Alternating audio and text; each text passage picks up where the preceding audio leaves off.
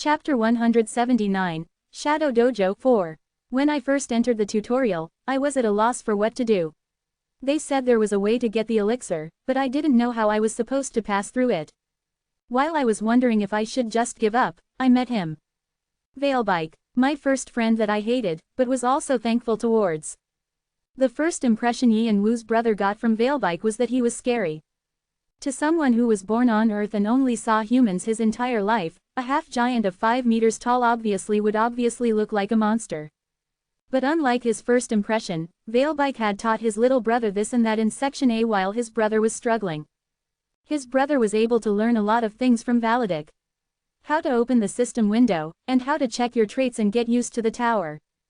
Thanks to him, his brother was able to quickly learn the superior trait 10,000 immunity and use mana after he passed Section A. TN. Psychometry changed to 10,000 immunity. The combination of the human and half-giant had been pretty famous in the tutorial, and people like Vieira Dune had approached them with interest. This person who was the Witch of Stars, as well as his brother's lover. And so the team of 3 had managed to get through the tutorial, and their team took on more members as they progressed through it. That was how Team Arthea was created. A small team of 9 members. Back then, no one would have imagined that they would become a clan large enough to threaten the 8 clans. They were a lot different from Yi and Wu, who had gotten through the 7 sections with only solo playing. That was why Veilbike and Vieira Dune were especially special to his brother. The strangest thing was that after they cut ties, Veilbike had completely hid himself. Other members went on to live their own lives or joined high positions in the 8 large clans. But Veilbike was only occasionally seen, and he didn't do anything in particular. However, one thing that was confirmed was that he was the guy who first led Arthea to their downfall. Even though Yi and Wu didn't know the specifics, this guy was no better than Bahal or Leonte, who literally stabbed his brother's back. 0 hours 0 minutes and 0 seconds _02. 0 hours 0 minutes and 0 seconds _01. The preparation time has been finished. The first section of the first door is beginning. An invisible wall disappeared. Veilbich's shadow lifted his bastard sword and roared. There he goes. That crazy shout. It's so annoying every time I hear that. Shannon spoke in an annoyed tone. Less than war cry greater than. It was a superior skill that made his opponents feel weak. It originated from the giant species, Jotunheimer shout. But to Yi and Wu, who had the cold-blooded trait, it didn't do much. As if the guy had realized it, he immediately hit the ground with less than amplified explosion greater than. It was a pretty well-known skill called Berserker. He was put in a confused state of mind, but his dexterity and attack power would be increased by 300% minus 500%. Since his explosion effect was added on top of that, there was almost no one who could stand face to face with him on a battlefield. That was also the reason why he had the nickname Sword Yaka. A Yaka was a monster that lived in hell. War cry and amplified explosion were Veilbich's trademarks, and it was quite a nuisance to his opponents. That was also why Shannon and Hanryong sighed in exasperation. Hanryong had clashed with Arthea several times in the past and had been hurt by Veilbike in battle, and Shannon had lost several of his subordinates to him. Magic equip, but Yi and Wu didn't seem nervous at all in front of such a guy.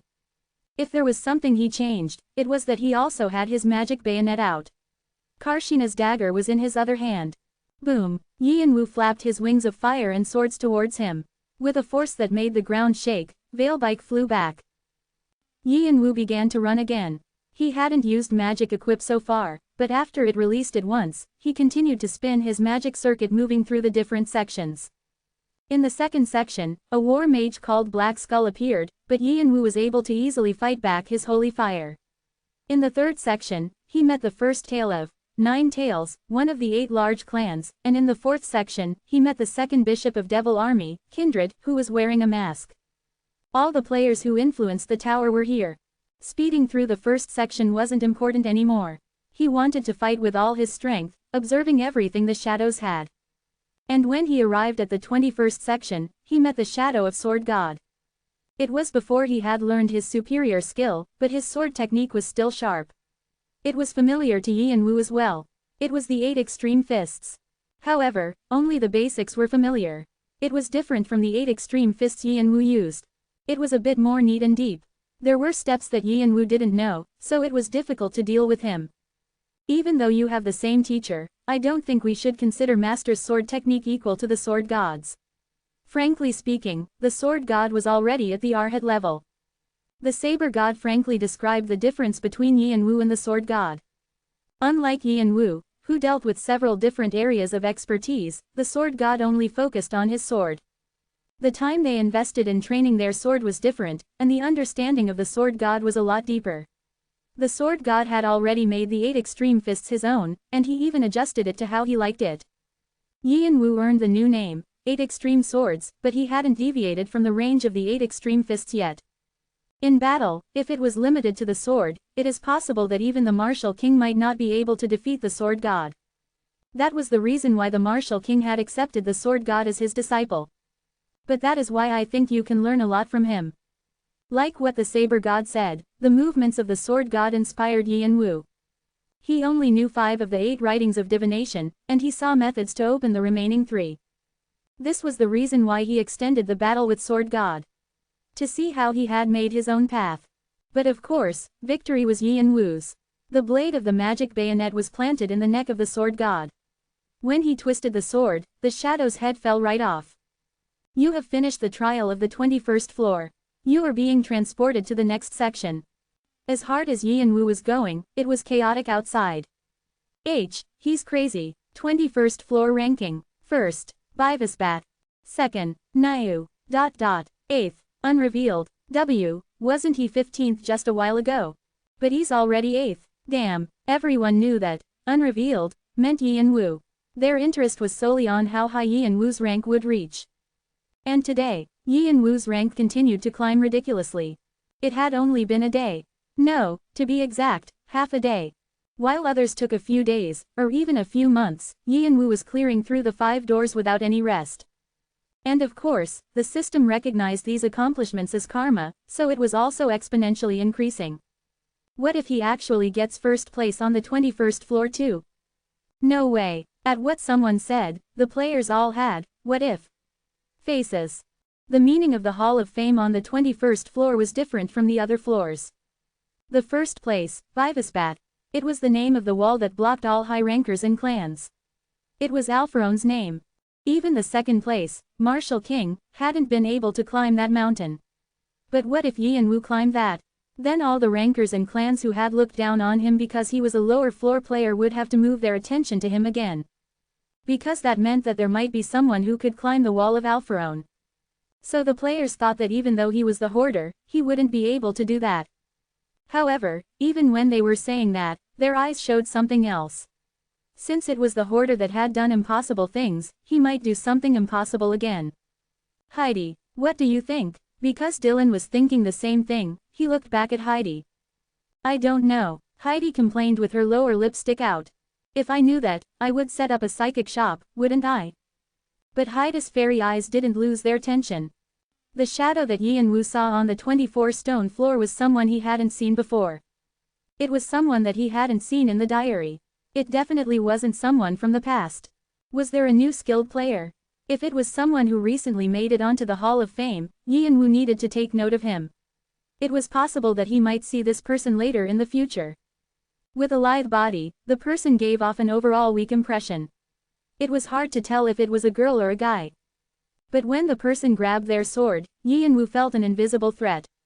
There was a sharpness in that smooth movement. And somehow, it was familiar. Sezong Nim. No, to be exact, it was somewhere between the Martial King and the Sword God. He could see that it was a bit different from the 8 extreme fists. Suddenly, Yi and Wu thought of what the Martial King had said. That he was the 3rd disciple. The first was the Sword God, and the second was someone he wouldn't know. Could this person be the 2nd disciple? Yi and Wu checked the name of his opponent again. 11th, Nocturne. They were originally 10th, but they were pushed down because Yi and Wu was now 8th. Seeing how they were above the Sword God, did it mean that they had even more potential than him? Yi and Wu began fighting the shadow he saw for the first time with the 8 writings of divination. The 28th section was the old leader of the Elohim, Hayate, who was known to be dead. Yi and Wu heard that his speciality was lightning because he was the apostle of a god named Thor. To Yi and Wu, who had a similar skill called Fire Rain, there was a lot to learn. As lightning gathered above him, Yi and Wu attempted to awake his dragon blood for the first time. Dragon scales slid up his skin while Fire Rain flashed up. Boom, pant, pant. Even though it's a draconic species, this is a bit unfair. He narrowed his draconic eyes.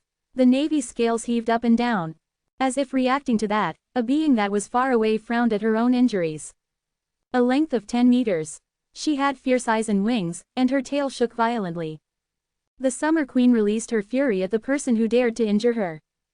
Boom. Although she was smaller than the Summer Queen he saw in the war with Cheongwado, the dragon fear that she was exuding was enough to make him shudder, even though he had the cold-blooded trait. It was only a shadow, but because it was made with data from the Summer Queen, her personality was the same. The arrogant eyes looking down. It was a gaze that only draconic species could have. The Summer Queen spat out her breath. Yin Wu shoved Karshina's dagger and the magic bayonet into Intrinian and pulled out Vigrid and Aegis. Now, he really had to use everything he had. If not, his life would be in danger. Above all, behind this, he's there. After the 5th place Summer Queen, it would be 4th place Cha Jung-woo. So he had to get through this. Even though it was only a shadow, it was an image of his brother when he was climbing the tower. He wanted to see it with his own eyes and not through the diary. As soon as he could. But at the same time, he wanted to see it as late as possible. The 33rd section's trial is beginning. Soon, your battle with 4th place, Cha Jung-woo, will take place. Prepare for battle in the remaining time. Considering your current condition, you are being given longer time to prepare. 0 hours 30 minutes and 0 seconds. Chapter 180. Shadow Dojo 5. A haze floated up and gathered to take the form of a human. Yin Wu tightly shut his mouth at what he saw. The appearance of his brother that he had only seen through pictures was there. He had a bright smiling face that anyone would like, and the blue armor gave off a serious impression. The shadow couldn't think, but Yin Wu felt like the shadow would call out his name any second. Opening square bracket ... Master. I know. Don't worry. Nemesis quietly called his name, as if he had read Yin Wu's mind.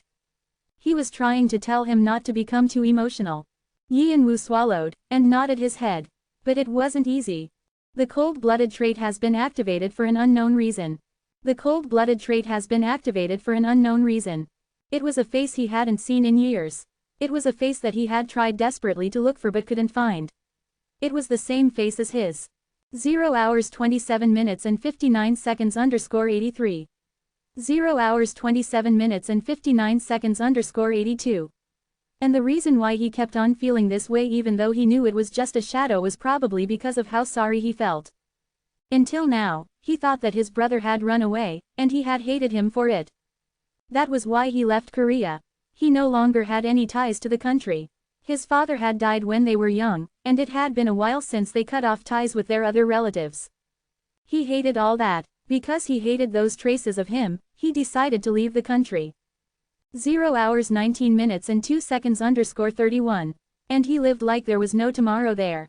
Looking back at it now, the reason why he left Korea simply might have been because he wanted to abandon the country. It might have been because he wanted to go somewhere he could die. So he went around like he was crazy. He didn't have the will to live.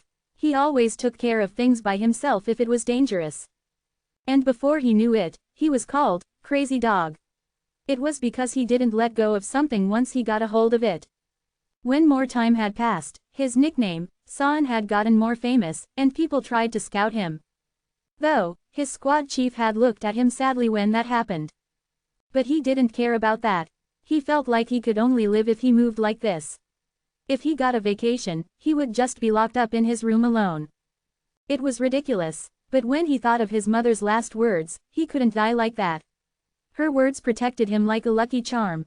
Until your brother returns, save his spot. That was why he left the house his family used to live in back in Korea. But, unlike his mother's wishes, it was just there.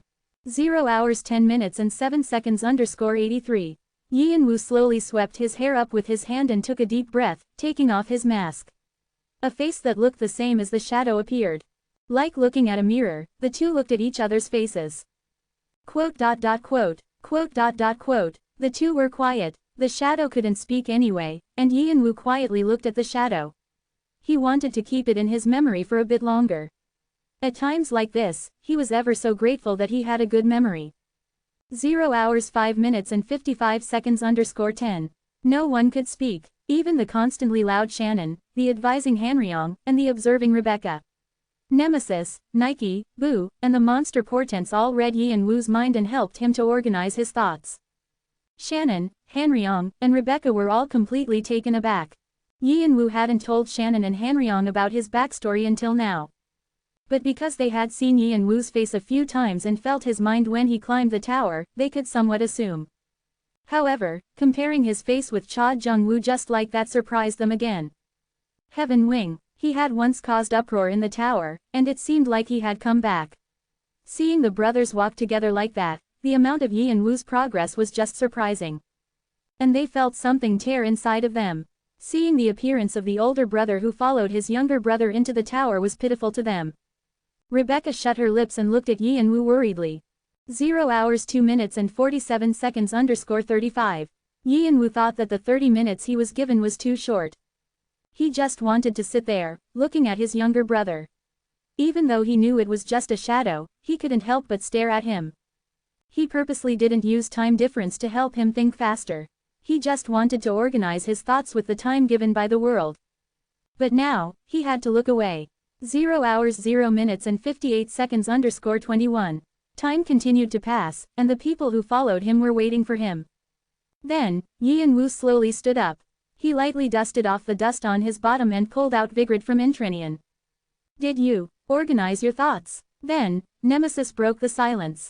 Yeah, a bit. You have succeeded in maintaining your calmness with the trait, cold-blooded. You have succeeded in escaping from the confused state. As the trait was applied, his complicated mind became clearer. He also felt refreshed, like he had just woken up. You must be out of it too. Sorry, it couldn't be as much as you. Nemesis brushed it off like he was okay, but Yi and Woo knew that it wasn't true, because they were connected. He was also feeling confused right now too. However, he was not showing it. But you really are similar. Ha, the creator of the 21st floor is quite horrible. No matter how I look at it. I agree, and it seems like the data that he had was input exactly like it was. If even his abilities to speak were.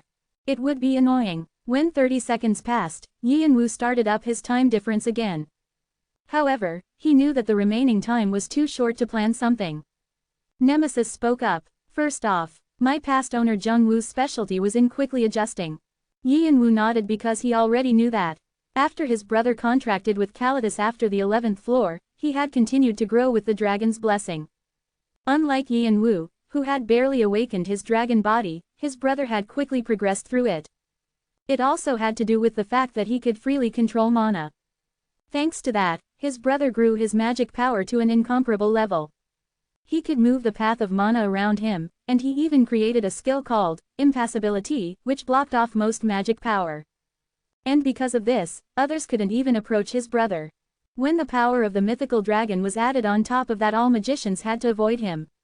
Even the priest. He didn't get the title called Magic Massacrer for nothing. The funny thing was that he wasn't limited at all with this skill. It only blocked off magic from the outside. He could do triple casting, which only high rankers could do, and his understanding of spells was deep as well. Alchemy, mechanical magic, spirits, summoning. And when he did his magic equip, his body became stronger as well. When the blessing of the dragon was combined with the blessing of mana, the efficiency of the mana couldn't be put into words. He could also fight with all types of battling methods. The only thing his brother couldn't do was aura. But that didn't mean he was unskilled in martial arts either. Because the born warrior Veilbike had kept on nagging him, he was able to learn the basic skills. The basic skills, in this case, was actually the skills of the born warrior giant species. Even if it wasn't as much as the one-horned tribe's Mugong, it was able to be used on most players. He had the magic, talents, martial arts, and blessings. Because he was skilled in various fields, no one who was on the similar floors as him could look down on him. Even rankers avoided him. Also, the most troubling part was Sky Wings. That's the problem. The unique skill that given him the name Heaven Wing was troubling. Through the authorities and blessings his brother received through the draconic species, he had made this cheat skill himself after a lot of trial and error. While the Sky Wings were active, he could use a part of Calidus's powers. Also, because he could move freely in the air and the wings could be used in various methods, he could use them as a shield or weapon. Yi and Woo's wings of fire were actually based on those. But unlike the clear limitations of the wings of fire, his brother's sky wings had been acknowledged by the system. The numbering that was given was 002. They couldn't even be prepared. That was why everyone called his brother a genius. He had reached a level that was almost impossible to reach in just several years, and this might have been the reason why he was able to threaten the 9 kings. And on the 21st floor, his power had begun to bloom. This was clear since even the rank of the last dragon, the Summer Queen, had been pushed back. Also, the awakening is possible up to the 2nd step. Correct. Yin Wu still hadn't been able to pass the 1st step, dragonic blood, but his brother had already passed the 2nd step, pressure, and was heading towards the 3rd step. Since he completely finished the 3rd step on the 22nd floor, he had probably only used the 2nd step here. But Yin Wu couldn't be relieved because his brother had perfectly mastered the 2nd step. Are you confident? Nemesis asked in a concerned voice. He asked like he was trying to tell Yin Wu it was okay to ask for their help. The monster portents and the spirits were technically all Yin Wu's skills. There would be no problem if he used them. Also, Yin Wu had gotten here without a lot of rest, so he was pretty tired. However, should I tell you something? Yin Wu smirked and slowly spoke. He didn't wear his mask. Since there weren't any eyes around, he wanted to fight with his brother with his bare face. What? You know. Intrinian opened, and 7 pieces of Aegis soared out to swirl around him. Dragon scales popped up from his chest. Territory announcement. As the 1st step authority opened, his body received more strength. I've never lost to my little brother before. And with that, he stopped his time difference. The counter quickly decreased. 0 hours 0 minutes and 0 seconds _01. 0 hours 0 minutes and 0 seconds. The preparation time has been finished. The trial of the 30th section is beginning. Then, the invisible wall disappeared. His brother's shadow awakened his authority and spread his sky wings. It was like an angel had come down to the ground. The pure white wings flapped with explosions of magic power. It became hail, and it covered the sky of the stage. Dragonic pressure. On the other hand, the power that was called draconic murderous intent began to approach Yin Wu to trap him. It looked similar to the constraint of the 20th floor. Looking at the magic storm, Yin Wu cynically murmured. But wouldn't it be embarrassing if I lose now? Chapter 181. Shadow Dojo 6. Nemesis burst out laughing, like he hadn't expected this. PFF'd. I guess that's right, although I can't understand that because I don't have any brothers. Behind Yin Wu, Nemesis appeared with his large body. But I still understand some of it. I feel like it's similar to how I don't want to lose to that guy. Nemesis was glaring at the mythical beast that was behind his brother's shadow. He had a long orange body that was closer to gold. Nemesis was glaring at Mern, who was Nemesis in his past life. Since all the secrets of the shadows were being revealed in this stage, even his brother's mythical beast popped up. Mern and Nemesis both glared at each other and soared up in the air. And below them, Yin Wu and his brother's shadow collided together. Boom! It was like the authorities of different dragons were crashing against each other. It was the process of the territory of one draconic species intertwining with another. They were like beasts, fighting for each other's territory. But to draconic species, the concept of territory was extremely important. It was in their instinct. However, because of that, the battle between two draconic species was even more physically worse. Their territories or authorities wouldn't work on each other. The only way to establish victory was through one's physical strength. The same went for Yin Wu and his brother's shadow. The two already had the bodies of draconic species, and their two territories would cause damage to their surroundings as they collided.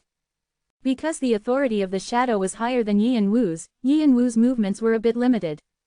Dragonic pressure was similar to dragonic fear, but they were a bit different. It was similar in that they both made each other's opponents feel threatened, but dragonic fear only worked on those with souls. On the other hand, dragonic pressure was something that colored everything in their surroundings with the authority of the draconic species. Dragonic pressure was able to be more detailed in how one's opponent felt threatened. It could be said to be a more specific step of the consciousness that Yin Wu realized on the 20th floor. If there was a difference, it was that it was more powerful because it was the consciousness of a draconic species. So the moment Yin Wu's blade clashed against the shadows, he felt immense pressure. It was a pain like his skin was being pressed with needles. Dragonic pressure was trying to push his young dragon body down. However, you are momentarily falling into a stunned condition. You're able to maintain your calmness with the trait, cold-blooded. The stunned condition has been released. You have gained resistance to dragon's pressure. The dragon body trait has been applied, and you have gained immunity to dragon's pressure. Like his brother had the cheat trait called 10,000 immunity, Yianwu had the strongest resistance skill, the cold-blooded trait. Yianwu's body was flung to the side after he endured the attack of dragonic pressure. The options activated. Sword purification, goddess's sword. With its option, Vigrid became stronger, reflecting the power of its opponent. When Aegis's options were added on top of this, its attack power multiplied. A power that could be comparable to dragonic pressure flicked out the shadow's attack. What his authority couldn't do was supported by the options of the artifacts. The shadow was pushed back by the attack. Yianwu kicked off the ground and followed the shadow. Aura, holy fire, and black energy flowed out of Vigrid and flew towards the shadow's chest. The shadow quickly flapped his wings, barely managing to catch his balance. The sky wings spread widely apart. It seemed to be about 2 meters long. Like how a cat's fur stood up when it met a beast, the shadow's attack power became sharper. About 3 or 4 magic circles popped up in front of the shadow, and with a fancy artifact, magic suddenly came down. Less than random fire greater than. It was a skill his brother was confident about when he was alive. Supported by Dragon's knowledge, the magic he memorized beforehand would be consecutively activated. He didn't have to worry about any mistakes when the magic was cast. It was set up to work advantageously for him. If you were exposed to this, you would most likely get severely injured. Because his brother's magic was so fast, you couldn't even defend yourself. Thankfully, Yianwu had the magic armor that Heneva had given him, and Aegis as well. But Yianwu didn't try to defend himself. Instead, he used Blink. The random fire passed futilely by where Yianwu used to be. With a loud explosion, there was a deep crater left behind. The shadow had to quickly turn around. Yianwu had arrived behind him and attempted to pierce his throat with Vigrid. The shadow barely blocked the attack. His face was hard. Although he had blocked it by covering himself with the sky wings and flinging his sword up, his arm felt like it was going to fall off. The pure white sky wings were half broken, burned black. It was possible to fix them with magic power, but he hadn't imagined that it would be this bad. Yianwu activated his haste to follow the shadow. He couldn't give him a moment of rest. Yianwu did not plan on giving the shadow an opportunity to cast magic. The 8 extreme swords clanged against the shadow's blade. He occasionally incorporated it with the Bian, so the shadow's life was in danger several times. But the shadow calmly fought against Vigrid. He already knew he couldn't defeat Yianwu with a sword. He used the skills Veilbike taught him to only defend himself, and he blocked what he missed with the sky wings or activated defense magic. And when his draconic eyes were able to catch weaknesses, he could use random fire to put some distance between them. Yianwu slightly wrinkled his forehead looking at the shadow. It's a crazy collection of skills, no matter how many times I look at it. Yianwu knew that what he had was something a lower-level player would never have. However, the equipment that his brother had didn't fall short. They were all treasures that the ancient dragon Calidus had collected for a while or masterpieces that Heneva had made.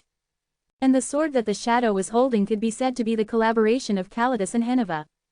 Dragon Slayer. It had the magic effects that Calidus had given himself, and Heneva had worked on it for 3 months. It was the same rank as Vigrid, if not much higher. With just Dragon Slayer and Sky Wings, the shadow was able to endure Yianwu's attacks, and even began to fight back. Yianwu realized that the shadow had the ability to learn. The shadow knew some of his attack patterns now. There were times when the attacks of the shadow got too close. The fight of the two was fierce. In a way, it was ridiculous. From what he knew, his brother didn't have a skill to help him calculate and make choices. Even though he had Dragon's knowledge, his thinking would be a lot slower than Yianwu's. But it was all so fast. And sometimes, he even used similar gestures to Yianwu's 8 extreme swords. That meant that he was applying the skills of his opponent when he fought. If this kept on, the tables would be turned. This is why people who are born talented are. Yianwu was a bit annoyed because he felt himself thinking of his younger days. His brother was smart without doing anything. He didn't forget anything that he saw and was good at school.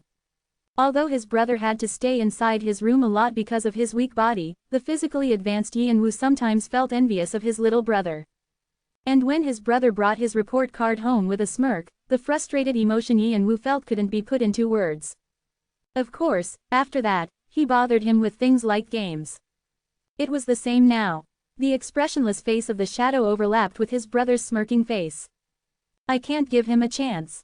So Yin-Wu pushed against the shadow more without any mercy. The magic circuit heated up until the 360 cores were overheated. His wings of fire became 2 times bigger, and his speed became faster with magic equip. The ball was in Yin-Wu's field again. The shadow continued to be pushed back at the jumble of feet and hands. But he still looked for a flow with his draconic eyes. The speed was different, but the pattern was the same. Then he would have a chance. Then, Yin-Wu turned his body and cut the abdomen of the shadow with vigor, and the shadow thought this was his chance. He covered his widely spread sky wings around him. Boom! The sky wings broke for the first time. Pieces of wings scattered like they were sparkling jewels, and he exploded the skill that he had been hiding until this time. Less than wave of light greater than. If Yin-Wu was specialized towards fire property, his brother had put everything into light property. It was because light property was destructive against dark and evil properties. Wave of light was a skill that randomly exploded condensed magic power. It was so destructive that it had the ability of sweeping everything away. But it was so strong that it hurt the user as well. Once he progressed further, he would be able to use it without any limits, but right now, he couldn't use it properly, even though it was a skill that he created. This was a unique skill that his brother had made along with sky wings. To think that a player on the 20th floor had made this. It was a crazy skill. Yellow and white lighting spread across the territory. The lightning electrified each other while they were whipping through, and swept everything in the skill's path. If this wasn't a specialized area for fighting, it would have caused irrevocable damage to the environment. After this, a horrendous explosion banged into his eardrums. The speed of sound couldn't be faster than the speed of light. Yin-Wu quickly blocked his hearing and used haste and blink to move himself as far as possible. He grew his wings of fire and spread aegis around. But even after all that, he couldn't completely defend himself. A part of his armor was damaged from the heat, and his body was injured as well. Fortunately, because he had gained some distance from the center, he was able to escape most of it. He barely caught his balance and calmed himself with the cold-blooded trait. Then, he activated time difference and quickly judged his surroundings. Dragonic blood circulated around him, quickly healing his injuries. But a lot of his scales were peeling off, and his injury was so severe that his bone was showing, so it was difficult to fully recover. Thankfully, his magic circuit and cores were not broken. They were a bit scratched, but it was quickly fixed. Yin-Wu thought that he was able to move his body and looked around him this time. The stage that he looked down from above was pitifully broken. Sparks flew everywhere. Yin-Wu almost said the word, psycho. He knew the powers of his brother, but seeing it with his own eyes left him speechless. He cursed the power his brother had, and he clicked his tongue since he had used a skill that he couldn't even control. A shadow copied the personality of their owner. His composed brother would never have made this kind of gamble. Had he thought of something and copied it? Did he? Then, Yin-Wu was suddenly hit with the thought that the shadow had copied him. To be exact, it seemed like he had remembered something about their younger days. Before he went to Africa, Yin-Wu was more emotional and logical. He had to fix something before he moved on, and he acted before he thought. Because he caused several incidents doing this, his brother always cleaned up after him. He always nagged that he had an immature older brother. He asked Yin-Wu to please think before he did something. The reason why Yin-Wu always carefully planned out his actions in the tower might have been influenced by his little brother's nagging. But his brother's shadow was showing an emotional side here. He had decided to worry about the consequences after he did it. From that, Yin-Wu felt like his younger self was being overlapped in him, so he felt strange. Was it because they were similar? Yin-Wu scoffed and turned his head. Then, he felt a presence above him. He quickly got ready. The shadow that had recovered his sky wings was exploding his wave of light again. But the wave of light this time seemed even more powerful than the last. Triple casting. He used his skill like magic and exploded multiple waves of light at once. A blindingly bright light filled the sky. Yin-Wu couldn't believe what the shadow was doing. The shadow was running straight towards the finish line without even worrying about the aftermath. Time difference. In the slowed-down world of reality, Yin-Wu got ready to fight back. This time he didn't avoid it. He couldn't even if he wanted to, and it was clear that another wave of light would be released. Then, he had to fight back with an attack that was equal to wave of light. He didn't have a similar wide-range skill, but he thought of something that could be just as destructive. He thought back of when Nike had exploded magic power that was strong enough to almost break through the defenses he set up. If he mixed aura and black energy with this and added fire rain on top, what would happen? Han Ryong had said that even he would have been in danger. But he had advised not to use a power he couldn't control. So Yian-Wu considered how to do it. But what if he used another way? There was a solution at hand. The Bian, Hun and Sui. He might be able to make something that surpassed the wave of light. He would put himself in danger by making such a skill so suddenly, but Yian-Wu didn't have any other choice. He couldn't think of anything. The slowed time returned to normal. He used haste and blink, speeding himself up with Shunpo, and flung aura, fire rain, and black energy at the shadow. Sui, boom, the world was engulfed in a blinding light. And in that moment, Yian-Wu thought to himself. Even though he might die from the attack, it was so fun being with his brother like this. Chapter 182, Shadow Dojo 7. But despite his overjoyed mind, he quickly started to take advantage of the current situation using his increased thinking speed. The fire that exploded from the blade blanketed the environment. The world turned red, and a heat storm covered the wave of light. The air turned wavy with heat. It was a temperature hot enough to melt the scales on Yian-Wu's body. The explosion was strong enough to burn what was left on the ground. Yian-Wu found the different streams of light in the midst of the explosion and quickly moved past them. It was hard to fly between the various objects floating around in the air, and he was occasionally hit painfully by the sparks. But even in that confusing state, the shadow used blink to try to use the wave of light where Yian-Wu was. Does he want us all to die? Yian-Wu used Sui to block it off, but he only redirected the attack, and it spread around to their surroundings. It was fun fighting with his brother's shadow, but it was hard to tell what the shadow was thinking. But in this instant, there was no way to completely move away from the situation. He could only limit the damages. So Yian-Wu continued to think about how to lessen the explosion. He repeatedly made calculations and went over his attacks. But there was only one result he came to. It was impossible. The only way he could be free from this explosion was to escape the instant dungeon or break it. But the dungeon wouldn't have been made carelessly enough for players to break it. Then there was only one option left. Territory. He would have to announce his territory and evade the explosion there. Nike. Okay, got it. So Yian-Wu called Nike out and pulled out his control of fire. He grabbed the fire that came flying his way and started to twist it around. He used the same method that he used to control his consciousness. Fire followed his motions and moved around Yian-Wu. The heat entered his magic circuit and even tried to destroy his cores. His magic circuit burned up, and it felt like his magic power was going to evaporate any moment. It became more painful by the second. But as he endured it, each of the cells in Yian-Wu's body started to awaken with the dragon's blessing. Warning: you are being exposed to an environment that is hard to endure. Moving your location is advised. You are attempting to use the control of fire and heat trait in your special territory. More control is needed. More control is needed. ... You are momentarily falling in a stunned condition. The dragon's blessing is being applied. With the cold-blooded trait, your calmness is being maintained. The stun condition is being released. You have gained a strong resistance to fire. You have gained an outstanding resistance to heat. Your control of fire property has increased by 5. Your control of fire property has increased by 17. ... With the cold-blooded trait, your calmness is being maintained. Your control of light property has increased by 21. Your control of light property has increased by 16. ... Through a strong will, you have increased your control over fire and light property. The rules in your specialized territory are being strengthened. The dragon's blessing has started to become ingrained with light and fire properties. The blessing has begun to get fire and light properties. You have learned more knowledge about the fire and light properties. Please increase your understanding through a deeper understanding of control. You have learned concepts about domainization. The authority of dragon's blessing is growing. Information about new authority is being unrevealed. You have learned concepts about dragonic pressure.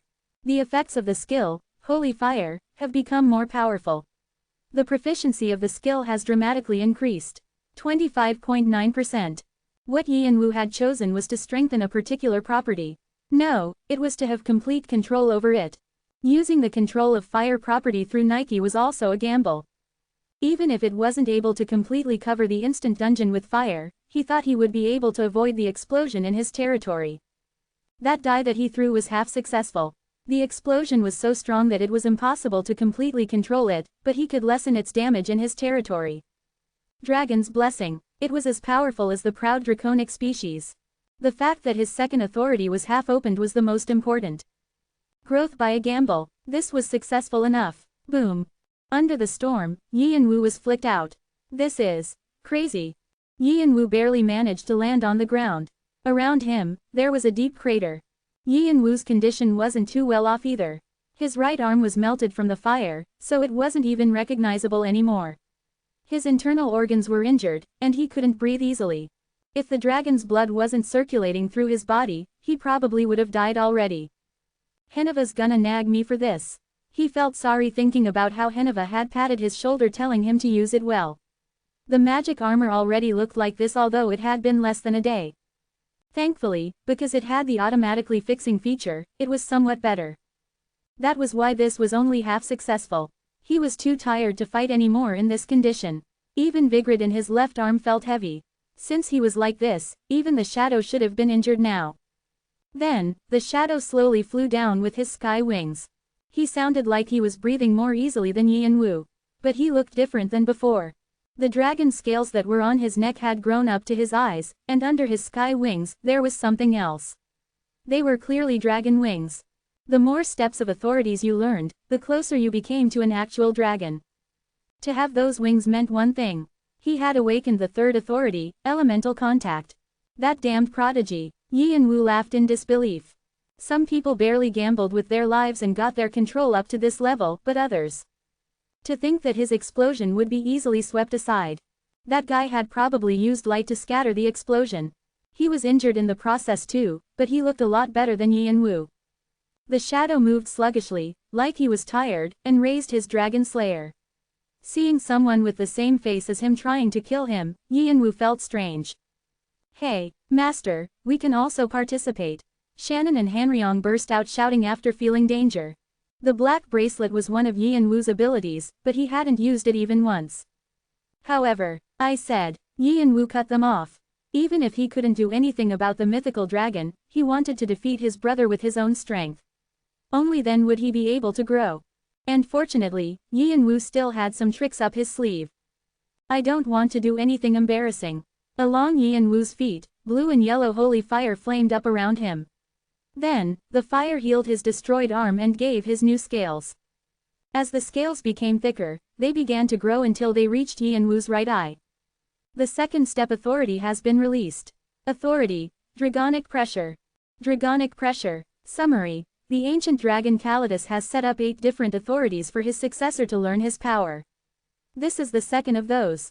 The will of a dragon is powerful enough to threaten a god or demon.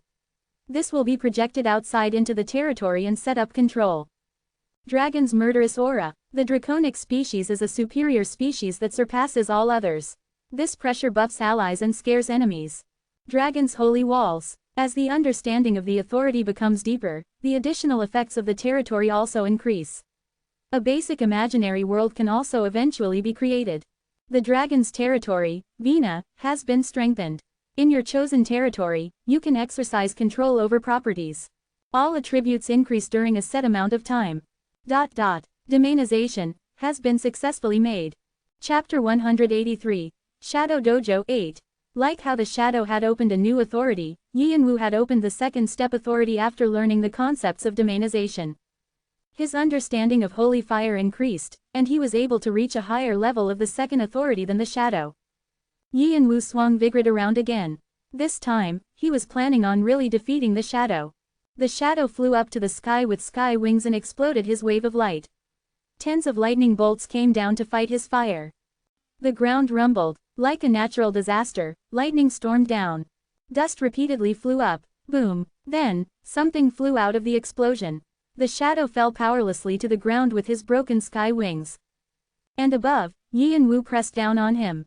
Vigrid pierced through his right shoulder into the ground. Ha ha! Yi and Wu and the shadow were so close to each other that they could hear each other's breath. It had been such an intense battle that it wouldn't be weird for either of them to have fainted any moment. But eventually, victory was Yi and Wu's. The reason was simple. The shadow was more talented and had more skills, but Yi and Wu was more proficient in his skills. And the person that was advantageous in the explosion was Yi and Wu, who trained his Mugong. Also, Yi and Wu had the Needin of the 4 legendary beasts. As Yi and Wu's control increased throughout the battle, he was able to freely use Sui to get used to his skill. You have successfully passed the trial of the 30th section. Through this trial, you have received inspiration and different accomplishments. You have achieved something unbelievable. Additional karma and rewards are being given. You have earned 5,000 karma. You have earned an additional 3,000 karma. You have earned the unique skill, Wave of Fire. The skill, Fire Ra'an and Wave of Fire, have been bound to each other. The skill proficiency of Wave of Fire has increased 3.2%. Your wings of fire have turned into fire wings. The wave of fire was inspired by the wave of light, and it could burn continuously. He still needed to practice it a bit, but it was still more powerful than the wave of light. It was because it was combined with other skills that Yi and Wu had. He was just barely able to win. It was a close battle. However, Yi and Wu thought this was a present that his younger brother gave him so he wouldn't embarrassingly be beat up. While the messages that he cleared the stage popped up, the instant dungeon started to settle down. And his brother's shadow also started to fade away. Yi and Wu wanted to look at the fading shadow as much as he could. If the shadow disappeared like that, he wouldn't be able to see his brother again. Although the shadow wouldn't know how he was feeling. Then, the shadow that had been expressionless suddenly lifted a corner of his mouth. Quote. Quote. When Yi and Wu's eyes were wide open, his brother had a faint smile on his mouth. Like when Yi and Wu last saw him 5 years ago. It was fun, Hung. Tien, Hung equals older brother. And with that, the shadow disappeared along with the instant dungeon. A shadow was created from the memory of their owner. So it wasn't weird for them to have a part of their memories. For some reason, Yi and Wu felt like he had just had a nice conversation with his brother, not with the Jungwoo in the diary but the Jungwoo who had been alive. And until the next section opened, Yi and Wu quietly closed his eyes. Repeating what his brother said in his head again and again. Ding! It was the sound of a new message popping up. Yi and Wu slowly opened his eyes. The black world was filled with light again. The trial of the 31st section is beginning. The fight with third place, Huel, is beginning soon. Please prepare for battle during the preparation time. A longer preparation time is being given considering the condition of the challenger. 3 hours 0 minutes and 0 seconds. The preparation time was usually based on the length of the previous battle. Then that was probably how long the battle with his little brother was. That was expected though. Yi and Wu put everything he had into it and was barely able to win. If it wasn't for the despair of the Black King, he wouldn't have won. He hadn't struggled that much even when he was battling the Summer Queen. With this, he was able to get a glimpse of how his brother was able to threaten the 9 kings. Also, he wondered what the level of the other 3 would be, since his brother was only 4th. If they were able to pass the 21st floor with the skills they had at the time, it was hard to think about how powerful they'd be now. Well, Seezungnam is pretty amazing now. Yi and Wu bitterly smiled thinking of the Martial King, who was 2nd place. Even he was surprised with his victory on the 30th floor. The memory of how the Martial King had blown away half of the 11th floor was still clear in his head. He used such a destructive power pretty well. Yi and Wu was far off, since he still had to borrow the strength of his authority to control the wave of fire. Since the Martial King was such a person, it was clear he was probably a monster back in his younger days as well. So he was wondering whether he should leave the instant dungeon to rest for a while, but let's just do it. He filed his empty magic circuit with magic power from the outside, and awoke his dragon's blood to quickly heal himself. I have to keep going while I'm at it. The skill that he earned with fighting with his brother's shadow, the wave of fire. Of course, he had used the wave of light as a motif, but it was still a skill that Yi and Wu had created for the first time. Wave of fire. Numbering. Calculating. Proficiency. 3.2%. Summary. A skill that player ## condensed complexly from fire rain. Because of this, the intensity of the explosion depends on the amount of magic power left. It's quite similar to the skill, Wave of Light, but it's more complex, and has more potential. Fire Lightning. Based on the amount of magic power, the intensity of the magic power will increase. It confuses the opponent. Boiling Spark. With an explosion, it spreads out thunderbolts to its surroundings. The spark won't easily be extinguished. This skill is unique. There is only one skill like this in the entire tower. If this is successfully passed on to someone else, it won't be unique anymore, and instead, there will be additional options given. This is still an incomplete skill. Finish the skill to raise the rank of the skill or gain a numbering. To get an ability acknowledged by the system, it had to be justified with a special pattern and skill. The wave of light was only just made. But it hadn't been able to be justified, so no one knew when this skill might disappear. Yi and Wu quickly wanted to justify this skill. Like the summary said, it had a lot of potential, and he didn't want to lose what he had. He couldn't put it in words, but he got a feeling that he would be able to grow this skill to something more than what it was. Yi and Wu now knew that the rest of the other shadows he had left to fight on the 21st were strong, but he didn't think he would lose. He awoke his second step authority, and he had his wave of fire. And Yi and Wu was able to learn a lot from his fight with the shadow. How to efficiently use the dragon body and use his authorities. He was able to learn a lot of things he hadn't known about. The dragon body and the authorities of his brother were definitely a lot higher than his. Until now, Yi and Wu had only tried to match his dragon body to his Mugong and engrave rune magic into his bones. But now, his eyes were opened. He felt like if he got some rest, he would definitely be able to deal with the rest of the shadows. Meanwhile, there was a new shadow appearing beyond an invisible wall. The person was completely thin and didn't even reach 2 meters in height. The person had dark circles, and looked sick. Second place, Huel, that person is the head bishop of the Devil Army.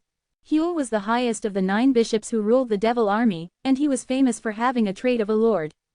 Because this person had not one, but 2 abilities that were hard to gain, and he had caused a commotion the moment he climbed to his position.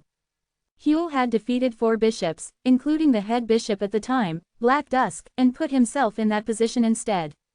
Even though the person hadn't entered the Devil Army when he was on the 21st floor, his shadow was still extremely strong. I heard that Kindred became the 2nd bishop after that person became the head bishop. Yi and Wu calmly looked at the head priest. No one knew anything about him other than his name. But since Yi and Wu knew that he had the Lord trait, he could find a way to fight against him.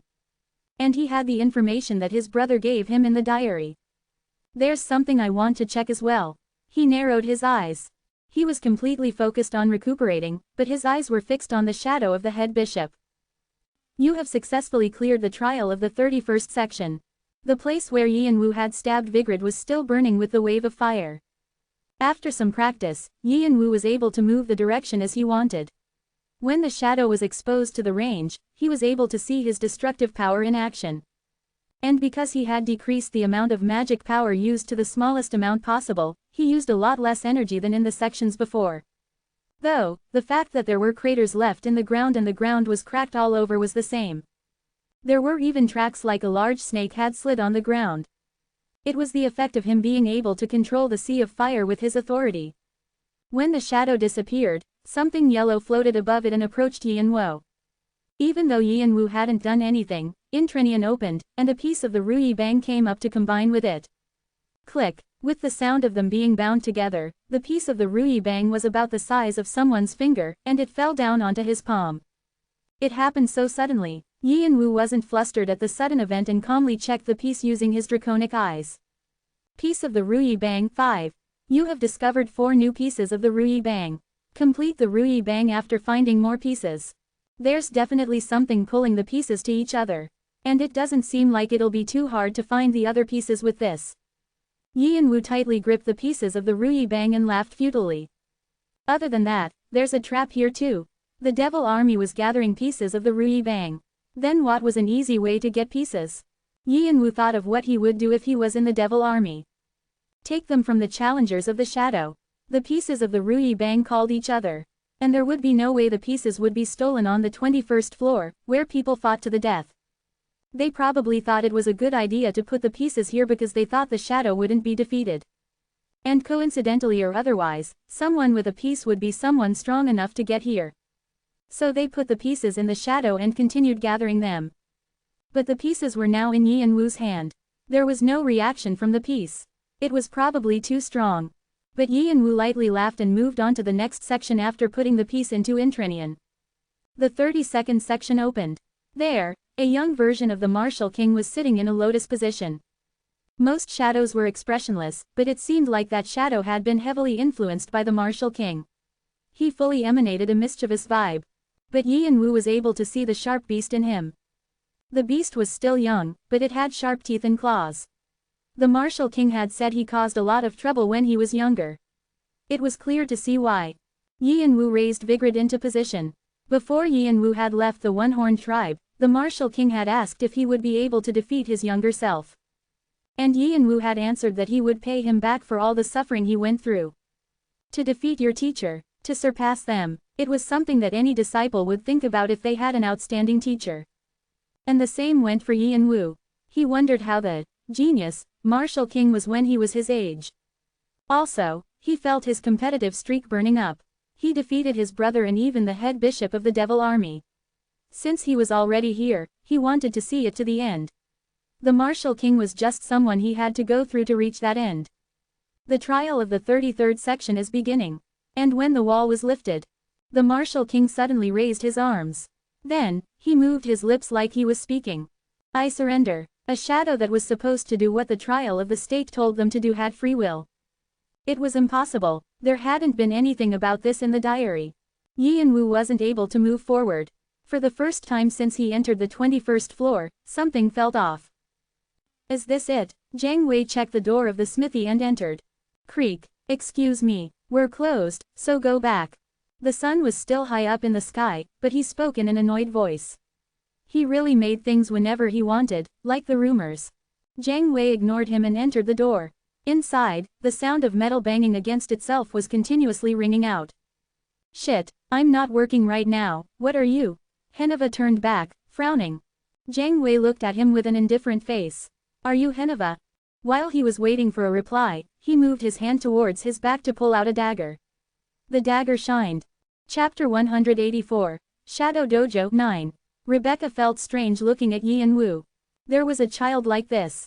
How did I not know about this until now? Rebecca thought of when she met Yin Wu on the 20th floor.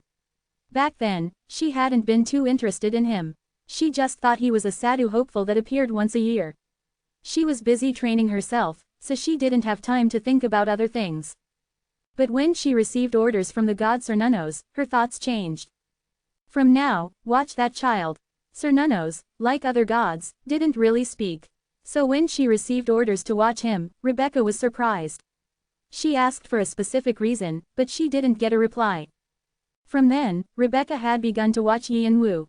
However, she couldn't really discover anything special about him. She lazily carried out Cernunnos' order and almost forgot about it. And when she had been resurrected into a spirit, she felt like she knew why Cernunnos had told her to watch him. He's continuing to get stronger by fighting. Every time he passes through one. How is that possible? Was he organizing what he learned so far, or did he learn something new every time? Every time Yin Wu passed through a section, Rebecca could see that he changed.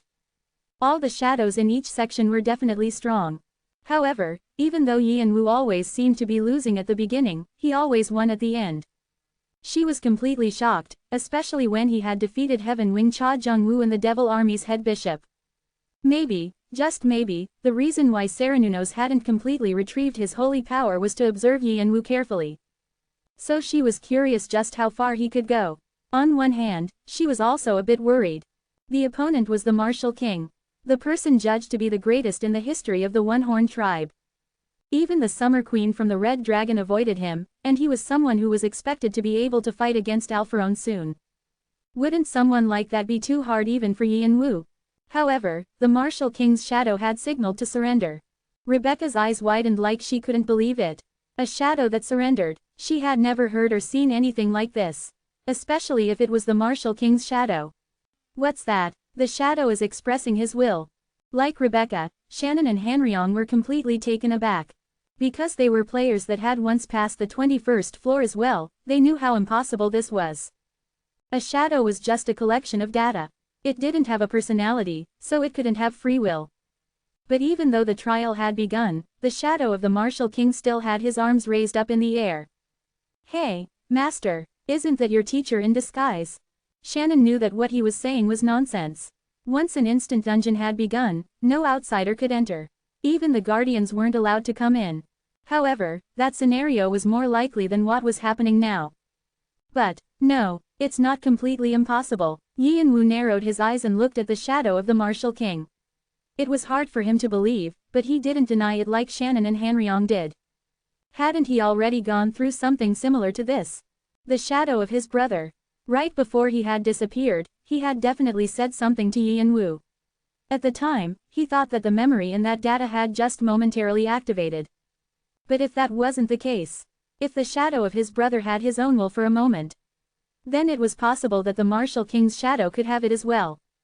Since the martial king's shadow would have been even more perfect than his brother's. Of course, these were all just theories. It could also just be because the martial king's shadow only attacked opponents he thought were enemies.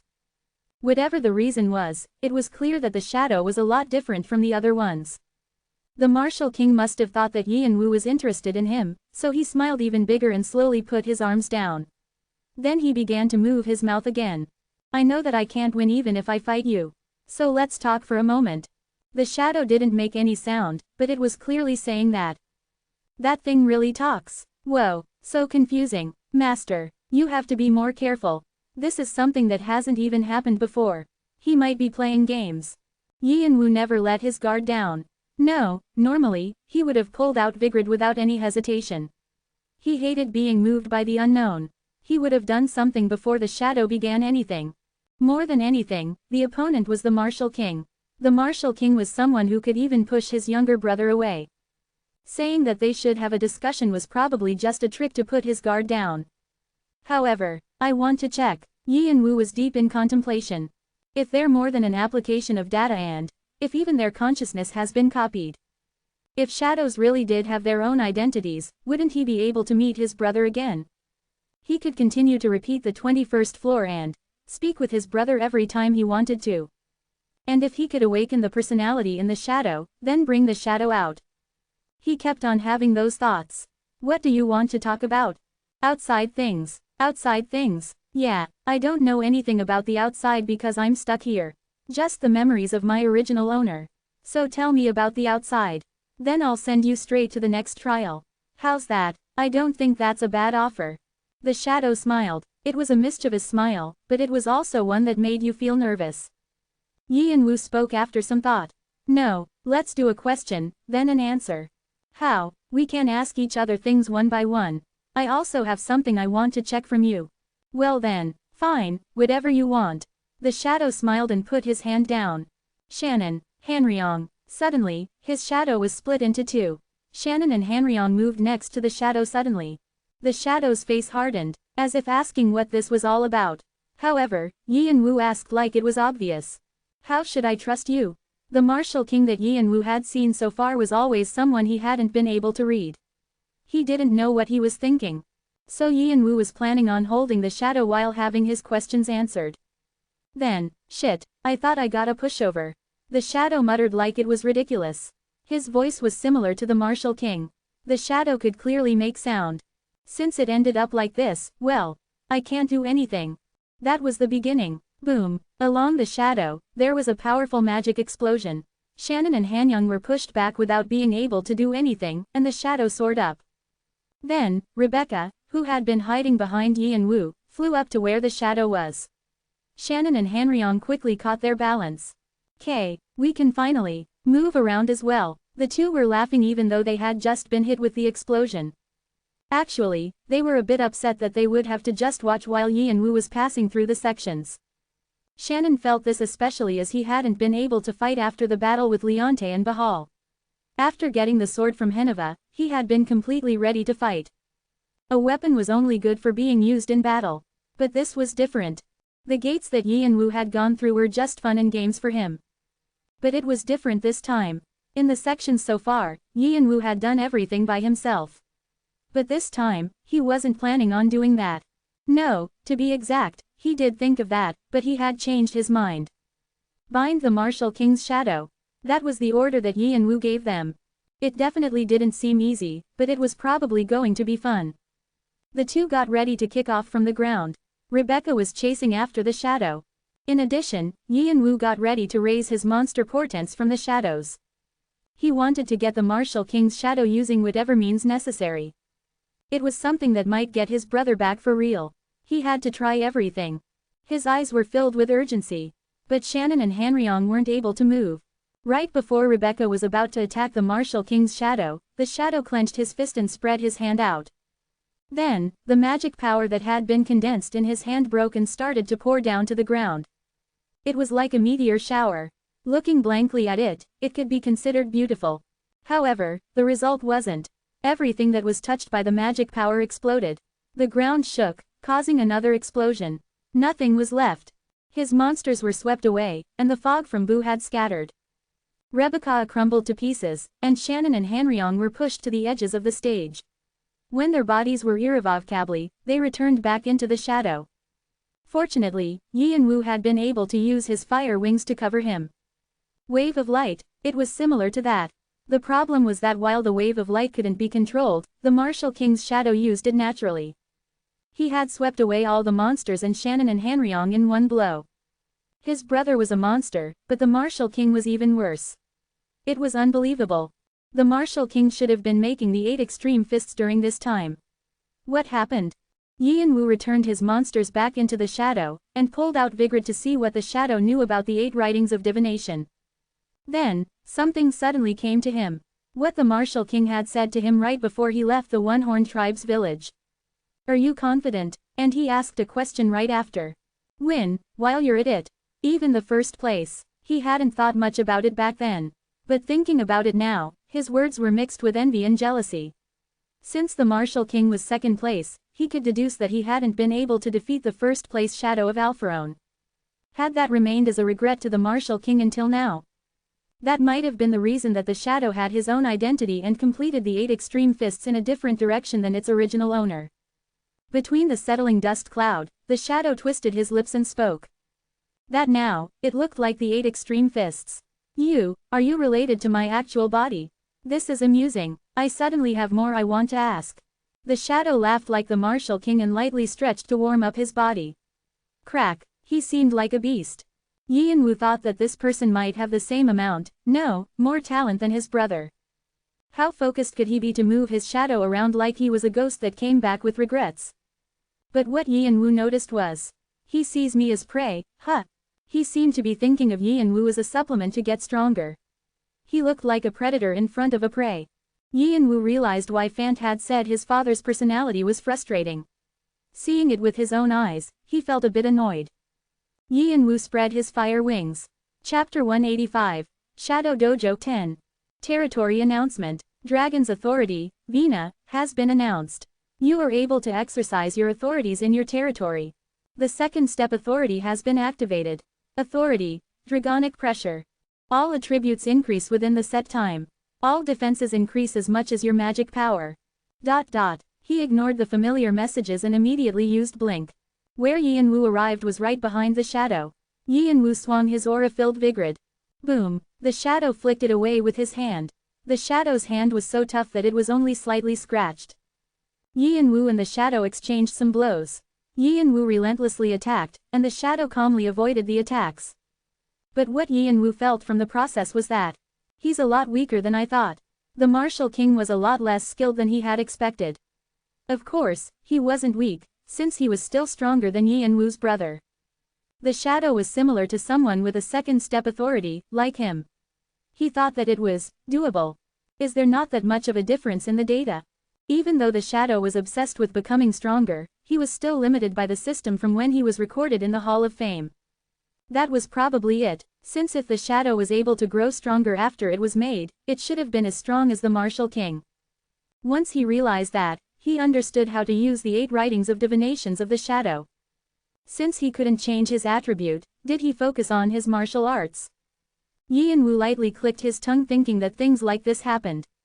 It had probably been decades since the shadow was recorded in the Hall of Fame. In that time, he had probably practiced his 8 extreme fists again and again. Yin Wu realized how the 8 extreme fists was this abnormal. He felt that shadow was amazing for being able to grow that much with his obsessiveness. No, this isn't just obsessiveness, but...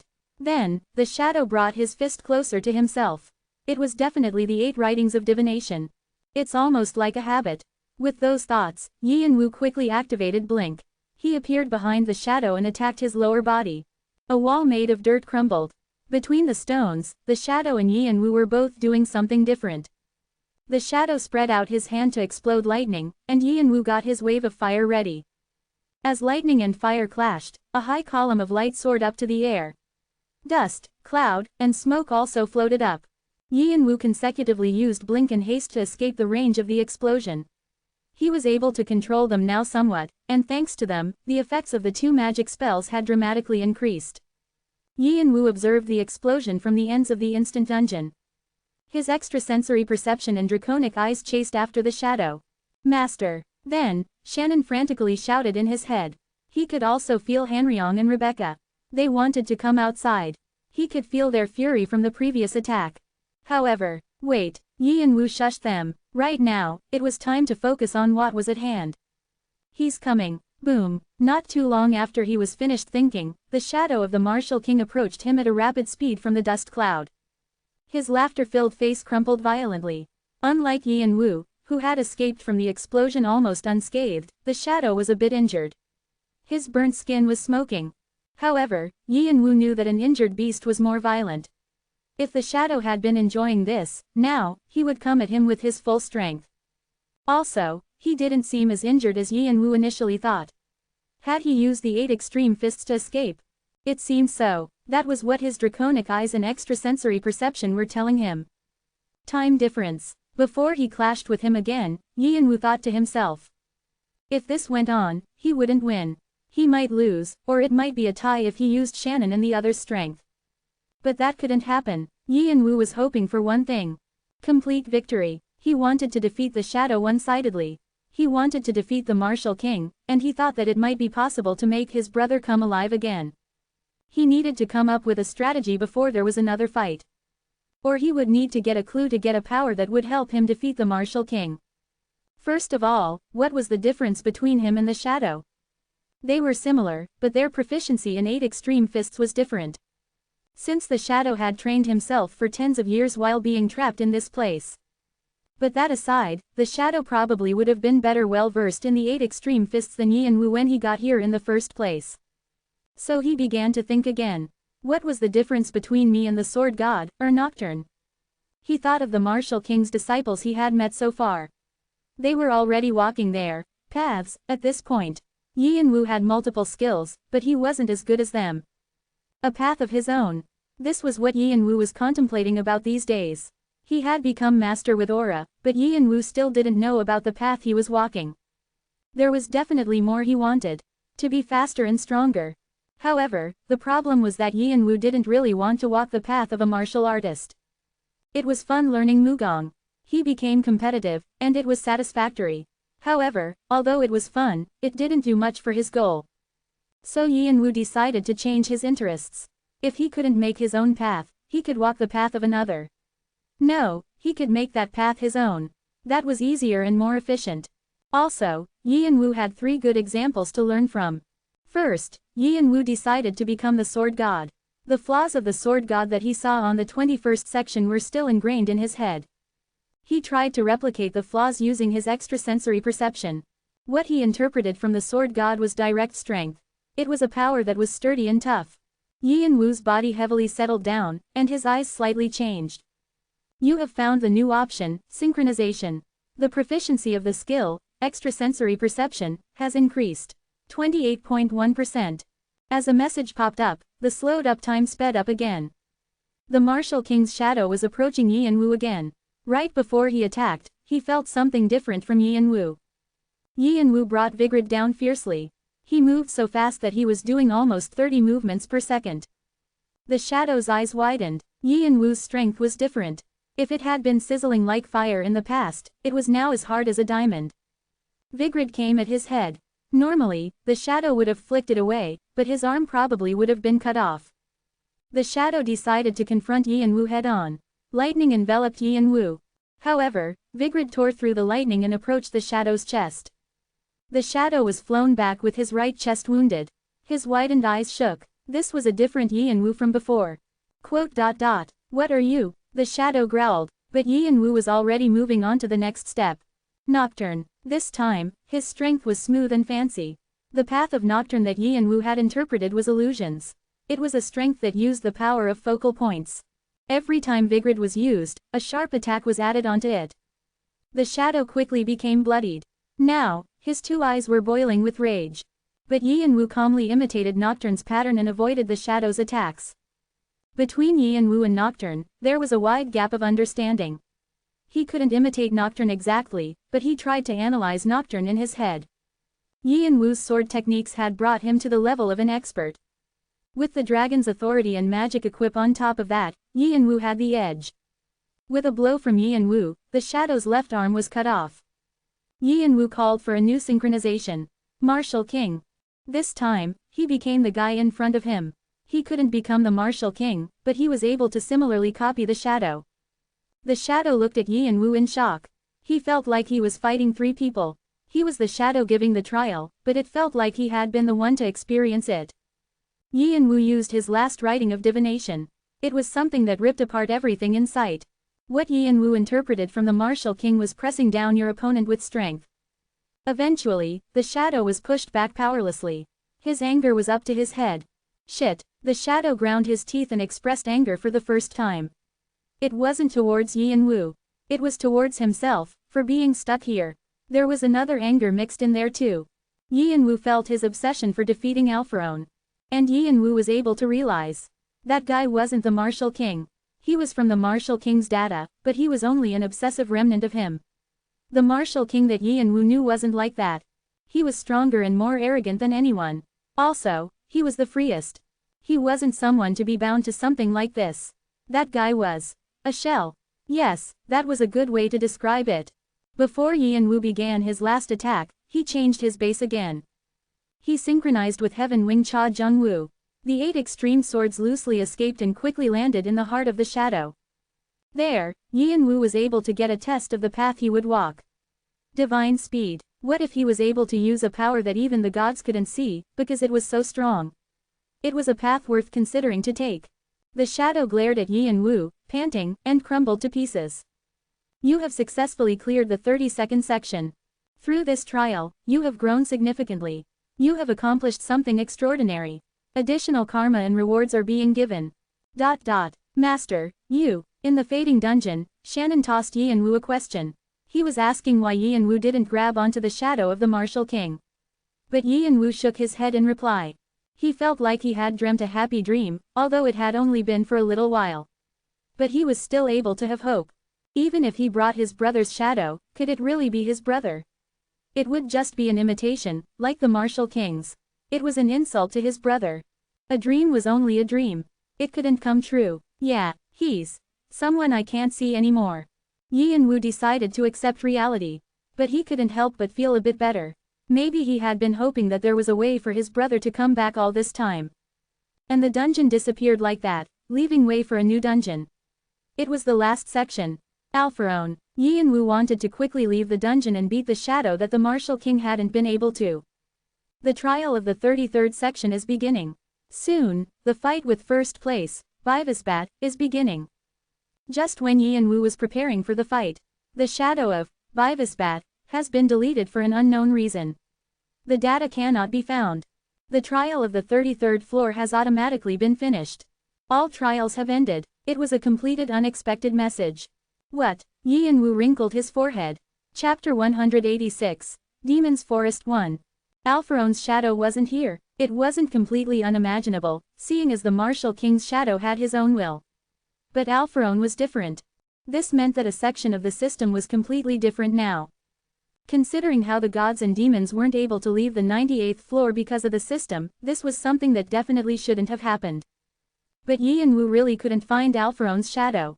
There was a blue portal leading to the next floor where Alpharaon was supposed to be. Just how am I supposed to take this? Yi and Wu thought for a moment and shook his head.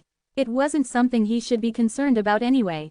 If Alpharaon wasn't here, this position would be his. You have achieved a great record. Would you like to put your name on the Hall of Fame? You have rejected recording your name. Even though your name is revealed, your accomplishments will be registered so that you can check anytime. 21st floor ranking. Tied first place. Unrevealed and Vivasbat. Third place. Nayu. 4th place, Huel. 5th place, Cha Jung-woo. Although he hadn't been able to see Alpharon's shadow to become the only first place, this was a pretty good result. He was curious what kind of face the Martial King would have when he heard the results. Yin-woo clicked the "in" to the messages that popped up like he always did. It was better to stack up rewards and get them at a later time. Just when he was about to activate the portal, his communication ring suddenly rang. It was news from the Night Watch, from the outer section of the tower. I wonder what it could be. I think you'll have to hurry. Why? They say that they haven't been able to see Brahm on the 23rd floor for a while. Yin-woo's eyes got bigger and he quickly activated the portal. He had been too relaxed because he thought Brahm would stay there for a while. The portal opened, and Yin-woo was swallowed by light. News that the first place of the 21st floor's Hall of Fame changed spread quickly to the rest of the tower. The players who hadn't been paying attention to the lower floors started to pay attention now. It was a record that hadn't changed for a while. Even the Martial King hadn't been able to change it. Though the new record was only a tied first place, it was still amazing that he had the same score as Alpharon. Because of this, the name, the Hoarder, started to become famous among the high rankers and the large clans. And among them, a few started to have questions. Why doesn't the Hoarder reveal his name? From the tutorial to here, the Hoarder had never revealed his name. It was unrevealed, but there was no one who didn't know him. Most people didn't pay too much attention to this because countless events occurred in the tower, but some people began to have questions.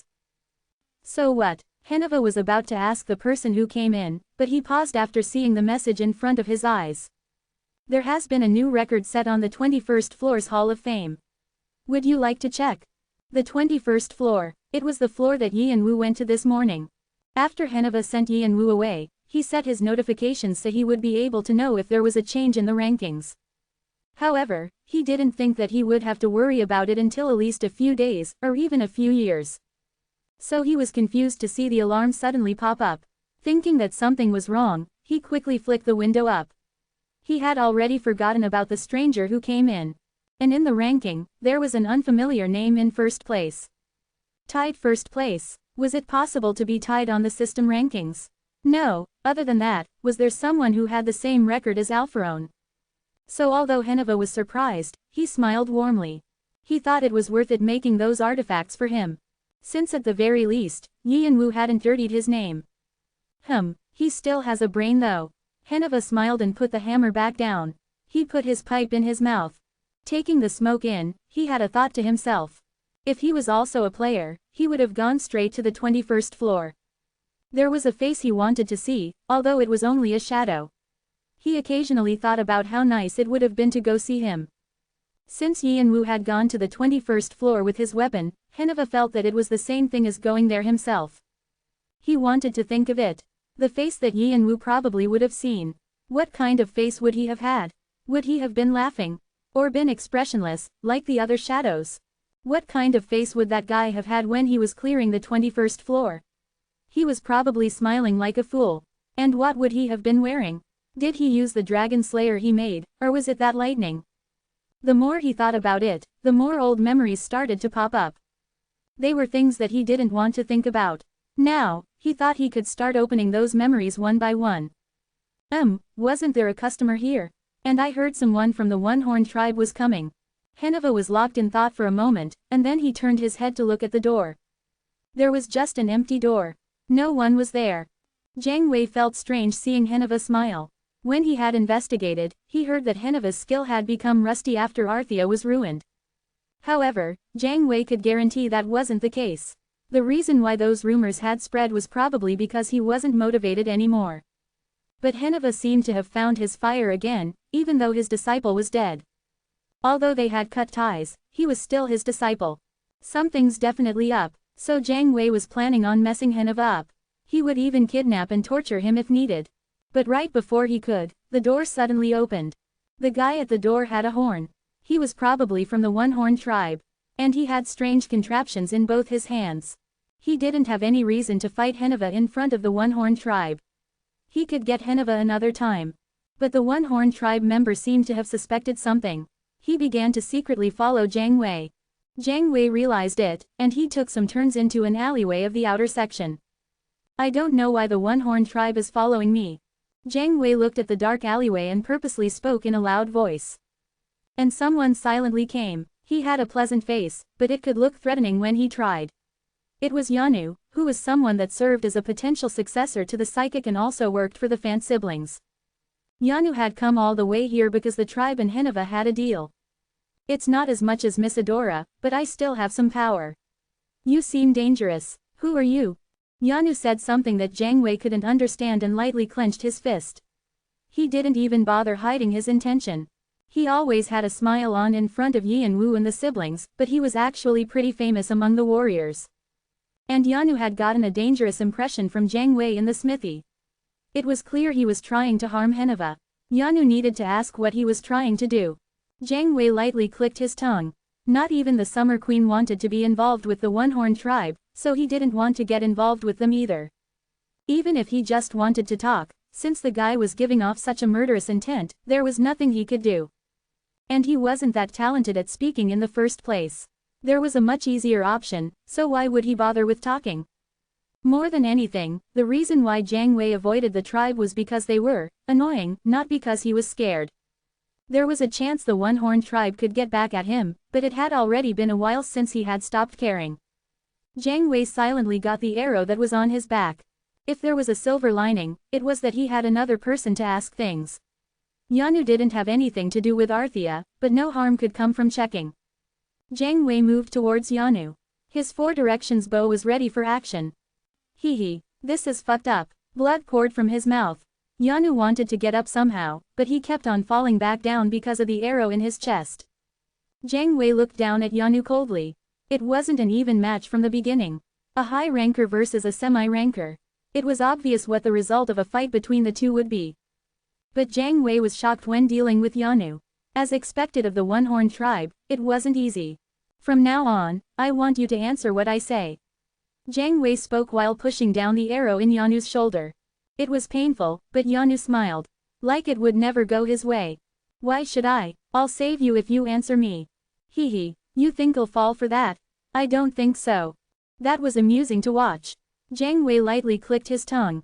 The guy couldn't even fight back, but his gaze was still sharp. He knew well about these gazes. People with these gazes wouldn't ever respond, even with torture. Oh well, it's not really a way I like, but... Hee, what, are you giving up?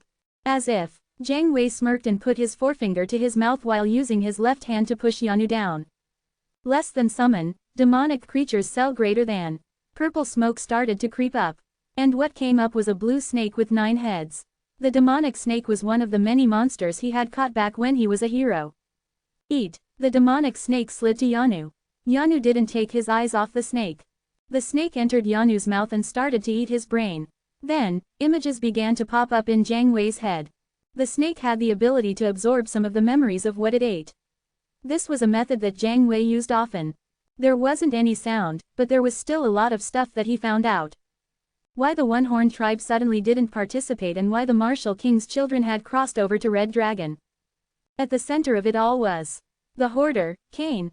He kept seeing the hoarder, Cain. Even after Jiang Wei read everything, he had to think for a while. So he wasn't just scouted, but there was a reason, right? He didn't plan on getting on Qianhuado's side from the beginning, but he wasn't really on Red Dragon's side either. Jiang Wei felt a strange vibe from Cain. He acted like he didn't really care about participating in Red Dragon. He participated as a mercenary from the one-horned tribe, but he seemed to prioritize participating in the war over everything else. It was amusing. There were a lot of things that didn't make sense, but it was still worth being interested in. Everything revolved around him. At first, he ignored him because he thought there wasn't really anything to him. But it seemed like he had a lot of secrets. Cain. Jiang Wei mumbled the unfamiliar name several times. Cain. He didn't like the name for some reason. But he was also amused. The reason why Cain wanted to participate in the war was on his mind.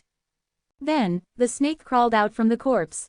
Yanu's corpse was completely sucked dry. After Jiang Wei extended his arm and the snake wrapped around him like a bracelet, he began to move towards the tower. From what he heard, there was something about Cain heading towards the 23rd floor. I hope something fun happens. Jiang Wei lifted a corner of his mouth. He felt expectant for the first time since he entered the tower. Chapter 187 Demons Forest 2. The trial of the 22nd floor is beginning. Trial. There has been a large problem in this port that faces the wide ocean. The attack of the Kraken. The trial of the 22nd floor was very simple. It was catching the Kraken that appeared on the shores. But the Kraken was a monster that was 70 meters long. It had 10 tentacles that could easily sweep things aside, and it had a toxic venom. So a party of at least 30 was required to attack it, but boom! The new Kraken that arrived on the shore experienced a splitting pain. Keeg! The Kraken screamed in pain. It swung its tentacles around like a fly swatter trying to get the annoying fly-like creature in front of it, but the fly raised its sword like it had been waiting and cut its tentacles off. A fountain of blood shot up and poured down on the pieces of the leg. The sand was already wet with the blood of the Kraken. Normally, the Kraken was an object of fear to players because it was so big.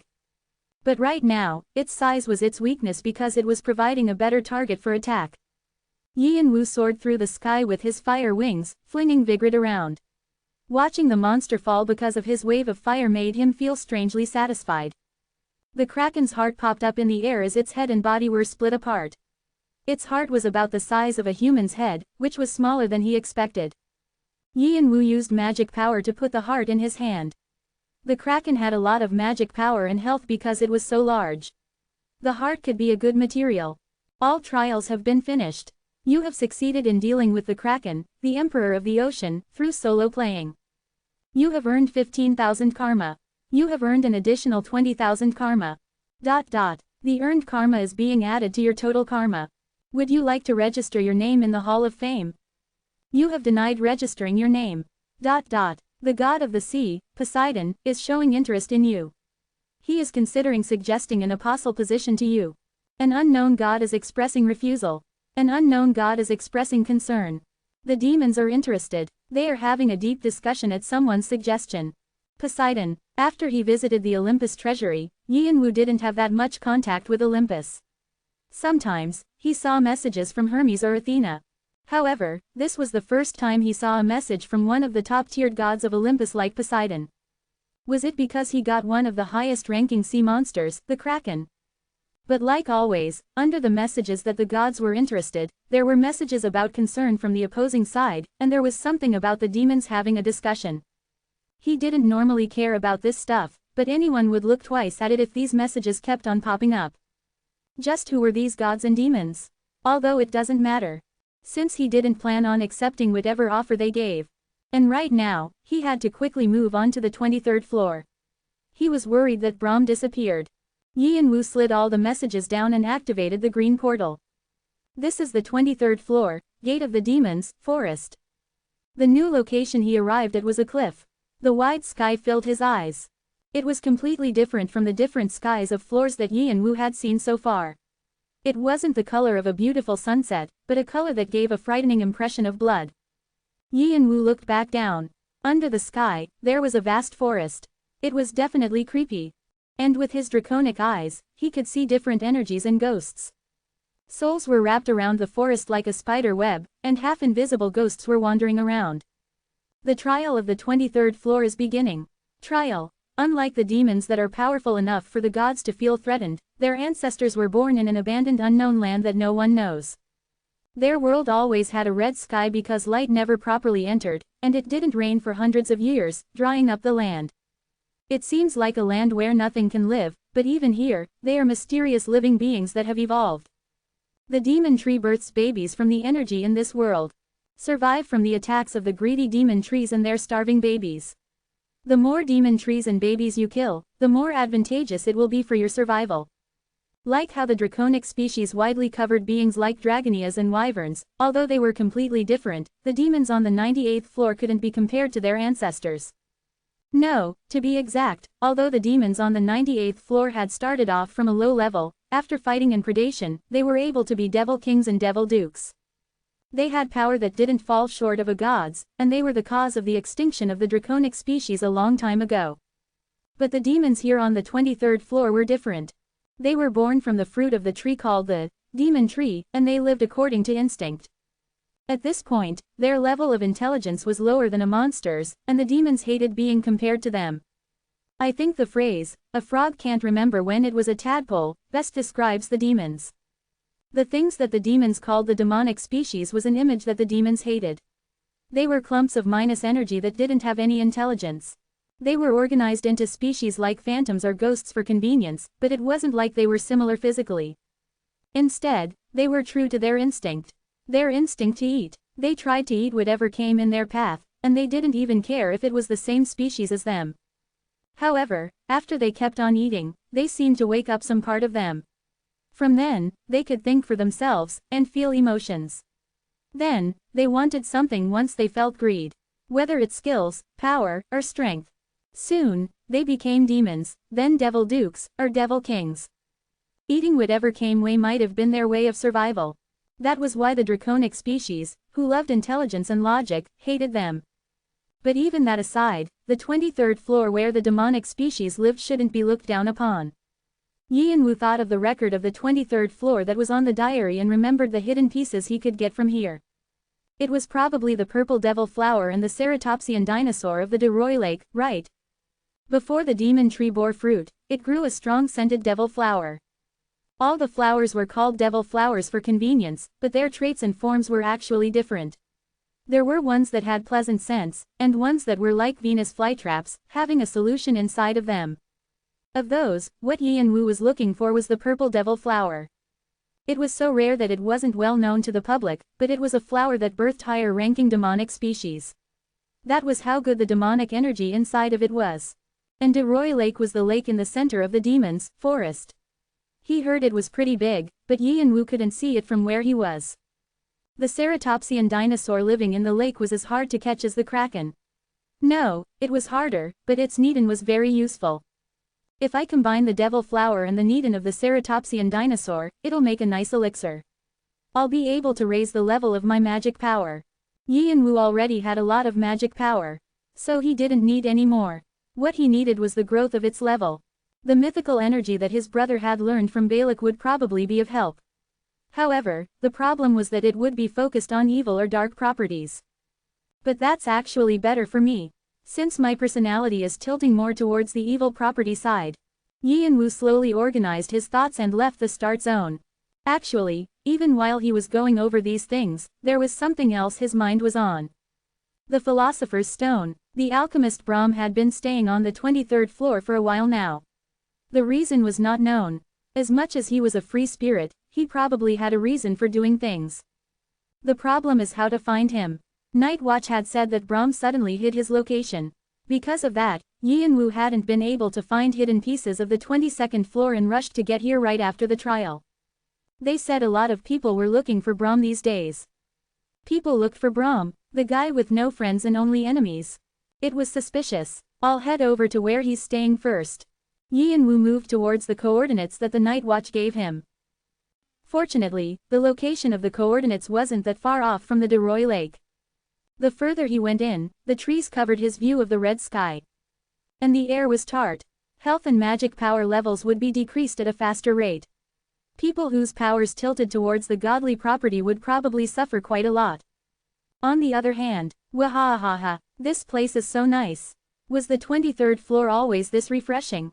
That's probably because we're different. It feels breezy.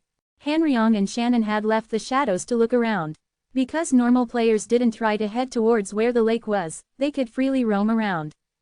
It was painful to living beings, but to them, it was the perfect location. Even the portents were running around. Also, Kia, Kyakya, Kruk, the demonic species and ghosts were being eaten by the portents. The predator had turned into prey. So to the portents, this was like a buffet. Boo has consumed Phantom 21. His demonic property has increased by 2. Chan has gobbled up Spirit 99. His demonic property has increased by 5. Thanks to that, Yi and Wu was taking a light walk while the portents were becoming stronger. Rebecca was looking at them with her arms crossed, dissatisfied. For a spirit with holy power, it was a bit uncomfortable. However, when they arrived at their destination, their freedom was taken away. This is, opening square bracket. How unlucky, Shannon and Hanryong spoke in annoyed voices. There was a holy and pure energy not fitting of the demons' forest from the lakeshore. Elohim, The Elohim frequently emanated this strength, saying that people who joined them had to have at least this much power. But the Elohim and Brahm didn't get along.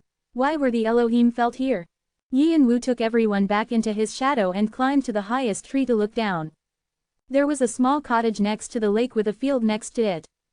Around it, there was a blonde high elf with ashy wings and 9 other superior species that were hard to see in the tower. However, there was someone who stood out the most. Yin Wu was shocked. What is that guy doing here? Someone with silky red hair and black eyes without any whites. His clear skin showed his blue blood. They were all characteristics of the protogonoi species. The protogonoi were originally a part of the godly species, but they were species who had lost their holiness and fell to the lower floors. Because of that, they were in high positions in the Elohim, and they didn't go outside a lot. But to think that guy would be on the 23rd floor, where he hated the most. Also, it was a face familiar to Yin Wu, one of the highest consuls who ruled Elohim, Ether of Light. And he had also been a member of Arthea. When he first met Ether, it wasn't too long after I started climbing the tower. I think it was the 11th floor. Yin Wu pressed down his sudden anger that was boiling up, and he tried to observe the situation as calmly as possible. Why was that person looking for Brahm? Other than the kind of person Ether was, the Elohim were enemies with Brahm. If they were looking for Brahm, it meant that there was something big happening. Just when he lowered his body thinking that he needed to continue watching the situation. Swish! Someone quickly popped out from the forest and fired arrows at the players. He couldn't see who it was, but once he checked with his extrasensory perception, his eyes became bigger. Galliard, Chapter 188 Demon's Forest 3. Galliard was a dark elf whom he met in the tutorial. He had chased after a cautious snake for a long time and gave Shunpo to Yin Wu after a quest. Also, he was his brother's first teacher. After finding the picture of his family, he didn't seem to know what to do. But it seemed like he had climbed the tower, and he was staying with Brahm, who was his friend. However, the combination of Galliard and Ether was something he had never thought of, and Yin Wu felt extremely confused right now. People like Ether are following Brahm, and if Galliard is stopping that. Yin Wu quickly followed after Galliard. Galliard was famous for being a local of the tutorial. He was as strong as a ranker. But as he received rewards from climbing the tower, it seemed like he had gotten stronger. Every time he moved with his Shunpo, there were remnants left behind, and the speed at which he shot his arrow was hard to chase with the eyes. However, the arrow wasn't a simple wooden arrow. It was an iron arrow that was carefully made. Had Brahm made it separately for him? Boom! Like magic had been cast on the iron arrow exploded where it landed. The 9 Elohim players quickly scattered. When you were dealing with a bow user, the damage would be greater the closer you were with other people. You needed to spread apart to decrease the bow user's range. Like they were thinking the same thing, they quickly avoided the arrows and formed a circle to catch Galliard. But that was only possible if they could catch up to the archer. Since Galliard had already mastered the skill called Shunpo, it was almost impossible for them to catch up. Also, this was the demon's forest. This place was disadvantageous to the Elohim players, and because there was cover everywhere, Galliard was like a fish in water. Pabobbit! Galliard fell back and continued to shoot arrows. His arrows were so rapid that the rankers felt a chill on their backs. When they realized that they couldn't avoid it, the players got their swords out to flick the arrows away. Once the arrows met their swords, a shock wave and fire covered them. Chaos! Shit! The 2 that had been trying to catch Galliard spit out curses and fell back. One's body had been completely burned, and the others had become completely bloodied as their sword was broken into pieces. When Galliard was about to knock another arrow, suddenly, a player appeared from behind him. It was the high elf with gold hair. He was the only person who had been able to barely catch up to Galliard. Got you. The high elf laughed confidently and tried to pierce his sword where Galliard, but his expression hardened right after. Galliard's figure was fading away like an illusion. Less than Shunpo, transposition greater than. When your speed was at the extreme, there would be some remnants of you left behind in the air. Galliard had learned new skills after mastering his Shunpo. It was a skill where he left his remnants behind to trick his opponent's eyes and secretly hurt them. And after they were caught in it, the trap would be activated. Behind him, there was a shadow of a tree. The arrow landed in the back of the rebelling high elf. Kwang! Cuck! He circulated his wind spirit and just barely made a barrier around him to block the arrow. But the shock of the explosion was so big that his body was pushed back, and because his vision was blocked from the black smoke, he lost Galliard. Less than Shunpo, archer greater than. Then, Galliard's body suddenly bent backward and was flung forward. He had been using a hit-and-run strategy, but this time, he was aiming for a face-to-face fight. You dare, a child of darkness. The high elf's face crumpled as Galliard appeared through the smoke. To a high elf, who had the blood of the precious god of beauty, Freya, a dark elf was a disgusting and lowly species. To him, Galliard was nothing more than a quick-footed hunter. The fact that he was attacking him meant that he was looking down at him, so he wanted to show him who he was messing with. But there was something the high elf was mistaken about. A bow and arrow were just tools that Galliard used. He was still a master in other martial arts and weapons. And as Galliard's skill increased, the high elf's martial art couldn't follow him. Galliard pulled out an arrow and slashed through the high elf's wrists and his Achilles tendon. Runt. Other people belatedly arrived to stop Galliard, but Galliard had already moved back and was shooting arrows at them. He had chosen the method of critically injuring someone and attacking the rest of them when they came to help the injured. The Elohim were all in the palm of Galliard's hand. They were one-sidedly attacked. Eventually, Ether stepped up. He's like a rat. Ether wrinkled his forehead and created arrows of light using his holy power. Each of them all had an immense amount of holy power. When he brought his hand down, the arrows fell on Galliard like rain. Less than Shunpo, 1,000 golden wave greater than. Galliard used his Shunpo to escape, but the arrows of light kept on following him. A few turned in different directions to surround Galliard, and before he knew, Galliard was already trapped. His front, back, right and left were all blocked. The arrows all glinted with light.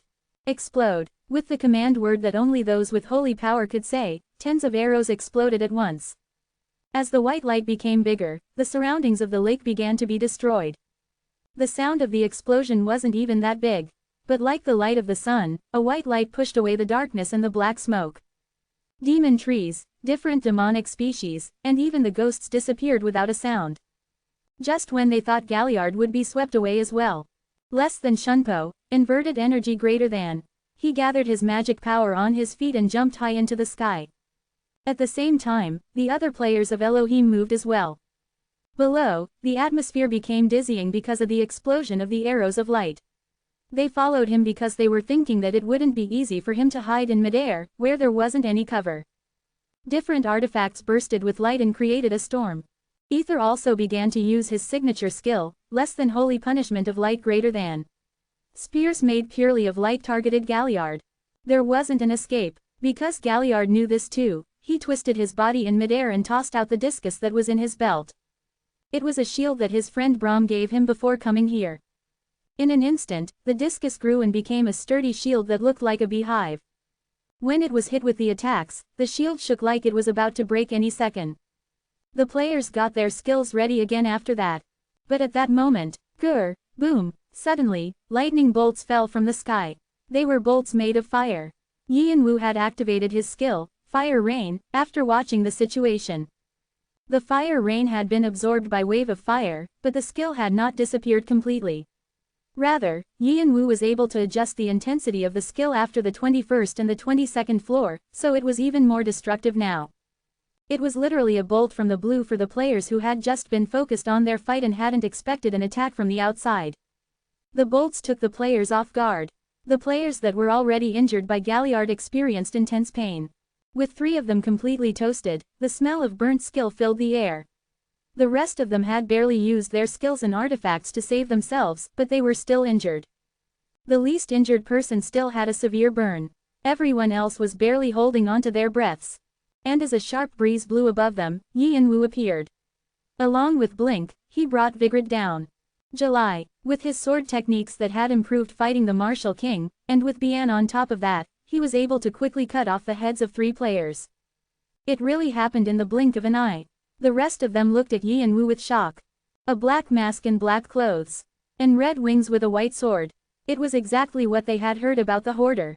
Even Galliard, who didn't know about Yin Wu's new outfit, was able to realize who it was right away just by his figure. I'll tell you the details once we get out of here. After hearing Yin Wu's open speaking, Galliard had a slightly surprised face. Because to have awakened your consciousness meant that you were at least on the level of a ranker. To Galliard, who only remembered him from the tutorial, it was a surprising growth.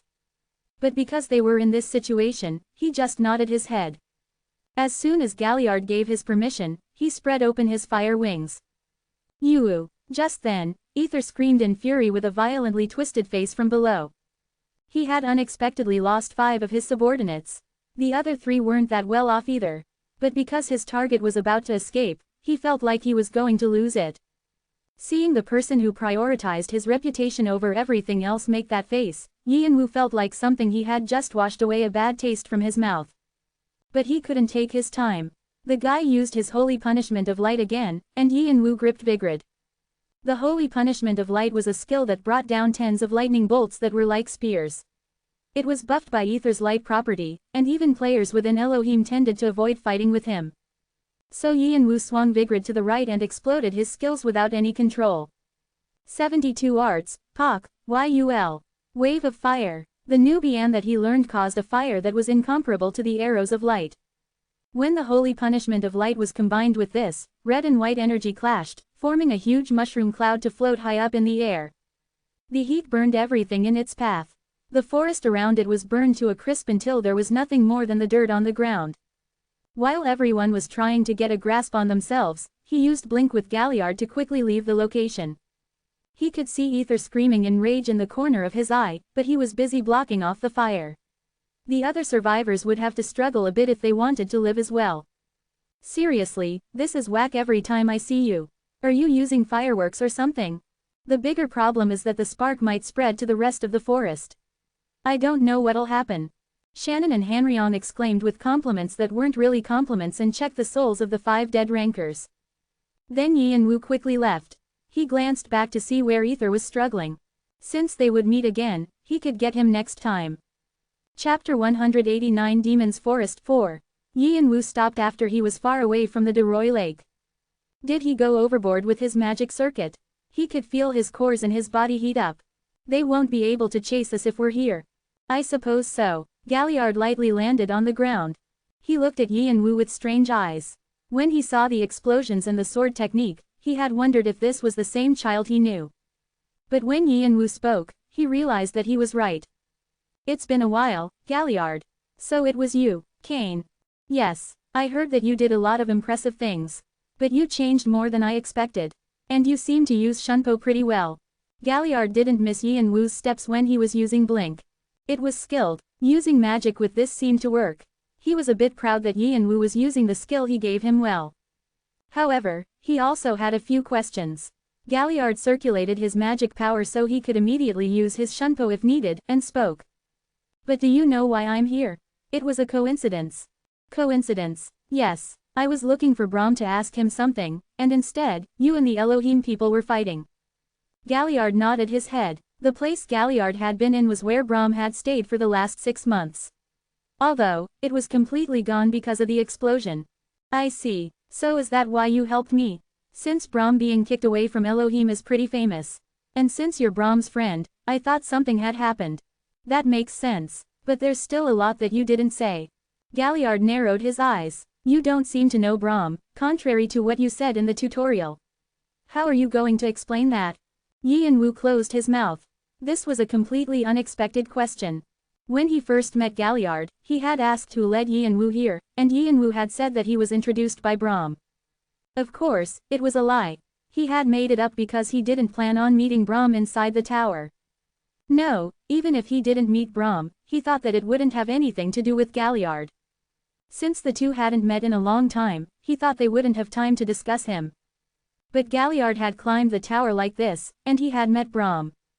They too seemed sensitive. If there was anything suspicious about him, he wouldn't be able to get near Brahm. Don't think I'm scolding you. It's because there's a bunch of sensitive stuff going on. Galliard put his hand on his dagger. Even though Yian-Wu had saved him, the gesture showed that he didn't trust him. It was clear he would use the blade if needed. Yian-Wu tried to think of an excuse that would work. In times like this, excuses had to be mixed with 90% truth. Actually, I lied because I needed Shunpo and Undine's goblet in the tutorial. I heard that I wouldn't be able to get those if I didn't say that. Where did you hear about Brahm? I heard about him from a returner on my planet. A returner? Galliard frowned. A returner. They were people who gave up climbing the tower and returned back to their homes. People who lived in the outer sections were people who didn't give up hope on climbing the tower, but returners were those who completely gave up. And these players could never return to the tower because they didn't have the rights anymore. So if he used a returner as his excuse, it would be hard to tell if it was the truth or not. Who is it? That person? I can't tell you. It's a person who doesn't want their name to be referenced here. Quote. Galliard quietly examined Yin Wu for a moment. Doubt filled his eyes, then vanished. A skill of the superior species, less than fairy eyes greater than. They were eyes of elves that could differentiate from lies and the truth. Elves and dark elves were split from a long time ago, but the basic traits of their species weren't that different. Quote. I see, it's the truth. And Galliard judged that Yin Wu wasn't lying with his fairy eyes. But he judged that there was still some deception mixed in. Actually, what Yin Wu had said wasn't a complete lie. Since returner was a term used for those who came back to Earth from the tower, his brother was also a returner. And it was also obvious that he wouldn't want his name to be mentioned. Galliard obsessively asked Yin Wu several things, and Yin Wu replied with things that wouldn't be caught by the fairy eyes. What he said was all true. So long story short, you came because you need to borrow Brahm's strength, and you ended up participating in the fight. Yes, that's correct. Does that make sense? What you just did right now made you into an enemy of Elohim. In the fight, Yin Wu had revealed himself. Even if they didn't know him, they would be able to find out who it was by using his traits and outfit. It meant that he had turned his back on the large clans. But Yin Wu shook his head like it was nothing. The rumors won't spread. Why do you think that? Yin Wu didn't reply. He couldn't say that he knew Ether's personality, and there wasn't a need to reply either. Ether is a very prideful guy. He always had to be the leader, and in the center. It was probably his habit because he had lived as a noble in the tower for a long time. So he was the type of person that made the people around him tired, but that also meant that as much as he was picky with others, he was picky with himself. He knew how to control himself. And he didn't speak badly about others anywhere, and he didn't easily let others know how he was feeling. The reason why my relationship with him became twisted. It might have been because of this. Ether was someone who was excommunicated from his species because of something his family had done, and he was able to go back thanks to what he had contributed. The contribution, of course, was the betrayal of Arthea. Anyways, that was how strong his pride was. Because he was thrown everything away, he didn't do things that could harm his reputation. The same went for this case. If rumors spread that he had lost to a lower floor player who wasn't even a semi-ranker, the person who would be hurt the most was Ether. He would try to hide this fact as much as possible, and it was clear he would try to get revenge on Yin Wu. Galliard lightly tsked and asked a final question. Then, what's that help you need? Of course, Yin Wu couldn't tell him about the Philosopher's Stone. So he was trying to use an excuse that he had prepared, when Galliard suddenly lifted his hand and slightly bowed his head. He looked like he was communicating with someone. It seemed like Brahm was listening from far away. Then after he finished his conversation, he looked at Yin Wu with strange eyes. Unbelievingly. The house owner is asking. Why there's a dragon smell on you? Quote. This time, Yin Wu was surprised. The dragon's blessing wouldn't be revealed outside until it was awakened. How had Brahm read something that the Summer Queen hadn't? Yin Wu tried not to show his emotions and shook his head. It was nice wearing a mask during times like these. Quote. I don't know what you're talking about. You can tell that to the house owner. He wants me to bring you. Follow me. Galliard turned around and began to lead Yin Wu. Watching Galliard walk away, he sighed, and began to follow him. He didn't want to do what they wanted, but since he was here to ask for a favor, the control of the situation had gone over to him. And he also had a thought. How had Brahm really been able to read the dragon's blessing? Where Galliard moved was a hill in the north beyond the demon tree forest. It looked simply like part of a forest where ghosts moved around, but once you passed a certain point, his surroundings quickly changed. Instead of the creepy red sky, there was a clear blue sky, and there was a refreshing breeze blowing from somewhere. There was a stream coming from somewhere. Illusion barrier. Yin Wu realized what he had just passed through and had a slightly strange look in his eyes. Illusion barrier. It was a barrier that created an imaginary world. It was a more specific version of the territory that Yin Wu could make. This was called a fortress, and it was purely Brahm's. It required a lot of effort and time. But the fact that he had set this up regardless of that fact meant one thing. It meant that Brahm had lived here on the 23rd floor longer than what was known.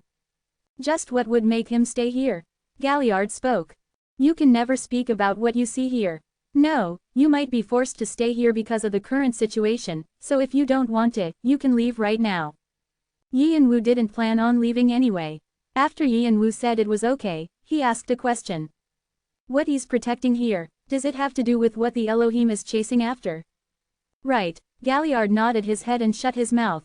A pitiful expression slightly flashed by his face. Yi and Wu didn't miss it. Soon, they arrived at the center of the illusion barrier. It was a large field where there weren't any trees growing. It looked similar to the cottage that Brahm used to live in. And in the front yard, there was a man who looked like a scholar wearing glasses playing with a little girl. They must have been playing hide and seek. The girl had been running around, giggling, when she suddenly stopped, feeling other presences. Seeing that there was someone other than Galliard, she quickly hid behind the man. Dragon human. At the same time, Yi and Wu's eyes also became bigger. The girl looked similar to when Yi and Wu had awakened his dragon body. Overall, she was human, but her upper body was covered with scales, and under her dress, there was a long dragon tail. She had sharp canines, and there were even small wings on his back. She was a dragon human. A being that came into existence once every 100, even thousands years. A being that overcame the limits of superior species. They were also called half-human half-dragon. But after Ananta, there shouldn't have been any dragon humans. After the ancient dragon Kalitas became extinct, there were only 3 humans related to dragons in the tower. The last dragon, the Summer Queen. Half-human half-dragon, Ananta. Successor of the ancient dragon, Cha Jung-woo. But since Cha Jung-woo was dead, there were only 2. Of them, the Summer Queen was the leader of the Red Dragon, and Ananta had suddenly gone into hiding. And Yi and Wu knew the reason why Ananta had disappeared through the diary. It was because the last person Ananta met was his brother. But there was a new dragon human. Of course, there were a few descendants of dragon humans who awakened their dragon's blessing, but this was only a potential power. Also, they didn't have clear traits of dragons. So Yi and Wu felt his gaze being pulled that way. He understood why the Elohim were interested. Capturing the draconic species was a long-standing tradition of the Elohim. The girl must have felt uncomfortable feeling the gaze, because she hid herself behind the man even more. Her thin hands tightened their grasp on his clothes.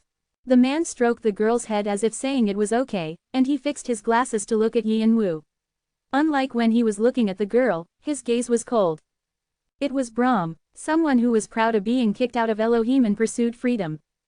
An incarnation of the high god Brahma, who wanted to descend from the 98th floor. So you're the guy with the power of a dragon. Chapter 190 Demons Forest 5. Incarnation. It was different from an embodiment or an alter ego. An alter ego was bound to disappear sometime, and an embodiment was something completely separate from the body because it had its own personality. That was why an apostle was sometimes called an embodiment of the God they served.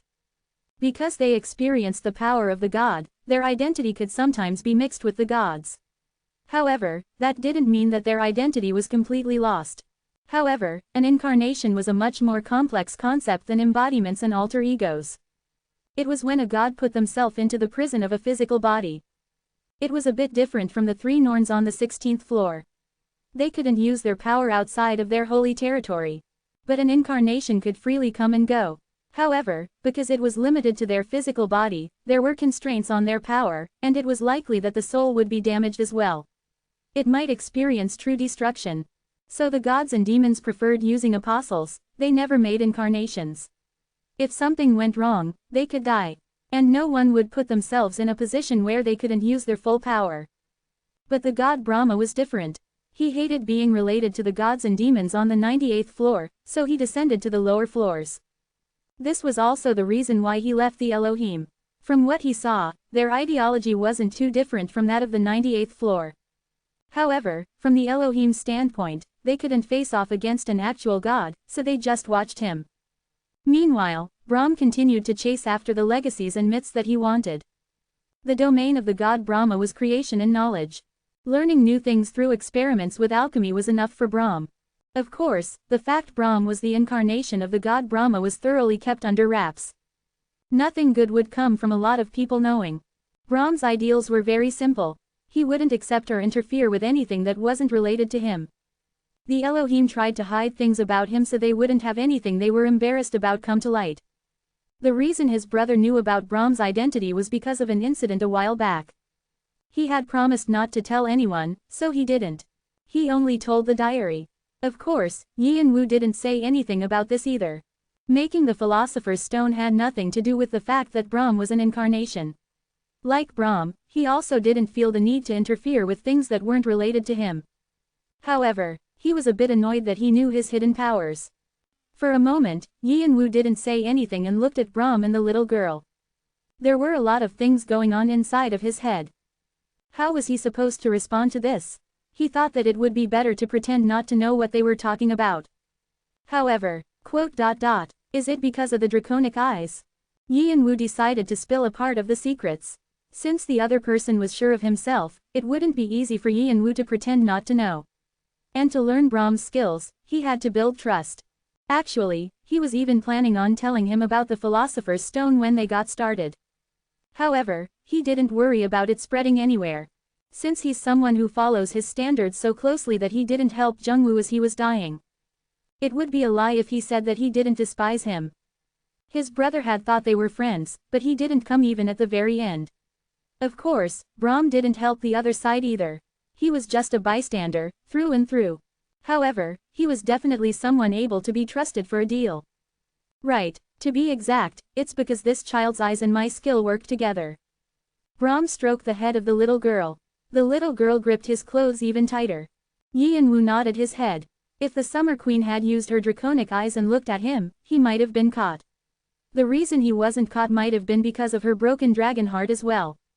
But if the girl's draconic eyes and Brahm's power were combined, it would be effective. Although Brahm probably contributed 90% while the girl contributed 10%. Of course, Yi and Wu pretended not to know this either. Instead, he asked a question observing the little girl. She stepped back even more. Is she a child of Ananta? Brahm's eyes shined. Do you know her? I only heard of her. The Summer Queen hated her own species, so she refuses to have an offspring, and Heaven Wing, who was Kalidas' successor, died. Then only Ananta is left. That child must be at least a quarter. After all, there wasn't anyone to mate with Ananta, who was a half. And when he checked with his extrasensory perception, she was a lot weaker than Ananta. Aren't you bringing me in while you're on the run from the Elohim because you want to make a deal with me regarding that child? Brahm curved his lips. It might have looked like a smile full of joy, but it also looked like a cynical smile. It was always satisfactory to find someone who understood what you were saying. Why, is that bad? Of course not. Actually, it's a relief, because I was wondering how I should make a deal with you. He had definitely thought of it. But if Brahm proposed the deal, everything changed. The deal would progress smoothly. Brahm's conditions were extremely simple. He's probably trying to help her learn the powers of a dragon that she hasn't learned yet.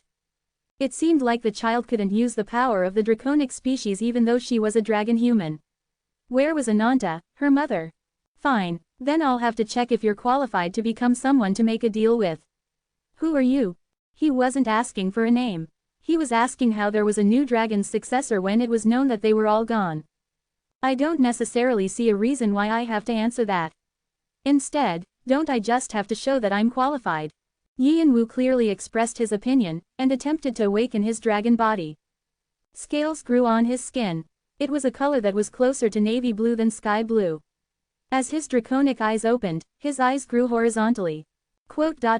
Ah, the child dropped her mouth open and made a sound for the first time. She hid behind Brahm again, face red, but she peeked out to look at Yi and Wu. She looked relieved after finding someone that was the same species as her. Yi and Wu looked at Brahm again and asked, is this enough? More than enough. Then let's talk about the details. Yi and Wu followed Brahm into the cottage. The cottage was organized into different sections with potions and ingredients, fitting of an alchemist, and there were a lot of chests filled with rare materials. Galliard left, saying he would be back after checking if Ether followed them. Thanks to that, Yi and Wu and Brahm were able to discuss many things. Actually, if Galliard didn't talk about you, I wouldn't have felt the dragon's energy from you. You were the first person that he spoke about that much. Of course, it was a bit unpleasant since my name was used. I'll apologize for that. There was only one person who Brahm had opened his mind to. It was Galliard. The relationship that began when he was looking for Undine's goblet turned into the closest of friends. Yin Wu internally thanked Galliard and began to get to the point. I heard that you don't care about others' businesses. But how did you come to take care of Ananta's child? Like how you won't tell me about the reason why you're a dragon human, I don't need to tell you. However, I'll tell you that it was a deal with Ananta. Brahm narrowed his eyes. Isn't it more important to give each other what we need? Brahm made things clear and spoke about the conditions. I'm asking for one thing. Teach the child knowledge about dragons while you're staying here. Yin Wu turned to look towards the little girl. She had been peeking out from Brahm's back, and quickly hid herself when she met Yin Wu's eyes. Is there anything I shouldn't tell her? No, tell her everything. Powers, knowledge, family. Their locations, and even their history. To tell her the history meant to tell her about the extinction of the species as well. At first glance, he seemed to treat her like a daughter, but he seemed to be clear on things like this. What is the child's name?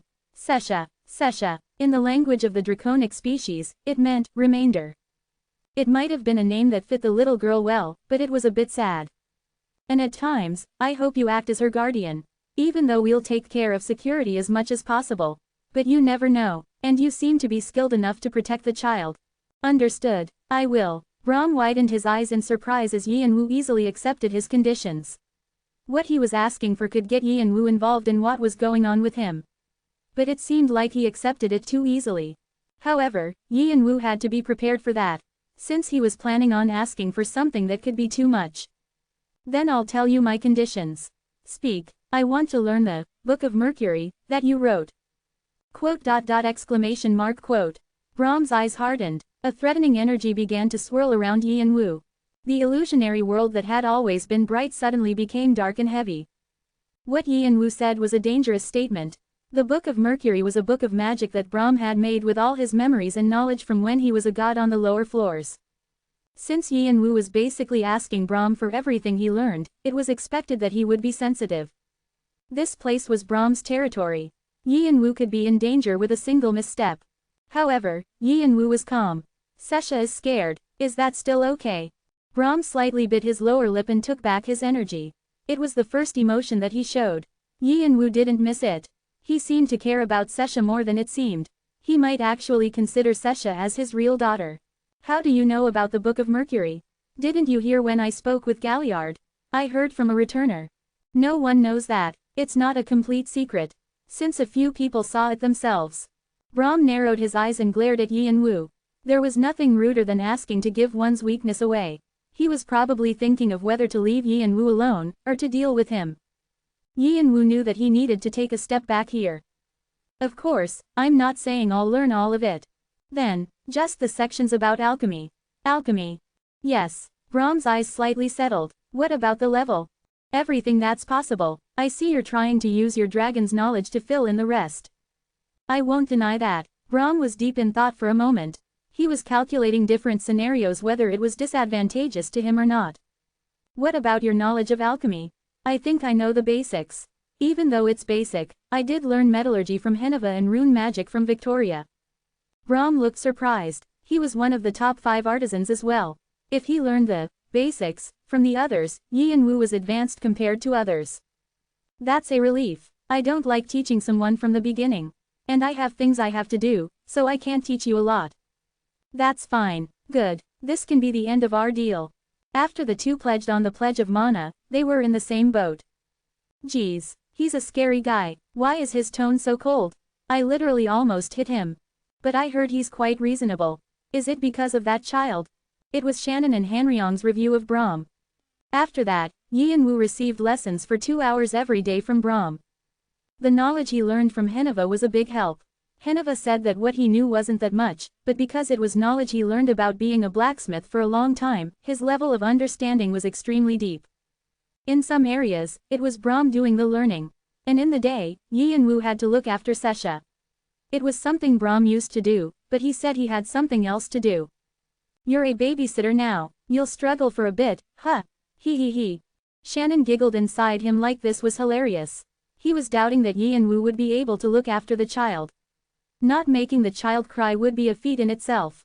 Sasha seemed interested in Yi and Woo because they were the same species, but she didn't approach him first. She just peeked at him from far away. She didn't even talk. Look, she's totally on her guard. What are you gonna do, master? She looks like she's gonna cry if you try to teach her something. Ahem. Don't worry, I actually. Who said I couldn't babysit? Huh, that's. At Yi and Woo's confident answer, Shannon thought that things weren't going as he expected. Yi and Woo ignored Shannon and suddenly headed towards the kitchen to look for something. Although they were only men here, they seemed to have everything needed. He began to prepare for something. He pulled our flour, eggs, white sugar, milk, oil, strawberries, bananas, and chocolate syrup. He searched through his memory for the recipe and began to cook. What's this? It looks like he's trying to cook. He looks familiar with it. What? This wall, cooking. Regardless of Shannon's teasing, Yi and Woo combined flour, baking powder, butter, and white sugar to make the dough, and began to mix the whites of the eggs to make the meringue. Sasha became curious at what Yi and Woo was doing and came over to look. Yi and Woo felt Sasha's gaze but pretended not to notice. At times like this, he had to make the other person come over. He knew that forcing her over would make her run away. He poured the dough on the frying pan and heated it up until it was brown around the edges. As a delicious aroma wafted in the air, Sasha slowly approached him. It had been some time since their last meal, so she was feeling a bit hungry. What's this? Not being able to resist the curiosity, she asked Yi and Woo a question, pulling his clothes. Snack. A snack? Sasha's eyes sparkled. She looked so cute doing that Yi and Woo subconsciously grinned. She reminded him of someone. A memory that he was keeping hidden popped up. After the cooking was finished, he got the pancake ready on the plate and put strawberries and bananas on top. He placed it on the table after adding chocolate syrup as the final touch. Eat. Sasha used her short legs to get on the chair and started to devour the food. Her mouth was covered in chocolate syrup. Next to her, Yi and Woo quietly wiped her mouth with a handkerchief. He didn't say much, but he looked generous in this moment. Goodness. The world is going to end. The tower is going to fall down. He had that kind of side to him as well, I see. Shannon began to jump around and Hanryong reminisced about his past, since he too had raised a child once. Rebecca appeared above Yi and Woo's head and smiled as well. The smile didn't leave Yi and Woo's face as he watched Sasha adorably eat the food. Looking at her, his forgotten memories started to pop up. When he was in Africa, he had a short but happy dating life. His girlfriend at the time had a daughter of this age, and he frequently made pancakes for her. They broke up, but it was one of the only precious memories that Yi and Woo had. Is it good? Yeah. Sasha licked the chocolate syrup that was left on the plate and held it out. Please give me more. Yi and Woo smiled as he looked at the beaming Sasha. After the explosion that covered the lake settled down, Ether ground his teeth.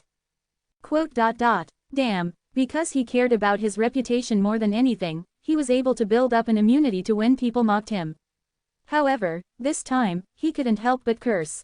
His armor was burned black, and it looked like it might fall apart any moment. If not for his light property, which gave him resistance to fire, he might have actually been in big trouble. Anyone left? How many people are safe? As Ether shouted through his connection with them, his subordinates started to appear one by one. All of them were injured. There were even some who were barely alive. And there were only 3 of them. Including himself, there were a total of 4 people. 9 people came, and 5 people died. Among them, there were a few who were as powerful as high rankers. The amount should have been more than enough to catch Galliard and Brahm. However, it was all ruined because of someone that suddenly appeared. If only their guards weren't down, he couldn't help but think of what would have happened. But it had already ended up like this. Even if they attacked Brahm now, he wasn't sure if they could win with a force like this. He hadn't felt this angry since he was targeting Heaven Wing. Crunch. His tightly clenched fists were trembling. His veins were popping out. Ether began to seriously contemplate whether he should turn back like this. If he did, he could come back after gathering more forces again. Since he knew about the newcomer's skills somewhat, he was confident that he wouldn't lose again. But if he did that, he would be looked down on by others for losing to a player that wasn't even a ranker. Although the guy was someone who was skilled enough to be ranked the same as Alpharon on the 21st floor, there were some families who would try to hold this as a weakness against Ether. I can't get caught. There was only one choice that Ether could make. He would have to use the resources he had at hand to hold Braum down and kidnap the dragon human named Sesha. Sesha was the only dragon's descendant left in the tower, other than the Summer Queen. If they could have the genes of the highest of the superior species, the Elohim would be able to expand. They would become a step closer in renewing the draconic species again. But his head was filled with questions about how he would do it. Braum alone was enough to fight against Ether, and if Galliard and the Hoarder fought alongside him, things would get complicated. Damn, there was only the option of resting for a bit and looking for a blind spot later. When Ether turned around to look at his subordinates. "What are you going to do in that shape?" he heard a familiar voice. Ether narrowed his eyes, realizing the owner of the voice. A woman quietly landed through a green portal.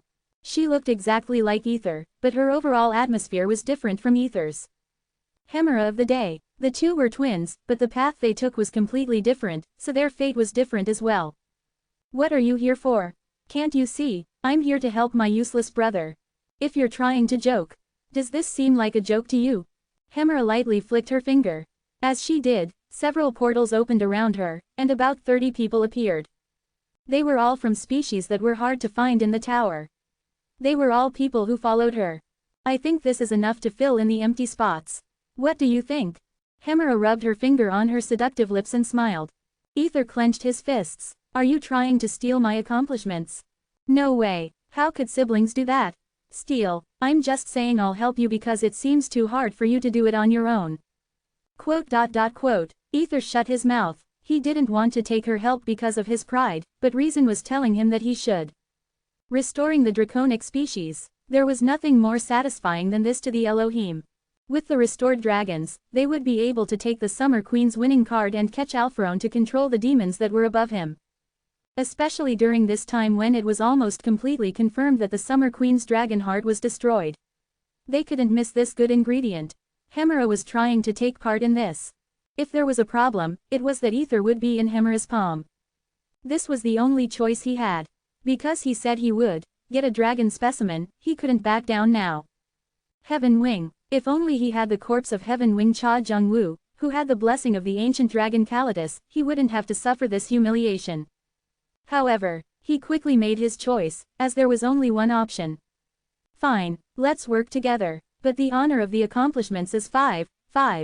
Hemera's eyebrow slightly twitched. "Why? For someone who can't do anything without me? How can you be that confident?" 7. Humph. If you don't want to, go away. Since only I know about where Braum is. Or why don't you go through the rest of the stage with your subordinates to search?" Ether crossed his arms and sniggered. "Also, there's no way you don't know about the transmutation circle that Braum is making. If I can't have it, I'm just gonna throw it away." He was saying that he would refuse to work with her, so Hemera had to take a step back. "Fine. 4-2, 7-3, I'm 7, you're 3. Like I said, you don't have to do it if you don't want to. There are a lot of people who'll do it since the situation already turned out like this. I'll just take the disapproval. If I can just get the specimen, I can redeem myself." Hemera ground her teeth. He was really stubborn on things like this. That was probably why he was able to think his way out of the nice Arthea. "If I can't, I'll have to use another way." Hemera concealed what she was thinking and looked down at the ground like she gave up. "Fine, I'll do it. Where are they?" "There." Ether named a place that was completely unexpected. Hemera's eyes slightly widened. Braum and Galliard returned after Yi and Wu fed Sesha and put her to sleep. She wasn't as wary of him anymore, thanks to the snack. They talked about this and that. He learned that Sesha was a child who liked to talk. She looked like an adorable angel, sleeping like that. "Is she sleeping?" "Yes. I gave her a snack, and she seemed to like it." "That's a relief. I wasn't able to prepare a snack for her." Braum faintly smiled, putting his tools down. The smell of magic emanated from him. He had probably just strengthened the magic around them. "Then from now, I'll watch Sesha. You can leave and pick some purple devil flowers." Braum pulled out his subspace pocket as he spoke. Yi and Wu smiled bitterly as Braum asked him to bring the hidden piece that he had been searching for. Well, since Braum was an outstanding alchemist, there was no way he wouldn't know about the effects of the devil flower. "So that's why I couldn't find purple devil flowers in the forest." "Did Braum take most of them?" It seemed the hidden pieces that he needed would be taken from him. "I apologize, but I need the purple devil flowers as well." Brahm's eyes slightly flashed. Then, he stuck his lower lip out. Are you planning on growing the blessing of demons? Yian-Wu lightly clicked his tongue. He only mentioned a simple ingredient, but Brahm realized what he was trying to do right away. He probably wouldn't be able to hide anything while he was here. Since a long time ago, the draconic species and the demons were enemies. The draconic species, who tried to understand the different laws of the world and tried to blend with them, and the demons, who tried to deceive the law and do whatever they wanted. Fundamentally, they couldn't get along, and they had an enmity between them for ages. But also, because of that, the two were healthy ingredients for each other. The draconic species could swallow demons to purify their magic, and the demons could eat the draconic species to improve their mana. The deeper each other's blessings were in their genes, the more powerful they came, and the more light their magic power was able to shine. And even though Yian-Wu couldn't catch a demon, he knew a shortcut that would have the same results. Purple devil flowers are perfect for the demonic species to grow in. The more demonic energy is put in, the better it is for the dragon's blessing. But that only worked for pure draconic species. Even after awakening, I couldn't just swallow the devil flower since I was still half human. It could make you sick. So I needed something to refine it. The person that helped me at the time was Balak. When his brother was clearing the 23rd floor, he was causing an uproar in the tower. To be exact, it was his brother and Arthea. Because of that, numerous clans were on their guard against them, so the members needed to find methods to quickly increase their powers. Anti-Venom, Balak, had researched a way to help his brother at this time. He looked for a way to learn the blessing of demons, and what he found was the purple demon flowers. The objective was to refine the demonic energy so the dragon body could easily absorb it. And another ingredient was needed to lessen the poison of the flower. The heart of the ceratopsian dinosaur of DeRoy Lake. But Brahm had already been able to tell what he was trying to do with just a few words. That meant he already knew about the effects of the purple devil flower. How did you know? Because I'm doing the same thing. Yian-Wu's eyes became bigger. Brahm waved his hand like it was nothing. As you can see, Sesha isn't proficient at using the magic power of dragons. It's one of the limits of being a quarter. So I'm refining devil flowers to raise the level of her magic power. Yian-Wu nodded his head. He understood why Brahm had stayed on the 23rd floor for so long. But it's a relief that we won't clash. I don't understand. What you're looking for is ones with concentrations that are at least 4, right?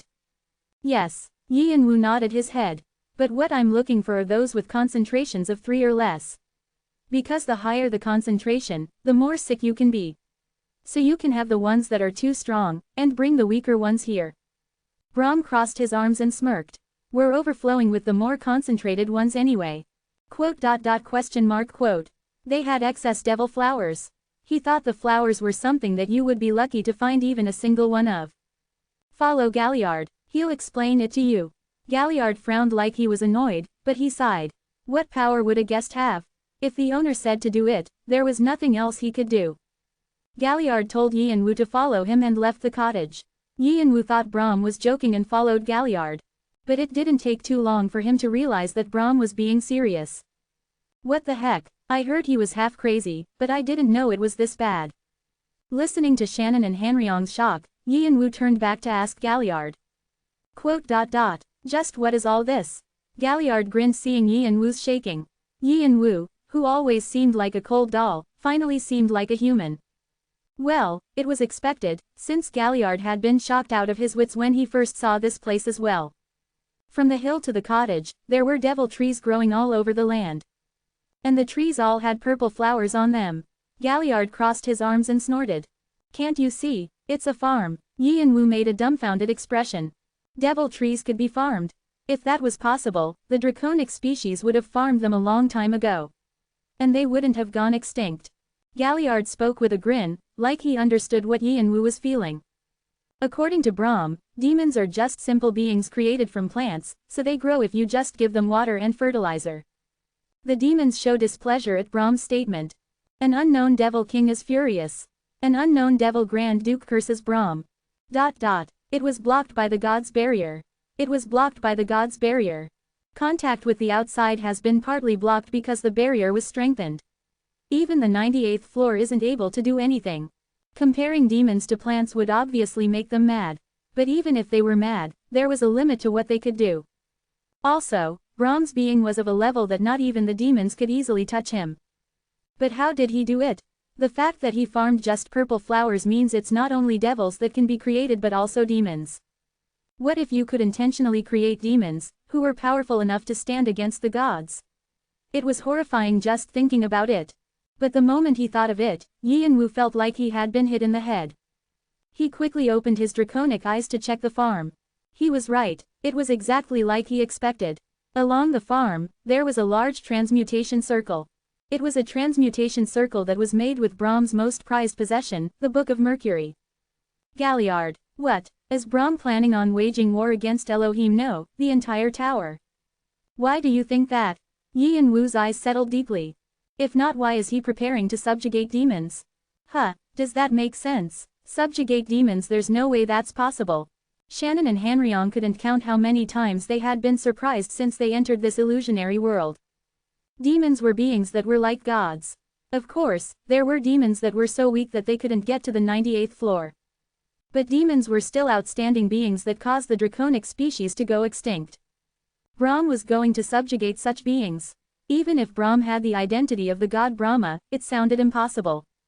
Wouldn't that be dangerous? Master, Rebecca, who had been quietly watching, came out to observe the demons' forest. Even to her, it seemed strange. The transmutation circle was the result of different kinds of alchemy and black magic, but it could be organized into 5 general processes. The first was that it gave the devil flowers the nutrients it needed. The second was that it stimulated the genes so the purple devil flowers would be able to get their color faster.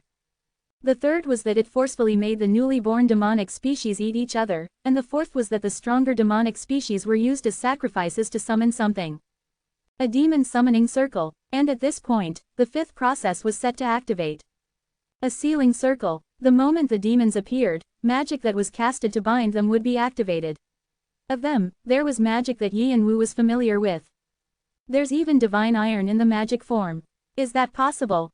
Wu became curious about Brahm's knowledge about alchemy. Was it because he was a god? However, there were a lot of incomplete sections of the transmutation circle.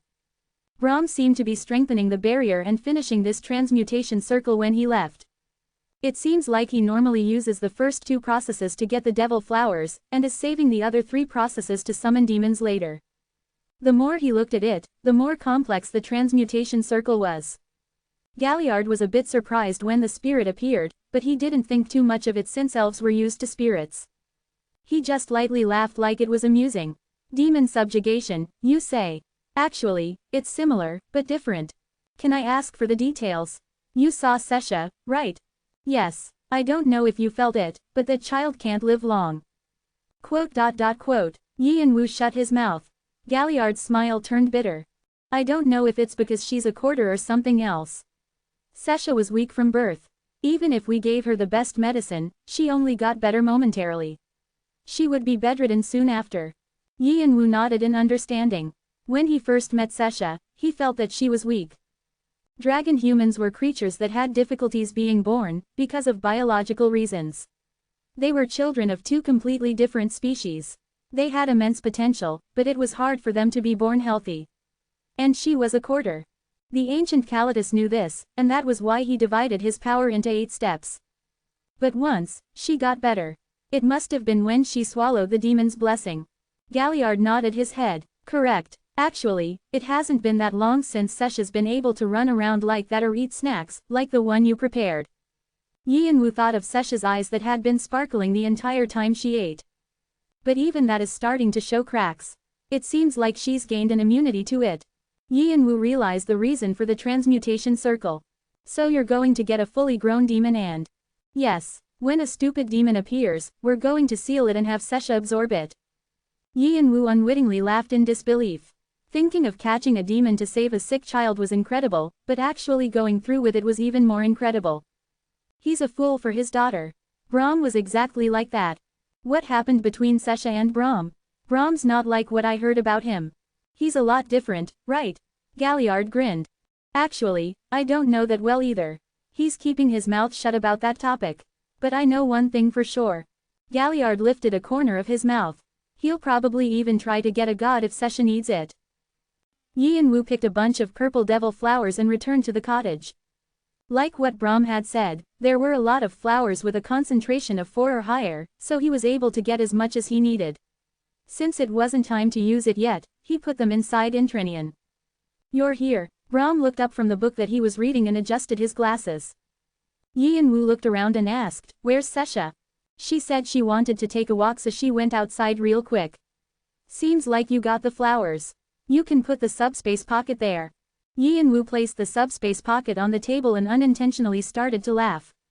Now that he looked at it, everything inside this world was made for Sesha. The refreshing forest environment, the pretty interior, and the farm to make medicine. How much time had Brahm spent on this? He really was the biggest fool for his daughter. Thinking of that, he felt like he was a bit closer to Brahm. Why are you laughing like that? Brahm slightly frowned, hearing Yian-Wu's quiet laugh. He seemed to have realized that Yian-Wu was laughing because of him. It's nothing. Anyways, what are you looking at? Brahm looked at Yian-Wu with annoyance and answered. The Book of Mercury. I was checking if there was a section that I missed. Yian-Wu's eyes widened. He never would have imagined that the normal-looking book would have been the book that had all of Brahm's knowledge. Also, he knew that the book was a grimoire that had its own identity. Aside from that, did you understand what I taught you yesterday? If you're talking about the equivalency exchanges, I'm reviewing it. Recite it. Normal magic works under laws, but alchemy has a property that equivalently takes and receives. As Yian-Wu's explanation went on, Brahm's eyes changed. Although it had only been his first lecture, Yian-Wu seemed to have learned more than he expected. Even though Yian-Wu had the dragon's knowledge, it was more than what Brahm had expected. Is it because he learned from Heneva and Victoria? The two were people that Brahm had met before. Both of them were among the few that Brahm acknowledged. If Yian-Wu learned from people like that, it made sense. But actually, this was the result of Yian-Wu spending the night using time difference to try to understand. Others might say that Yian-Wu was talented, but that was just how he was on the outside. Yian-Wu was someone who worked for everything he got. And he's not lazy about it. There was the deal in place, but Yian-Wu was someone that Brahm actually wanted to teach. Yian-Wu listened with attention to what he said. Brahm stroked his chin. Yian-Wu would probably be able to understand everything soon. It occurred to him that the completion of the transmutation circle wouldn't take as long as he thought. Talk. Brahm shut his Book of Mercury and stood up. Follow me. I'll teach you what's after that. About 2 weeks had passed since Yian-Wu came to see Brahm. Yian-Wu was writing something down on a piece of paper in the middle of the night, with only a small light to help him see. He rubbed his eyes tiredly. He didn't rely on his senses as much as before, but he still felt tired emotionally. It's definitely not easy. Was it because of his continued use of time difference? His brain sometimes felt like it was being poked. He needed some rest. Over the past 2 weeks, Yian-Wu spent all his time studying alchemy. Unlike what Brahm said at the beginning about only teaching him the basics, Brahm taught Yian-Wu a lot of things, and Yian-Wu was completely drained trying to understand everything. He hadn't even studied this hard when he was a student. Normally, he would have tossed it to Boo, but he couldn't do that now. Thankfully, he was able to somewhat understand it by using his time difference. Boo and Rebecca also helped him with their advice. And about 5 days ago, Brahm had started to take Yian-Wu with him when he was working on his transmutation circle. Yian-Wu just did small errands and things, but Yian-Wu was still able to learn a lot. Brahm probably knew this as well. And now, he was able to attempt to interpret the Emerald Tablet. The irrefutable fact, this is the most true. The bottom is the top and the top is the bottom to have its unique existence. And everything came from a single meditation, everything is connected. He interpreted what Leonte said word for word and got rid of the wrongly interpreted sections.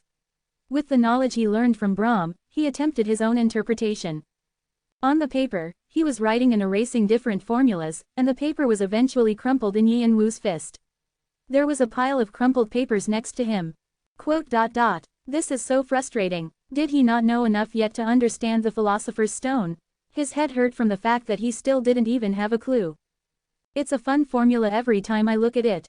A Philosopher's Stone. I never imagined that such a thing was possible. This time, I think, this section is wrong. If Rebecca and Boo weren't there with him, he would have let go of his pen a while ago. Let's do it again. Yian-Wu took a deep breath and gripped the pen. Then, creak, the door suddenly opened. Yian-Wu turned his head towards the door. Sesha poked her small head through the narrow crack. Kane, are you sleeping? Talk, talk. Her tail was slightly wagging, bumping against the floor. It meant that she had something to request. Sesha's emotions could be read through her tail. Yin-woo put his pen down and said, "No. Are you hungry?" He. Sesha embarrassedly laughed. Yin-woo laughed too and stood up. She had roamed around this morning without any rest. "Okay, I'll make you a pancake, so wait here. It's a secret from Brahm." "Okay." Sesha put her hand on her mouth. Yin-woo ruffled her hair and headed over to the kitchen. He had recently gone to the outer section of the tower to get ingredients, so he had a lot. Watching Yin-woo quietly prepare the pan, Shannon and Hanryong spoke in strange voices. "Gosh, our master is interesting every time I see him. I never would have imagined he's soft on children." "I agree." Yin-woo was a bit flabbergasted at what they were saying. "Just what did you think of me all this time? Iron-blooded. I didn't say anything. Rebecca had appeared next to him and was nodding her head. "It looks good. Give me some too." Yin-woo thought that it would only be more disadvantageous the more he talked, so he shut his mouth. But since even Hanryong was making jokes now, it seemed they were all quite close now.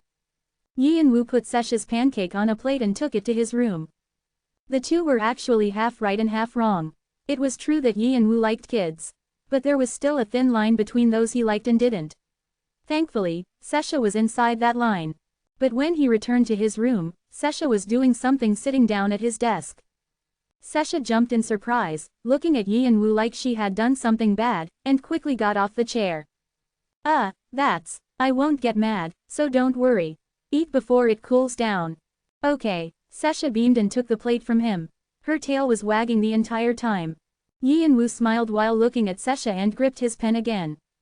Then, he saw Sesha's scribbles. But something was weird. They looked like normal scribbles at first glance, but they all had some type of formula. There was a shape that was created with a golden ratio. "Sesha, did you, what you drew? I tried drawing it on the back." Sesha took a big bite of her pancake and answered like it was nothing. She was learning things from Brahm as well, so she had a lot of knowledge that most children didn't. Even a quarter was still a descendant of a dragon, it seemed. However, Yin-woo felt like he had been smacked in the face. It was a simple method, but it was like it was leading Yin-woo down a new path. After Yin-woo put Sesha to sleep, he spent the entire night focused on formulas. He tried not to forget about his inspiration and continued to work through it. "Until now, I only thought of the Philosopher's Stone as something that could provide magic power without any limits." His hand became faster as he worked through it. This time, he didn't get stuck on anything. But if it's not that, and actually something that helps amplify magic power.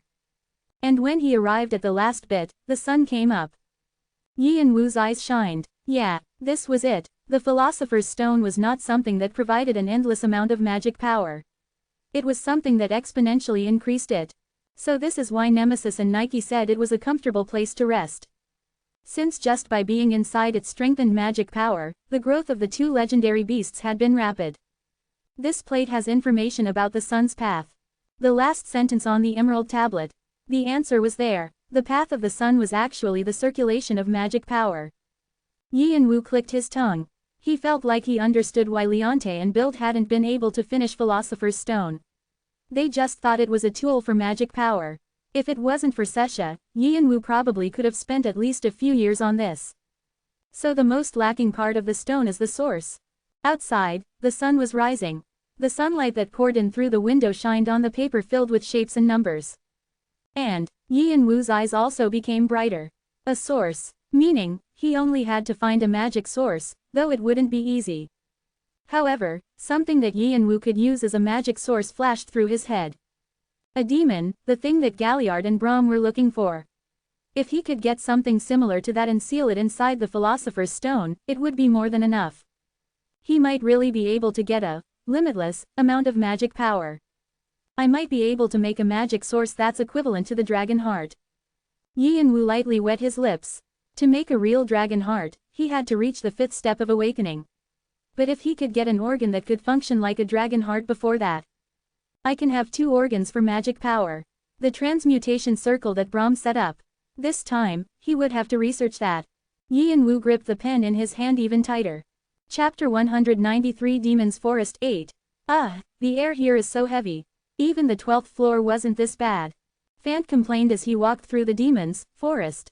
It was fun beating up the occasional ghosts and demonic species that appeared, but the air was so heavy that he wasn't in a good mood. However, Adora ignored Fante's complaints and continued to look for the path. The coordinates that Yi and Wu had taught them were definitely somewhere near here. Fant was pouting. Sheesh, you can't hear what your brother's saying cause you're thinking of finding your hubby, huh?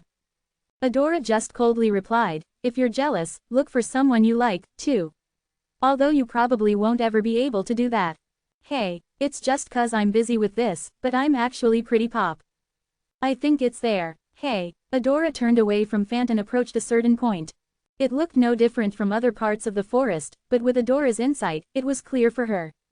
There were pieces of the barrier that were formed like a honeycomb. They made a large sphere and were covering a part of the forest. Adora put her hand inside the barrier. Normally, she would have been flicked out, but it seemed like she found the right path. Her hand passed through the air. She slowly moved inside the barrier. The moment Fant followed after his eyes widened. A view that was too beautiful was in front of them. It was the moment they entered an illusionary world that they had only heard about. You're here, Yi and Wu skillfully welcomed them. There was dirt on his clothes and his hands, like he had just been doing something. Is something the matter, Oroboni? You seem tired. I was doing this and that. It's not something to worry about, so don't worry. Yi and Wu waved his hand to assure Adora, and he led the two around the illusionary world. Brahm looked displeased seeing the two. Bringing outsiders in like that. What's wrong? I think it's nice. And Sesha seems to like it as well, Galliard scolded Brahm with a grin. Sesha was usually wary of strangers, but she seemed to like the siblings. She was interested in them because Yi and Wu said they were his friends, and Fant and Adora got along well with children. Fant liked children, and Sesha had fun with Adora because they were both girls. If it wasn't for that, I would have chased them out a long time ago.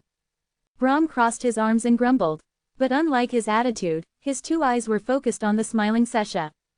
Last night, Yi and Wu had said that his friends had entered the 23rd floor and asked if it was okay to bring them inside the barrier.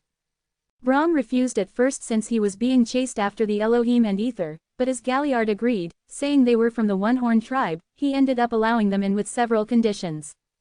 They couldn't be loud, and they were not even allowed to go near the farm. And if the Elohim found them, they had to help. Most players would have ran away after hearing the name, Elohim, but the siblings quickly agreed to the conditions without any hesitation. The One-Horn tribe, who even fought against Red Dragon, had nothing to fear from the Elohim. The same went for the Fant siblings. You know, Sesha might have been lonely. Didn't she spend too much time disconnected from the world? So keep that in mind. Brahm tightly closed his mouth. There was nothing he could say here. Galliard might be right. It was true that Sesha was laughing a lot more than she usually did. The first time she laughed like that was probably when Galliard came. It was a laugh that she didn't show Brahm often. Maybe. It occurred to him that he made Sesha more lonely while thinking that he was doing it for her. Kane, I have something to say, so come here. Yi and Wu, who was watching Sesha, Adora, and Fant play together, turned his head towards Brahm. A funny situation had just occurred because the three were playing hide and seek, and Fant had been caught by Sesha because he was so big. Yi and Wu brushed his bottom off and stood up. He told Adora that he would leave for a moment, and headed behind the cottage following Brahm. Adora wasn't able to take her eyes off of Yi and Wu as he walked away. She narrowed her eyes like she didn't like something, and sighed. It was a deep sigh. She felt this every time she looked at Yi and Wu, but he was always the same. It would have been nice if he said he was glad to see her, or say that he missed them. He was someone that you couldn't expect such things from. As Adora shook her head to look where Fant and Sesha was, she was surprised because Sesha suddenly jumped out. She folded her thoughts and smiled again. What's wrong? Adora, do you like Kane? It was a sudden question. Adora's eyes widened, and she faintly smiled. Why do you think that? Your eyes never left Kane. Adora unintentionally coughed. It seemed that her emotions were so plain that even a young child like this could see them. But she still had her pride as a woman. Just when she was thinking that she shouldn't make it obvious, her expression turned strange at what Sesha said. Hee, should I help you? While Sesha and Adora were talking about this and that, Yi and Wu was speaking with Brahm and Galliard. They seemed quite serious when they called Yi and Wu over, so he thought it was something important. He was right. You know that the transmutation circle and the barrier are almost finished, right? Yes. Yi and Wu nodded his head. Of course he knew, since he was Brahm's only assistant for the last month. Galliard didn't know any magic other than spirit magic, and Sesha said that things like this were boring. Only Yi and Wu had taken interest. After he found the way to complete the Philosopher's Stone, Yi and Wu spent his nights trying to understand the Emerald Tablet, and used those results to set up a transmutation circle. Although it had only been a month, Yi and Wu's knowledge about magic had become a lot deeper. The biggest trait of alchemy is how it is made. Since runes can be created with this, too. With Boo and Rebecca's help, he had engraved more runes on his bones. The proficiency of his magic equip had also increased quite a bit. But his biggest achievement was that he found a way to finish the Philosopher's Stone. Since the materials he needed were inside Intrenian, he was trying things one by one. Of course, the most important material was the source of magic power. Thankfully, there's no news that Ether or the Elohim have appeared nearby. They're probably still looking for us, but when the barrier's finished, they won't be able to get to us easily. If the illusionary world was finished, this location would completely become Brahm's territory. That meant that he could set up his holy territory. Although it was limited, the god Brahma would be able to use his godly powers. If that happened, even the Elohim wouldn't be able to beat him, unless their leader, one of the 9 kings, worked with them. So leave this place to us, and come back after you organize what you need to. When the transmutation circle is finished, we'll be ridiculously busy again. Yi and Wu's eyes slightly became bigger. Brahm hadn't said it directly, but he meant that Yi and Wu should take a break. Galliard smirked and told Brahm off. You can just simply say you're giving him a vacation. Why are you building it up so much? Brahm crossed his arms and didn't say anything. Ah, you're embarrassed. Shut up. Yi and Wu lightly laughed, seeing the two argue unlike their ages. Brahm stood up like he no longer wanted to be a part of this conversation. Galliard shook his head at his untruthful friend and spoke to Yi and Wu. He's someone who can't be genuine, so be understanding. Like he said, we'll focus on summoning demons when the transmutation circle is ready. Go take care of whatever you've been pushing back. And rest with your friends. Yi and Wu nodded his head. He had been wondering when he should go to De Roy Lake. It worked out well. But he also thought that it would be dangerous if the Elohim suddenly showed up while he wasn't around and the barrier was unfinished. What should I do? He contemplated for a moment, and something came to him. Brahm, Galliard, what's wrong? Did you have more to say? Seeing the two tilt their head, Yi and Wu lightly grinned under his mask. Since we're summoning a demon, why don't we take care of the Elohim while we're at it? I have a good idea. So are you saying you want to run a raid together? It's fine if you don't want to. Hee. No way. I was starting to get bored here now, so it worked out. Fant responded excitedly at what Yi and Wu said and stood up. It was fun playing with Sesha, but jumping into a bloody battle was more his style. And because he didn't have a need to fight when he was with Yi and Wu, because Yi and Wu took care of everything, he was even more excited. He was sometimes jealous of Yi and Wu's growth, but it was true that Yi and Wu motivated him to work harder, so he wanted to check how much stronger Yi and Wu was. Also, with Yi and Wu being tied for first place on the 21st floor with Alpharon left the One-Horn tribe in an uproar. It was because Yi and Wu had done something that the Martial King hadn't been able to do in his younger days. He didn't express much in front of Fant and Adora, but the Martial King had probably felt wronged at the time. When Fant heard the news, he felt relieved, but he also felt the desire to fight. The goal that he wanted to reach, the person he wanted to defeat one day was Yi and Wu. He needed to be continually stimulated, and train himself. Yi and Wu lightly laughed seeing Fant being competitive, and asked Fant a question seeing Adora's upset face. Why is Adora like that? Fant giggled like it was hilarious. It's because she was hit from somewhere completely unexpected. Things happened. Anyway, you must be happy you're so popular. Hee. Yi and Wu looked at Sesha sleeping on the bench, and sighed when he realized what might have happened. There were times when Sesha said things that were surprising for her age. Adora had probably heard something from Sesha. At times like these, it was better for his mental health to pretend like he didn't know anything. He took Sesha to her room and told Adora that he was going to leave. Adora quickly brightened up again and said that she would follow Yi and Wu. And so the party was decided. Yi and Wu let Brahm and Galliard know that he was going to leave and stepped out of the barrier. He had been breathing in fresh air under a clear blue sky, so it felt awkward in the heavy atmosphere under the red sky. Yi and Wu circulated his magic circuit to adjust his condition and made his magic armor into the form of a plated armor. He moved Vigrid from his back to his belt and put a shield on his back instead. As a piece of head armor was created, it wrapped around his entire face. His face was completely obscured from vision now. Because it was black, it fit the overall atmosphere of the 23rd floor. Huh, why are you doing that? I don't want to be involved with annoying things. Oh, it's because you don't want people attacking you. Hee hee, are you saying you're famous now?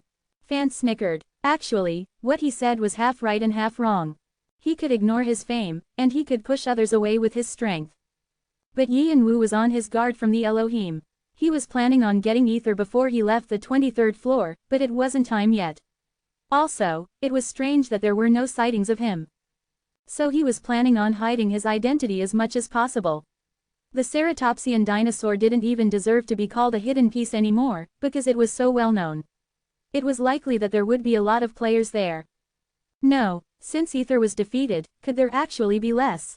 As he organized his thoughts, the three headed towards the lake. Then let's go to finish cleaning up. After they sent Yi and Wu off, Galliard lightly twisted his neck to stretch. As he did, he saw Brahm deep in thought. What are you thinking about so hard? Nah, I just think that he's more interesting the more you think about him. I guess, that makes sense. Since when I first met that child, I was the same. Brahm was thinking of what Yi and Wu suggested before he left. Taking care of the Elohim. How? At Brahm's question, Yi and Wu had answered like this. They're probably getting a trap ready for us. Then we have to turn the tables. We can give them as food to the demons. The strategy was simple and efficient. And he especially liked that the guys like Ether would be given as dessert to the demons. People in the Elohim were usually those with godly blood. Because of that, they had holy power, even though it was only a little bit. Brahm had been wondering how to lure the demons in, and this was perfect. Like this, there were times when Yi and Wu thought of things that he never imagined before. He had received quite a lot of help when he was making the transmutation circle as well.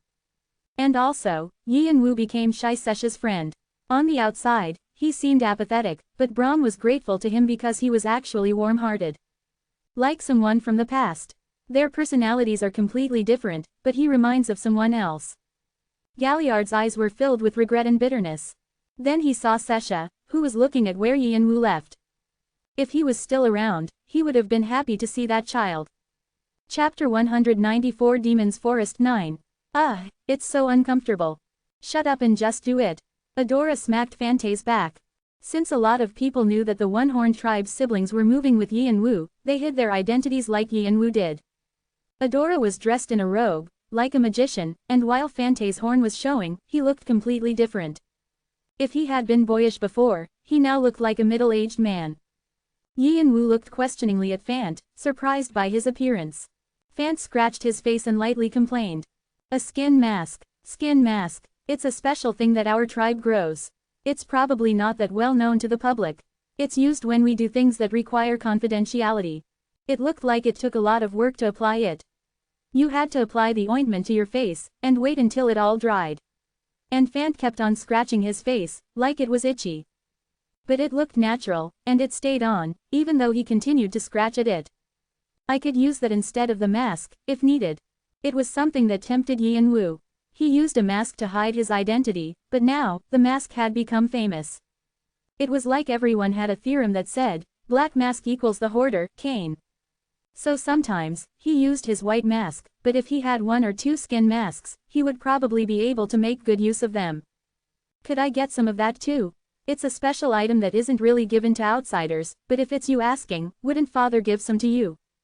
Yi and Wu nodded, noting that he should ask the Martial King someday. Anyway, Fant frowned, looking at the bustling lake.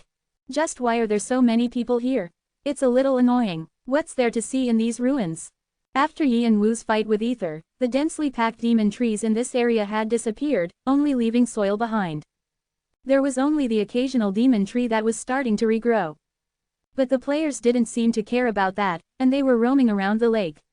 Among them, there were a few who were having a battle of wits. It's probably because they're trying to extract the dinosaur.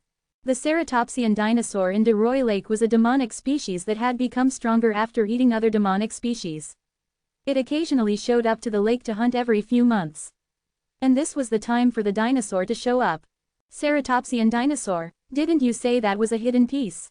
Didn't I say it should be embarrassed to call itself a hidden piece now?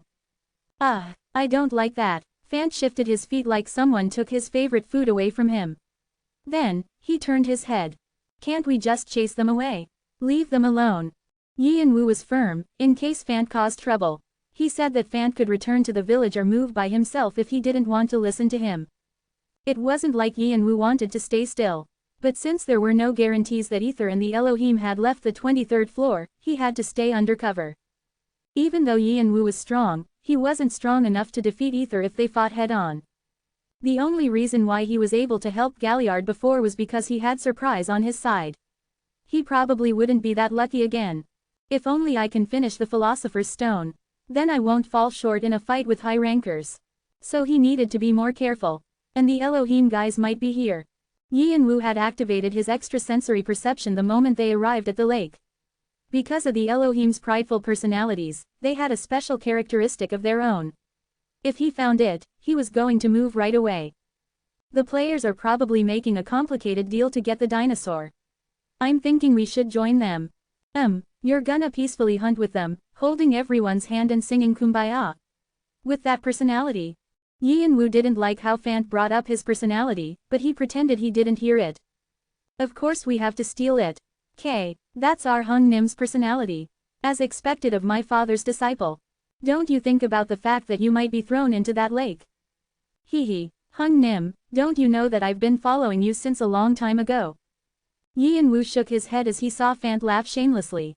It seemed like he was becoming even more sly as time went on.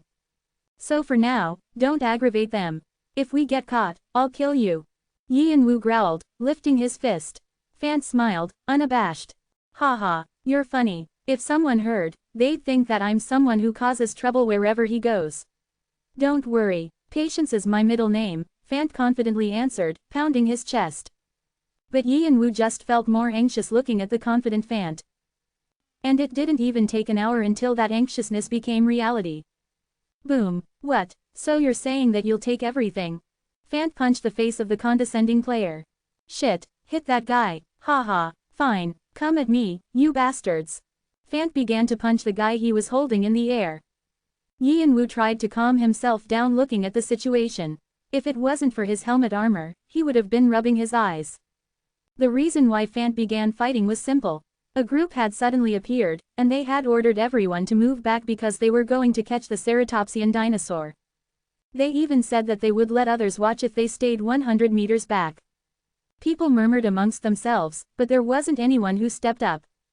Among the group, there was a rancor. The venomized snake, Lao. It was a nickname that stemmed from how he moved smoothly like a snake to poison his enemies with ice poison. Also, there were rumors that one of the 8 clans, Bloodland, had their eye on him, so no one could step up easily. He hadn't spoken a single word since the group arrived, but everyone thought that Bloodland had already come here. Soon, players from Bloodland would probably arrive as well. Eventually, the other players turned back before the Bloodland players could arrive. However, Fant wasn't one to stay still. Befitting of his personality that had to punch someone if they were in his way, he had punched the face of the person who was aggravating them. Strike the first blow, that was the saying that Fant liked the most. So of course there would be a fight. The players ran at Fant, screaming. But Fant clenched his fists and beat them up, like he was welcoming them. He must have gotten stronger because every time he threw a punch, a powerful lightning flashed out from his fist. Adora gripped her forehead with her hand. She had seen this scene too many times as they climbed the tower, so she was sick of it now. Did that guy have a disease for fighting? Fant was wrong when he said that Yi and Wu had the Martial King's personality. The elders had said that out of all the Martial King's children, the person most similar to the young Mariel King was Fant. Adora turned back to look at Yi and Wu. She spoke in a concerned voice. Oriboni, no, wait, Yi and Wu cut Adora off before she said that they should stop him. He had considered if he should stop Fant when he had started to fight, but he thought that it had actually worked out for the better. Bloodland, I never would have imagined they were going to come here. Bloodland consists of people who call themselves a country. They don't have any people who say they're the last successors of the destroyed world, nor do they have any territory, but they live with the resolve that they'll find their lost land. What Bloodland wanted was simple.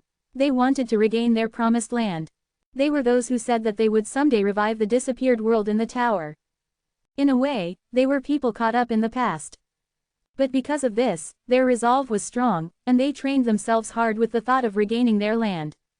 And they were extremely organized as a clan, so no one wanted to be involved with them. Such a group of people had suddenly appeared in this place. Bloodland and the Elohim appearing on the 23rd floor. And during this time, coincidentally, nonsense. Even if the ceratopsian dinosaur was famous, Bloodland wouldn't have sent a ranker to care of it. But since they had come, it's probably related to the Elohim, or Brahm, or to scout me. Now, not only did he have to hide from the Elohim, he also had to find out what Bloodland was trying to do. So he was planning on deciding what to do based on their reaction to Fante's fight. And maybe, something amusing will happen. The Elohim and Bloodland on the 23rd floor. They were the clans with most pride. The problem is that I don't know what that ranker named Lao is thinking. Even though his subordinates were moving further away from him, Lao was just sitting there. Those who couldn't bring themselves to fight Fant peeked at Lao. They had desperate eyes requesting for help. But Lao just sat there apathetically. He didn't seem like he was going to join. He just indifferently looked at the situation. Boom. And when the last guy that ran at Fant was blown away with broken arms, no one was able to fight Fant. Crunch. Crack. What's this? This is it. You were so confident earlier, and now you're not even making a peep. Fant rolled up his lips and spoke coldly. As he walked confidently forward, the players who had been wary of him stepped back. Tens of players were all scared because of this one player's aura. All of their faces were red. Then, a relatively brave guy spoke up. His legs were shaking. You bastard. Do you think you'll be safe after touching us? Fant scoffed. And if I'm not safe? We have the Bloodland behind us. Oh really? Ah. That's scary. But what should I do? As you can see, I have the one-horned tribe behind me. Since you touched me, is all that's left now war between the tribe and Bloodland. Even though his face was hidden with the skin mask, his horn wasn't hidden. Heek. The guy he had been screaming collapsed to the floor. His pants were wet. Fantasced. He didn't know what they were trying to do if they became scared from just this threat. Well, if you're not coming, lightning sparked from his fists. I'll go. Fant began to move again. When the players' expressions all paled, Lao, who had been sitting still, suddenly stood up. Fant laughed. Oh, is the leader finally coming? I was thinking that it would be fun to fight with a ranker. Huh. But Lao swished past Fant and suddenly stopped in front of Yi and Wu. They met eyes. Yi and Wu had a strange look in his eyes. I think this is enough. How about we stop this now? At the same time, the open speaking that he only allowed Yi and Wu to hear entered his consciousness. Chapter 195 Demon's Forest 10. Under the mask, Yi and Wu's face stiffened. He was able to recognize him. After Yi and Wu clashed with Ether and the others, he had quickly hidden his location. But if the Bloodland knew that he was here, it was likely that they knew that Brahm and he had met somewhere else as well. Was that how much attention was on Brahm? Or him? It might be both, but all that aside, he didn't think it was enough for them to recognize it was him, even with his identity hidden. Unless there was a spy. Or had they been observing him from near the illusionary world? If that was true, they had passed by this extrasensory perception, so he had to be even more careful. Lao quickly added on, as if trying to stop Yi and Wu from suspecting them. The fact that you're here isn't known by many, so you don't have to worry. No, just by the fact that they knew he was here, he had to be careful. But you should know how many people are watching out for you. And since you're with Brahm, who's at the center of attention as well, there's only going to be more people looking for you. Yi and Wu's eyes widened. Of course, there was no way that only the Elohim knew that Sesha was with Brahm. The Elohim might have found out first, but as Cheonwado fell, leading to the imbalance of the 8 large clans, the clans wouldn't miss what other clans did. The 8 clans are involved in this more than I thought. That was what I missed. Lao continued to speak. Since she's the last dragon human, there's a lot of attention on her. Except for Red Dragon, everything will be focused on her. Opening square bracket .. Closing square bracket. We just weren't able to act because the Elohim was at the front. But then we coincidentally found out that you were involved in this. Yian-Wu wrinkled his forehead. How many clans know that I'm with Brahm? I'm not sure. Everyone's busy trying to hide like rats, so I can't tell. I can't say that there aren't any. Yian-Wu shut his mouth. That meant that everyone who would know, knew. And even if they didn't, they would find out. My record from the 21st floor was too much. He had expected this when he decided to take first place on the 21st floor. But he still thought that the 8 large clans wouldn't be interested because it happened on a lower floor. It seemed like things were worse than he thought. I'll have to be especially careful in the future. Yian-Wu admitted that he had been a bit too relaxed. He had begun to receive attention when he helped Galliard. Even though Ether was too proud to say what had happened, the act was bound to be found out. He thought that maybe he should have hidden his identity back then, but it wouldn't have been easy to hide his identity so quickly. Even if he did, they would have figured it out eventually. However, even if this was the case, he couldn't stand out more. He would be suspected. Until he was stronger, he had to avoid suspicion. But since I'm involved with Brahm, I won't be able to completely avoid the attention. It's a mess. Yian-Wu's head spun complicatedly. He was thinking of what he could do. In the end, he only came to one conclusion. I can't continue to hide anyway. He released the magic armor around his body. The plated armor disappeared, and the black clothes that signified Yian-Wu appeared. Fant and Adora looked back at his sudden change. Oriboni, there's no need to make things so complicated. Fant scowled at what Yian-Wu said. Sheesh, I went through hell putting this on. He scratched his face furiously and threw the mask to the floor. Adora realized what was going on and took off her magician's robe. The horn in her beautiful purple eyes were revealed. Lao's eyes widened, not expecting Yian-Wu to reveal himself so easily, and he grinned, clapping.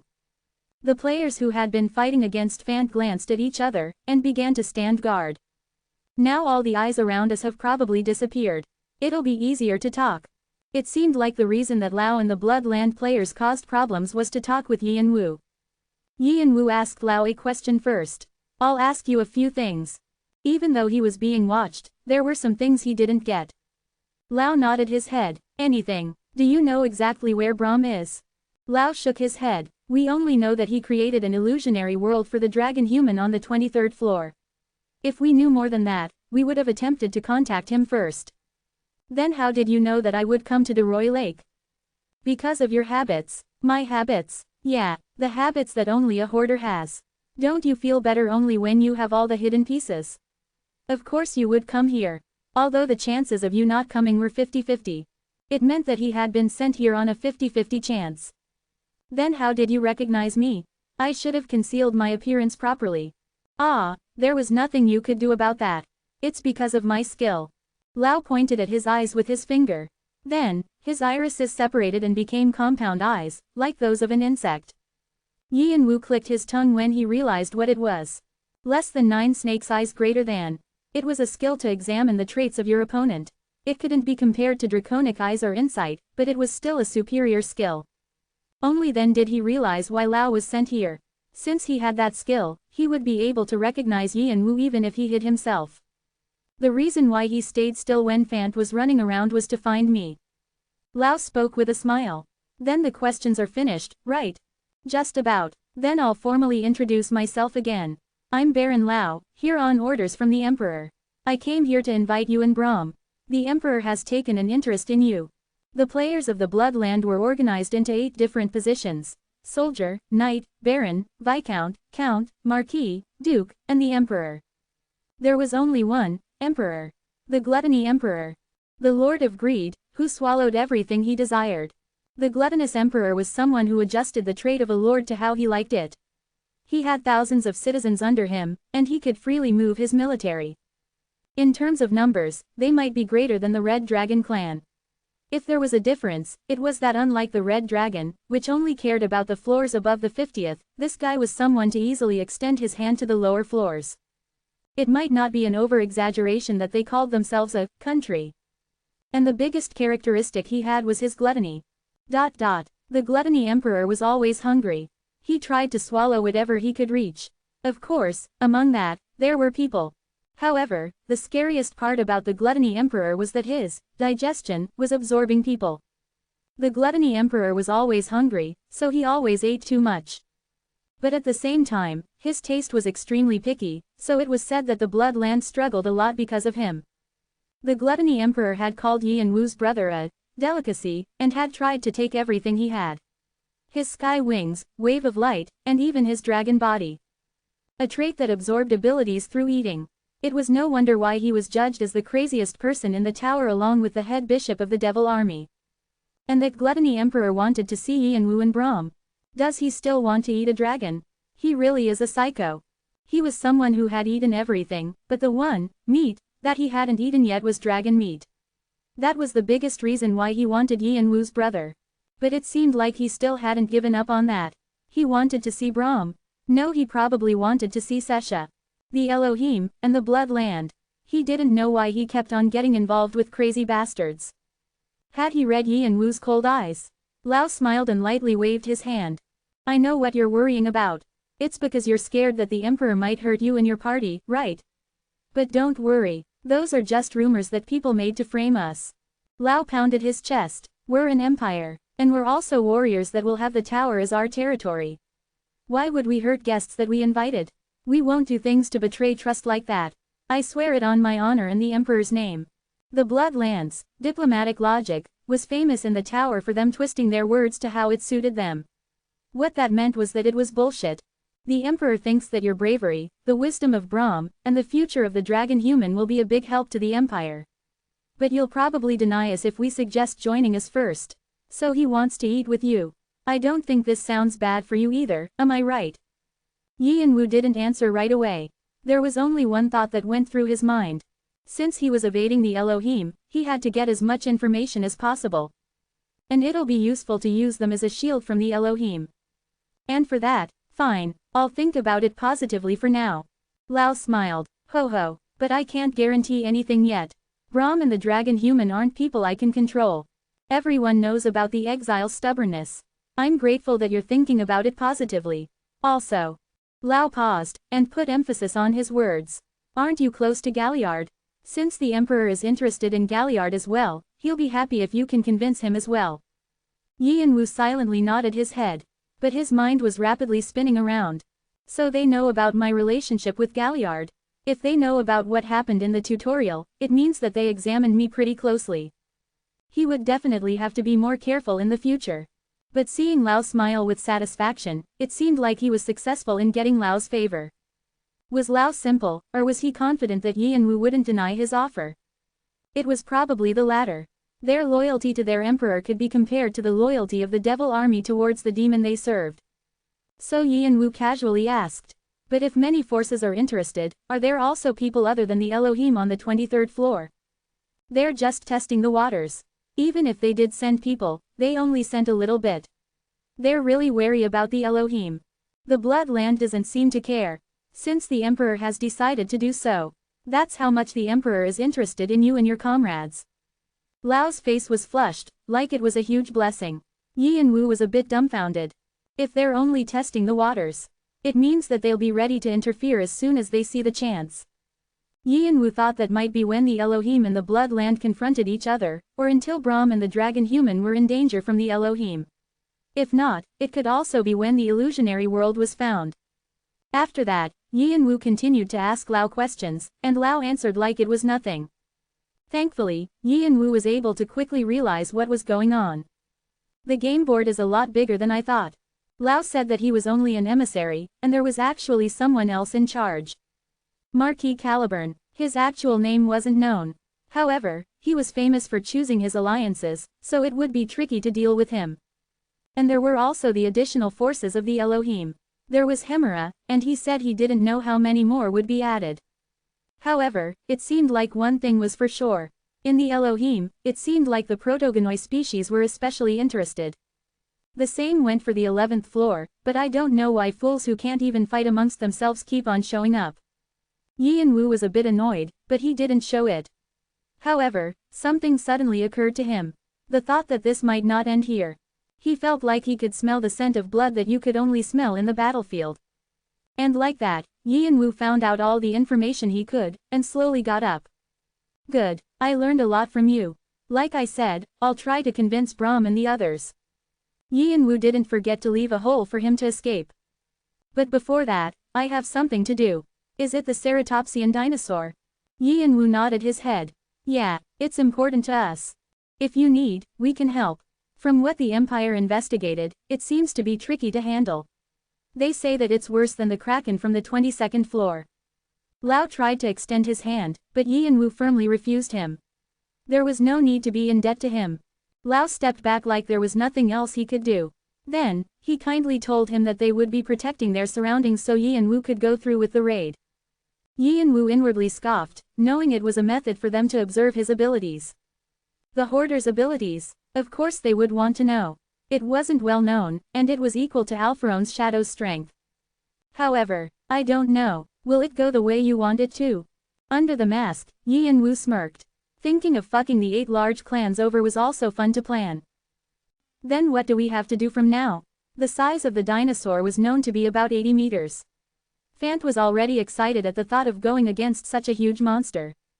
In reply to Fant, it's simple, Yi and Wu grinned. Just be eaten, huh? Chapter 196 Demon's Forest 11. It's coming. Fant and Adora reacted first to Yi and Wu's words. While they had been checking their equipment, they quickly got up at what he said.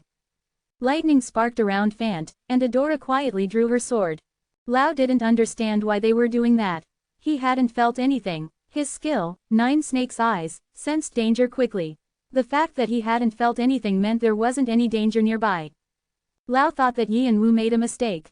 The ceratopsian dinosaur was as powerful, no, stronger, than the Kraken. Even if Yi and Wu was the Hoarder, this was a monster that all players would be nervous for. There were rumors that Yi and Wu caught the Kraken on the 22th floor through solo playing, but the Bloodland thought this was just a rumor.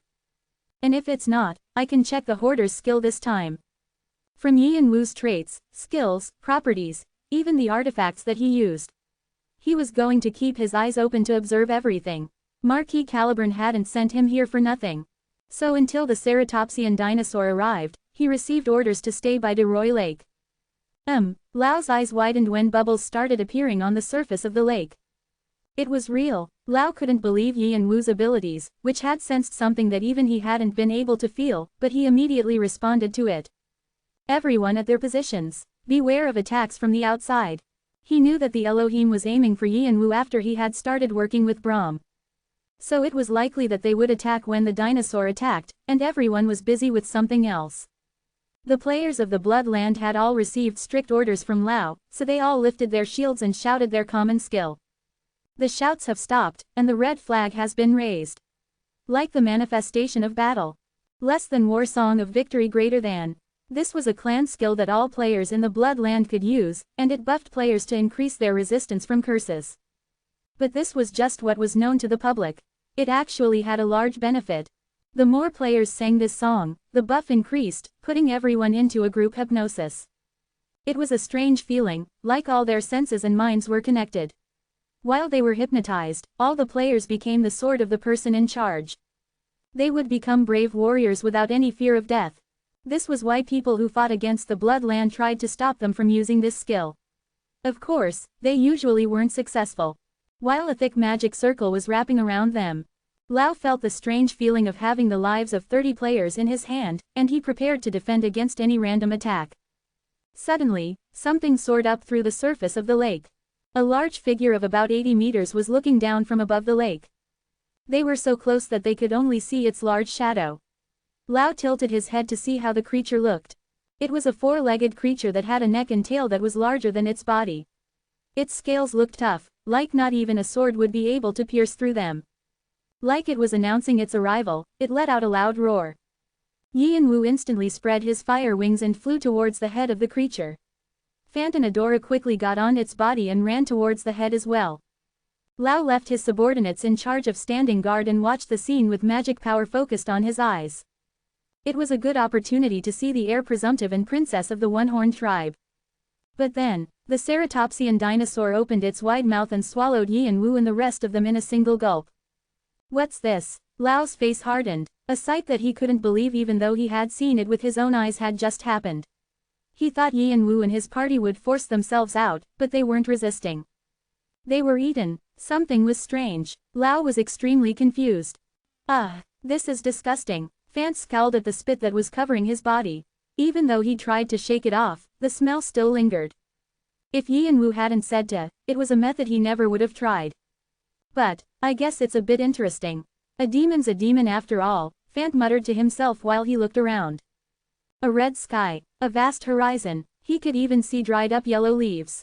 He would never have imagined this was the stomach of the ceratopsian dinosaur. At first, when Yian-Wu said to be eaten by the dinosaur, he thought Yian-Wu was joking. Who would intentionally be eaten during a raid? You could enter the monster's stomach and swing your sword around, but no one would use that stupid method. Before you entered the stomach, you would probably be crushed by the teeth, or melt from the digestive enzymes. However, Yian-Wu said to be eaten with a serious voice. They could get him using the normal method, but then, they would lose the most important section. So Fant had asked, just what was that important section? And Yian-Wu had answered like this. Its magic core. The magic core was usually the heart or the needin. But from what Fant knew, the ceratopsian dinosaur's heart would come out if you slit its neck. Yian-Wu said that wasn't right. There are 5 organs that you can call the ceratopsian dinosaur's heart. But there's only one that you can get from the outside. To get the other 4, you have to enter its mind. It was a hidden piece within a hidden piece. That was what Yian-Wu said. So he had trusted him to come inside, and it seemed like Yian-Wu was right. 5. They said that ceratopsian dinosaurs were in the process of turning into a demon from a demonic species. If so, it made sense that its inside would be composed of a complex consciousness. Is it something like an illusionary world? Fant became nervous thinking of the illusionary world that Brahm made. In an illusionary world, the creator was the king. The penalty of intruders would be extreme. Of course, since there was a difference in its complexity, this probably couldn't be called an actual illusionary world. But it was safe to call this a vestige space. This wasn't a difficulty that could be cleared with just 3 people. Thinking that he had to stay alert, Fant lightly slapped his cheeks and looked around. Although a lot of time had passed, he was the only person here. But where is that guy? He couldn't have gone the wrong way towards the stomach with Adora. Why are you muttering to yourself like a mad person? At that moment, Yian-Wu lightly landed next to him. There was a heat around him as his fire wings disappeared. Adora was sticking right by his side. She looked like she was so happy she could die. You're here, why are you like that? Adora slightly frowned at Fant, who was smirking. What's with that nauseating face? Nothing, I was just thinking that you should have gone to the stomach instead. Adora mouthed the words, you wanna die? Behind Yian-Wu, her fist raised. Of course, Fant pretended like he hadn't seen anything and looked back at Yian-Wu. Yian-Wu had something that was about the size of someone's head in his head. Like he had ripped it off of somewhere, there were things like cells stuck all over it. But what's that in your hand? A heart. No, wait, it hasn't even been that long since we came in here. Fant shook his head from side to side. This guy was more outstanding the more you watched him. He had been gathering his wits when he first came in here, but it seemed like Yian-Wu had already taken care of one of them. Yian-Wu threw the magic core like it was nothing on the floor. Only then did a message pop up. You have discovered the heart core. Hidden quest ceratopsian monster annihilation. Summary. After an adventurer studied De Roy Lake for a long time, they were able to find that occasionally, there were demonic species that battled each other to determine their hierarchy. The demonic species that come here during this time are all predators of the forest, and they eat each other until only one of them is left. And the demonic species that survives becomes a step closer to becoming a demon. It absorbs the energy of the lake to change into a ceratopsian dinosaur. It is so tough that even if it loses a heart, it can regenerate itself. To completely get rid of this creature, a lot of effort is needed. But you have jumped into the consciousness of the dinosaur with much bravery. From now on, avoid the attacks of the consciousness while looking for the rest of the hearts. Only after you find all 5 of them can you escape this area. If you fail, you will be trapped in here forever, and be absorbed by the dinosaur. Qualification to participate. De Roy Lake Visitor, participator in Ceratopsian Dinosaur Raid. Time limit, 5 hours. Rewards, Heart of Ceratopsian Dinosaur 5. Horn and Leather, Adventurer, De Roy's, Records Plus. Hearts found currently, 1/5. The adventurer De Roy was famous for being one of the very first players and the one to find the secret of the 23rd floor. He was also the person who created, demonic studies, having found the relationship between demonic species and demons.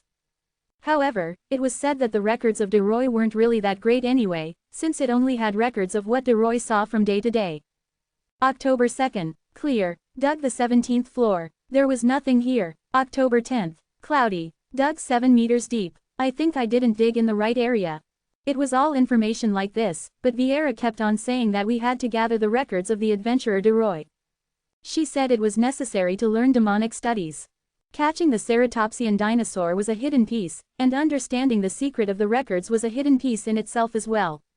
His brother had received help from Vieira Dune to learn about demonic studies. It was a chance to contact demons and learn new magic. Normally, de Roy liked magic studies, but he had problems with the magic tower, and his studies were taken from him. Even though they took them, the records that he had were more detailed. Thinking of learning magic from a dragon and a demon at the same time, he's my brother but he's crazy. And the demon that his brother had met was an incredible one. The Grand Duke of the East, Agaras. He was one of the demons who were the 4 pillars of demonic society. The society was better known as Solomon's 72 demons, and Devil King Agaras was ranked second out of all of them. Because his brother has been cherished by the ancient dragon Kalitas and the Grand Duke Agaras, it was no wonder he was able to grow so fast. Of course, Yin Wu didn't plan on actually making a contract with a demon just because he learned demonic studies. Demonic studies wasn't just about dealing your soul away to a demon. Rather, there were a lot of methods around it. His brother had also done this. He borrowed the strength of Agaras, but he didn't actually have a contract with him. Like him, Yin Wu was planning on using demonic studies in a different way. After Sesha becomes healthy again, and the newly caught demon can be used to complete the Philosopher's Stone, I can use it then. Since he had Brahm's transmutation circle, Yin Wu was already thinking about completing the Philosopher's Stone. And the answer to this was demonic studies. Of course, it might not all go as Yin Wu planned. Unless the demons were fools, they would know that Brahm was coming after them. But Brahm has expected that and planned out several different strategies, and Yin Wu had helped him while supporting him to set the transmutation circle up. He deserved to take something away from it. Also, Yin Wu and Brahm were confident that they could catch a demon. And once they did, getting the Devil's Blessing and de Roy's records were a must. New demonic species are appearing. Warning: survive from the monster rush. Then, with a new message, a black wave started to come from far away. Kiak. It was a demonic species army made up of hundreds, even thousands. They were all rushing over to eat Yin Wu's party. Fant and Adora seemed nervous seeing their number. But Yin Wu had an easy way to get rid of them. He spread out his left hand. Batory's vampiric sword revealed itself with its teeth bared like it was hungry. Clack, clack, swallow. Yin Wu put his left hand to the floor. Then, the teeth suddenly sunk into the ground and attempted an energy drain. The world shook. Chapter 197 Demons Forest 12. The vestige space started to shake. Fant and Adora crouched down to catch their balance. I said to let us know before you do things like this. Fant barely stopped himself from falling and shouted at Yin Wu with an upset voice. But when he saw Yin Wu, his eyes filled with shock. As the entire world was shaking, it was bending towards Yin Wu. Watching the space gather to one place was truly frightening. And amidst all that, there were thousands of demonic species that were running at them. Kia AACCKKKK. They were stretched like rubber and sucked into Yin Wu's left palm. It was Batory's vampiric sword. It was fitting of a skill that absorbed all types of energy. Messages continued to pop up for Yin Wu. You have absorbed demonic species 91. You have absorbed demonic species 1021. You are rapidly sucking up the ceratopsian dinosaur's consciousness. Strength has increased by 2. Dexterity has increased by 1. The ceratopsian dinosaur of de Roy Lake attempts the curse, hypnosis. Your cold-blooded skill vanquishes it. The ceratopsian dinosaur of de Roy Lake attempts the curse, confusion. From the ceratopsian dinosaur's view, it might have been thinking about what a pleasant surprise Yin Wu was when he entered its stomach. Since it was a creature that wasn't used to its physical body yet, it would be stronger in the vestige space. That was also the reason why the hardcores were all in here. So the ceratopsian dinosaur had been planning on using the demonic species it had absorbed so far to absorb them. However, this was a mistake on its part because it didn't know Yin Wu yet. Yin Wu had the cold-blooded trait, which allowed an incredible immunity from mental attacks, and he also had a skill that he could use to fight back. The ceratopsian dinosaur had basically revealed its own weakness. Even though it shook its body and continued to spew curses, Vatori's vampiric sword didn't let go of its prey. Like it was trying to end the dinosaur's shaking body's life faster, it dug its teeth deeper and greedily gobbled things up. Fant and Adora looked blankly at the sight for a moment. They felt that it was completely abnormal for an 80-meter-long creature to be so easily defeated. Then, Yin Wu sent out his open speaking. His actual voice wouldn't be able to be heard because the cries of the ceratopsian dinosaur were so loud. Focus on what's in front of you. What you have to do from now on is important. Fant and Adora snapped to attention and started to focus on what was in front of Yin Wu. In the bending space, 2 lights were soaring up. You'll see 2 points in front. That's where the heart of the creature is, so retrieve it. However, there might be traps, so be careful. Fant and Adora's eyes sparkled. Yin Wu had been doing everything, so they wondered if it had been necessary for them to come with him. But it seemed like Yin Wu's strategy was for them to retrieve the hearts while he was holding the vestige space. Leave it to me, I'll neatly bring all of them. Fant pounded his chest with an amused face and moved towards the heart. Adora moved in the opposite direction. Pat, a few demonic species in the unbent space ran at them. Hey, move, you pieces of trash. Rumble. Fant unleashed his full lightning for the first time in a long while and shot forward. The demonic species were all flicked to the side with the smell of something burning. Adora brought her sword down powerfully. It was Dantian, of 8 extreme fists. Because she had trained with this from when she was young, she was a master in the sword. Then, Shannon and Hanryong appeared from behind Yin Wu. Can't you leave things like this to us? I don't think you have to bring those 2 in. Hanryong nodded like he agreed with what Shannon said. The Yin Wu they had seen until now wasn't exactly the most generous person. Even if someone was close to him, he hoarded all the hidden pieces for himself. He sometimes gave it to them, but since they were bound to Yin Wu, it was all basically for Yin Wu to get stronger in the end.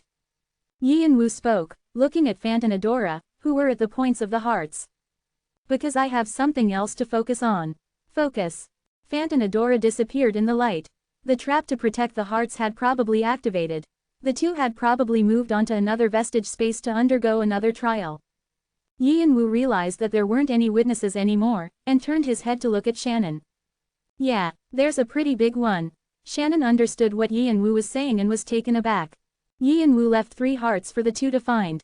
Since he had already found one, there was one left.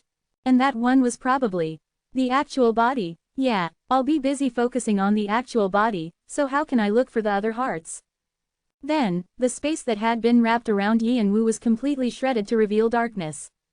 Yin Wu, Shannon, and Hanryong all unwittingly looked down. A dark and depressing atmosphere was floating up from the ground. It was an intense vestige that wasn't comparable to before. Yin Wu forcefully pushed the curse that was piercing his brain away. 2 lines were drawn in the darkness, and opened into a large hole. A large eyeball rolled to look at Yin Wu. It was filled with fury. He could feel its hunger and desire to eat him. That was the actual body of the demonic being that dreamed of evolving in the shell of a ceratopsian dinosaur. The ceratopsian dinosaur of DeRoy Lake became so famous that everyone knew about it. And hunting the creature that appeared periodically became a tradition. But did they know, the ceratopsian dinosaur that they had all caught was actually the one and the same. The ceratopsian dinosaur was an image that a demonic species presented. Even if it was caught, it only lost a heart. As long as its actual body was left, it could make another heart and regenerate. What the players had caught so far was only a small piece of it. However, his brother had learned this with Viera Dune's help, and was able to put the devil's blessing in his hand. And now, years after that had happened, the new actual body was exuding an energy fiercer than the one that his brother had caught. Is it because of the guys who died from the explosion before? Since this was a creature that swallowed the remnants of demonic species, it might have swallowed the demonic species when his wave of fire and the holy punishment of light clashed. Or it might have been the influence of Brahm nearby. One thing that was for sure was that it was a pretty strong fellow. A satisfied smile grew on Yin Wu's face. The creature must have been mad at being woken up from its sleep because it spoke in a boiling voice and glared at Yin Wu. Who are you? It growled like it was going to eat Yin Wu. But to Yin Wu, it just seemed like it was throwing a tantrum. Territory announcement. He attempted the second step power. The dragon's energy covered the creature's head, and as Yin Wu's shadow stretched out, his monsters, Rebecca, and Boo came out. The creature exuded another burst of intense fury. It was because of its natural instinct in front of its mortal enemy, the draconic species. Yin Wu brought Vigrid down. The wave of fire flamed around him. The raid began. There were three things Yin Wu was aiming for fighting against the actual body of the ceratopsian dinosaur. The first was the Devil's Blessing, the second was de Roy's demonic studies, and the last was fighting experience with the creature, as it was similar to a demon. Of course, even though it was an actual body, it couldn't be compared to a real demon. For a demonic species to become a low demon, it had to evolve, and hone itself for a long time. So obviously, even though he fought with such a creature, it would be completely different from fighting an actual demon, but even this would be a huge help to Yin Wu. To complete the Philosopher's Stone, he had to have some experience with a demon, even though it was only a little bit. Then, something black shot out and aimed for Yin Wu. The tentacles were sturdy, having existed for hundreds of years. It was way more tenacious than the kraken's legs. And to Yin Wu's draconic eyes, it was all too clear what each of them contained. They were things that caused Yin Wu to shiver at a glance. Devil poison. I didn't think it would make something like that. Devil poison was a solution that demons released, and it was potent enough to kill an ogre with just a fistful. Also, even if you somehow endured against it, it would freeze your body, and enter your mind to make you go crazy. It was extremely tricky to get, and it was sold for astronomical prices on the market. But the ceratopsian dinosaur was releasing an immense amount of the devil poison, although it probably hadn't even been that long since it had become a dinosaur. This isn't something that was caused by just Brahm and me. It's like someone intentionally raised it too. And the biggest problem was that devil poison was especially fatal to draconic species. It was because the demons had created it to make the hunting of draconic species go easier. So Yin Wu wasn't able to easily combat the creature. He quickly spread his fire wings to move where he could. His piloting was a lot smoother than in the past. The three additional types of magic that Yin Wu had engraved for his magic equip were levitation, fly, and lift and drag control. He had intentionally carved in magic that was related to flying, and he had even made a formula so he could control his speed and resistance in the air. He had to touch a lot of the surface of his bones because of his, but the results were definite. Yin Wu avoided the attacks into areas where the tentacles couldn't attack, and spewed out his wave of fire from there. Boom, quakwong, quong. When he swung Vigrid on top of that, the tentacles were cut off and burnt one by one. Then, the creature regenerated its tentacles, and Yin Wu avoided them again. The same went for Shannon, Hanryong, and Boo and the monster army. They actually contributed more. They would hide in the shadows caused by an explosion, and appear again to cut the creature. Rebecca, especially, was doing the most. Cernunnos, light. She used the holy power of Cernunnos and her arrows spilled out. As an apostle of the god of hunting, she was skilled with multiple weapons. Every time she flicked an arrow out, light poured down like rain and pierced through its body. If there was a problem, it was that she couldn't use her holy power to the fullest because this was the creature's vestige space, but that was enough to cause damage to the ceratopsian dinosaur. Kung! The creature moved again. It was shaking in pain. Then, above its shuddering skin, a small hole opened. A human-like figure with coppery skin stood up. It didn't have a face, but Yin Wu got the impression that it was glaring at him. There were flaws along the creature's body. Magic core. It was the heart. Suddenly, a pair of wings grew from its back and a long sword appeared in its hands. And around it, there were shields like Aegis. Looks like it's copying you. It had probably realized that it would never win if this fight kept on. So it had appeared with a similar appearance as Yin Wu with similar data and fighting patterns. Shannon laughed. It was like they were on the 21st floor and saw Yin Wu's shadow. But Shannon's laughter didn't last long. Its tentacles suddenly gathered to its body and turned into things similar to Shannon and Hanryong. Even Boo, Rebecca, and the monster army were imitated. It's even copying us. I don't like that. The problem was that imitations were continually being created, like it was some kind of factory. Shannon's laughter was cut off, and annoyance was mixed in his voice. The same went for Hanryong. Rebecca nodded her head like she agreed. They were able to once again realize that this was a vestige space. The more beings like those were created, the more disadvantageous they would be. But Yin Wu thought things had worked out well. The fact that he had revealed his last heart meant that it was prepared to die. The creature was fighting like that because it knew this was the end. Sword purification. Spear of the goddess. The air was filled with emanated murderous intent towards Vigrid's enemies, and with the god's blessing of Athena, the vestige of the ceratopsian dinosaur was overpowered. A seizing of the vestige space is attempted. Resistance is extreme. Resistance is extreme. The ceratopsian dinosaur realized its mistake too late and tried to resist as much as it could, but the more it poured out vestige, the more Vigrid's fighting spirit amplified, so it couldn't stand against it. Khu! The creature cried out. You have dominated the resistance and succeeded in seizing it. You have become the new owner of the vestige area. The vestige area that had been filled with the ceratopsian dinosaur instantly fell under Yianwu's control. And, opening square bracket .. exclamation mark closing square bracket. He could feel the creature in shock. Yianwu smirked at it. Then, he licked his lips. The creature was tricky to deal with in its vestige space, but since the owner changed, it was like a fish in a barrel. Everything in here looked like a buffet to Yianwu. His eyes shined with greed. When he licked his lips, his sharp canines were visible. Now, it was time to enjoy the buffet. It wasn't that hard to seize the vestige space. Yianwu had already absorbed a part of the creature's mind with Batory's vampiric sword, so he had gotten some information, and he used the newest feature of his extrasensory perception to imitate the space. Then, he used his sword purification and spear of the goddess to amplify his fighting aura. Yianwu spread out his fire wings and soared down. Kwang! Fire spread all around them. The creatures seemed shocked that the owner of the vestige space had changed, and they seemed to think that they needed to reclaim the space as quickly as possible. But they were mistaken about something. The fact that the owner of the vestige space changed meant that they were all in Yianwu's palm. Instantly, they were hit with an intense debuff. Their movements became rough, like the gravity around them was weighing them down, and they fell into a state of confusion. Yianwu instantaneously cut them.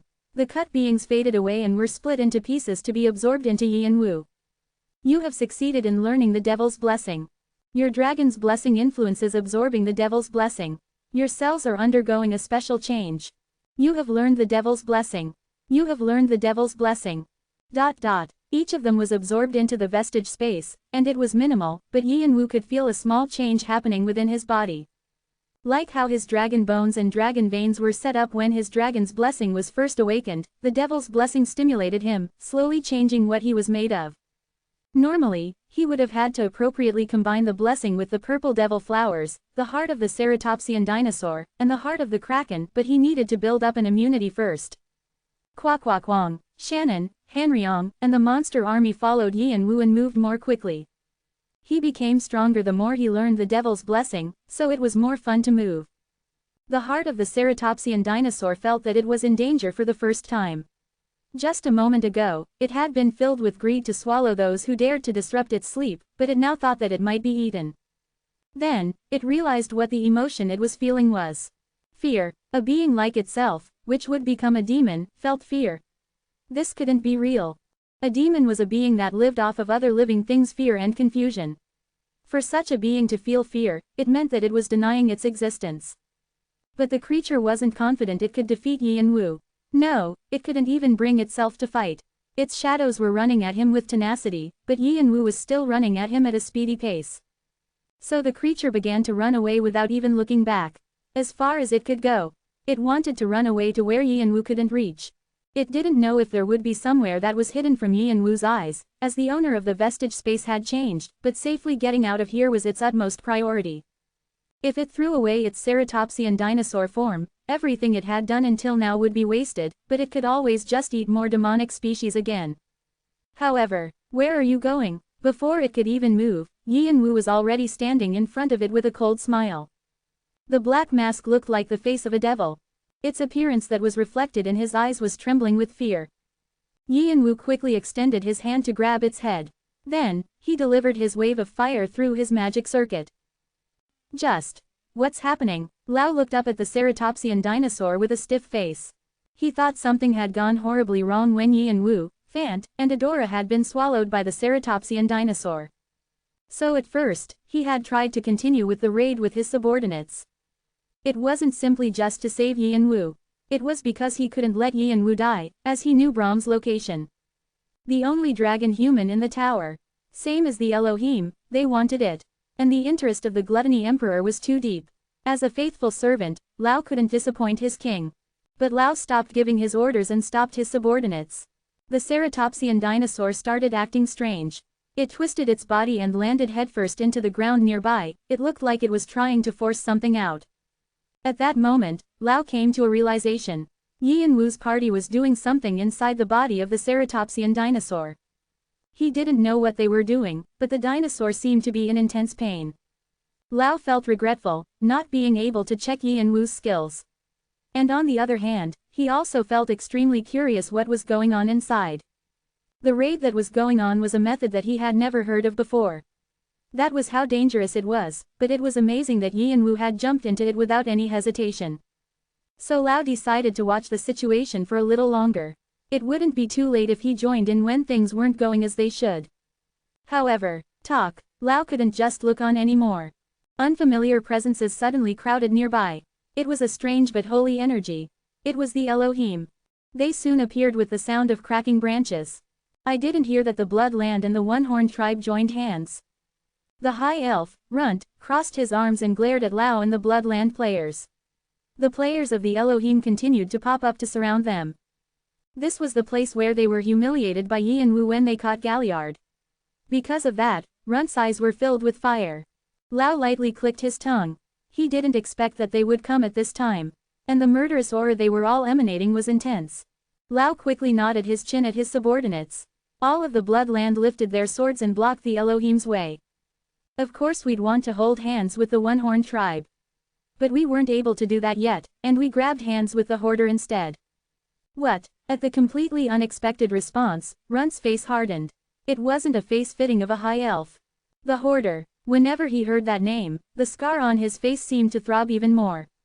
It was the injury that he received from Cain during the attack. Do you not understand what that means? Why do you think I don't understand? Lao laughed coldly. Of course, it's because you were one-sidedly defeated by him. Suddenly, a cold air started to rise around Lao, and the ground froze. An icy wind that felt like it could slice skin started to blow. Runt slammed the spear he was holding into the ground. I'm warning you again, if you don't move from there, the Elohim will hold the Bloodland responsible for this. Runt wanted to lift his spear and attack, but he was careful because it could lead to war between two large clans. So he was repeating himself several times. However, did you know, it only seemed like he was admitting that the Elohim was no match for the Bloodland players. You Elohim are super annoying, babbling on about everything. Boom, Lao hit the ground even harder. As he did, the ice split, and hundreds of icicles popped up like a thorn forest. Less than ice thorn forest greater than. It was Lao's signature skill. Runt and the rest of the Elohim players scattered to avoid the skill. And the Bloodland players followed right behind them. As they began to sing the military song of victory, magic circles appeared below their feet, and they began to move even faster. The Bloodland players displayed a violent fighting style, as if trying to show them why they were called fierce beasts. Every time they swung their swords, demon trees and icicles exploded. The Elohim players had to react to each attack. Lao also moved. He freely moved between the icy thorn forest like a snake. When he lifted his hand, everything that his ice touched froze and exploded. If you were touched with that, you would probably lose an arm or a leg. So Runt was pushed back, flinging his spear around. He held his spear with his right hand and drew a circle. The light that exploded from the blade flew at Lao. The broken pieces of ice shattered futilely. Then, Lao clasped his hands together and gathered the pieces of ice to a signal point, and drew a whirlpool. Less than ice storm greater than. It was a skill that locked your opponent in a storm of sharp ice air. Lao thought that he had caught Runt with this. There had been no one who was able to escape the ice storm safely. And so when the storm settled down, and he was about to check the corpse, Lao's eyes widened. Quote. Runt, who he thought would be bloodied, was gone.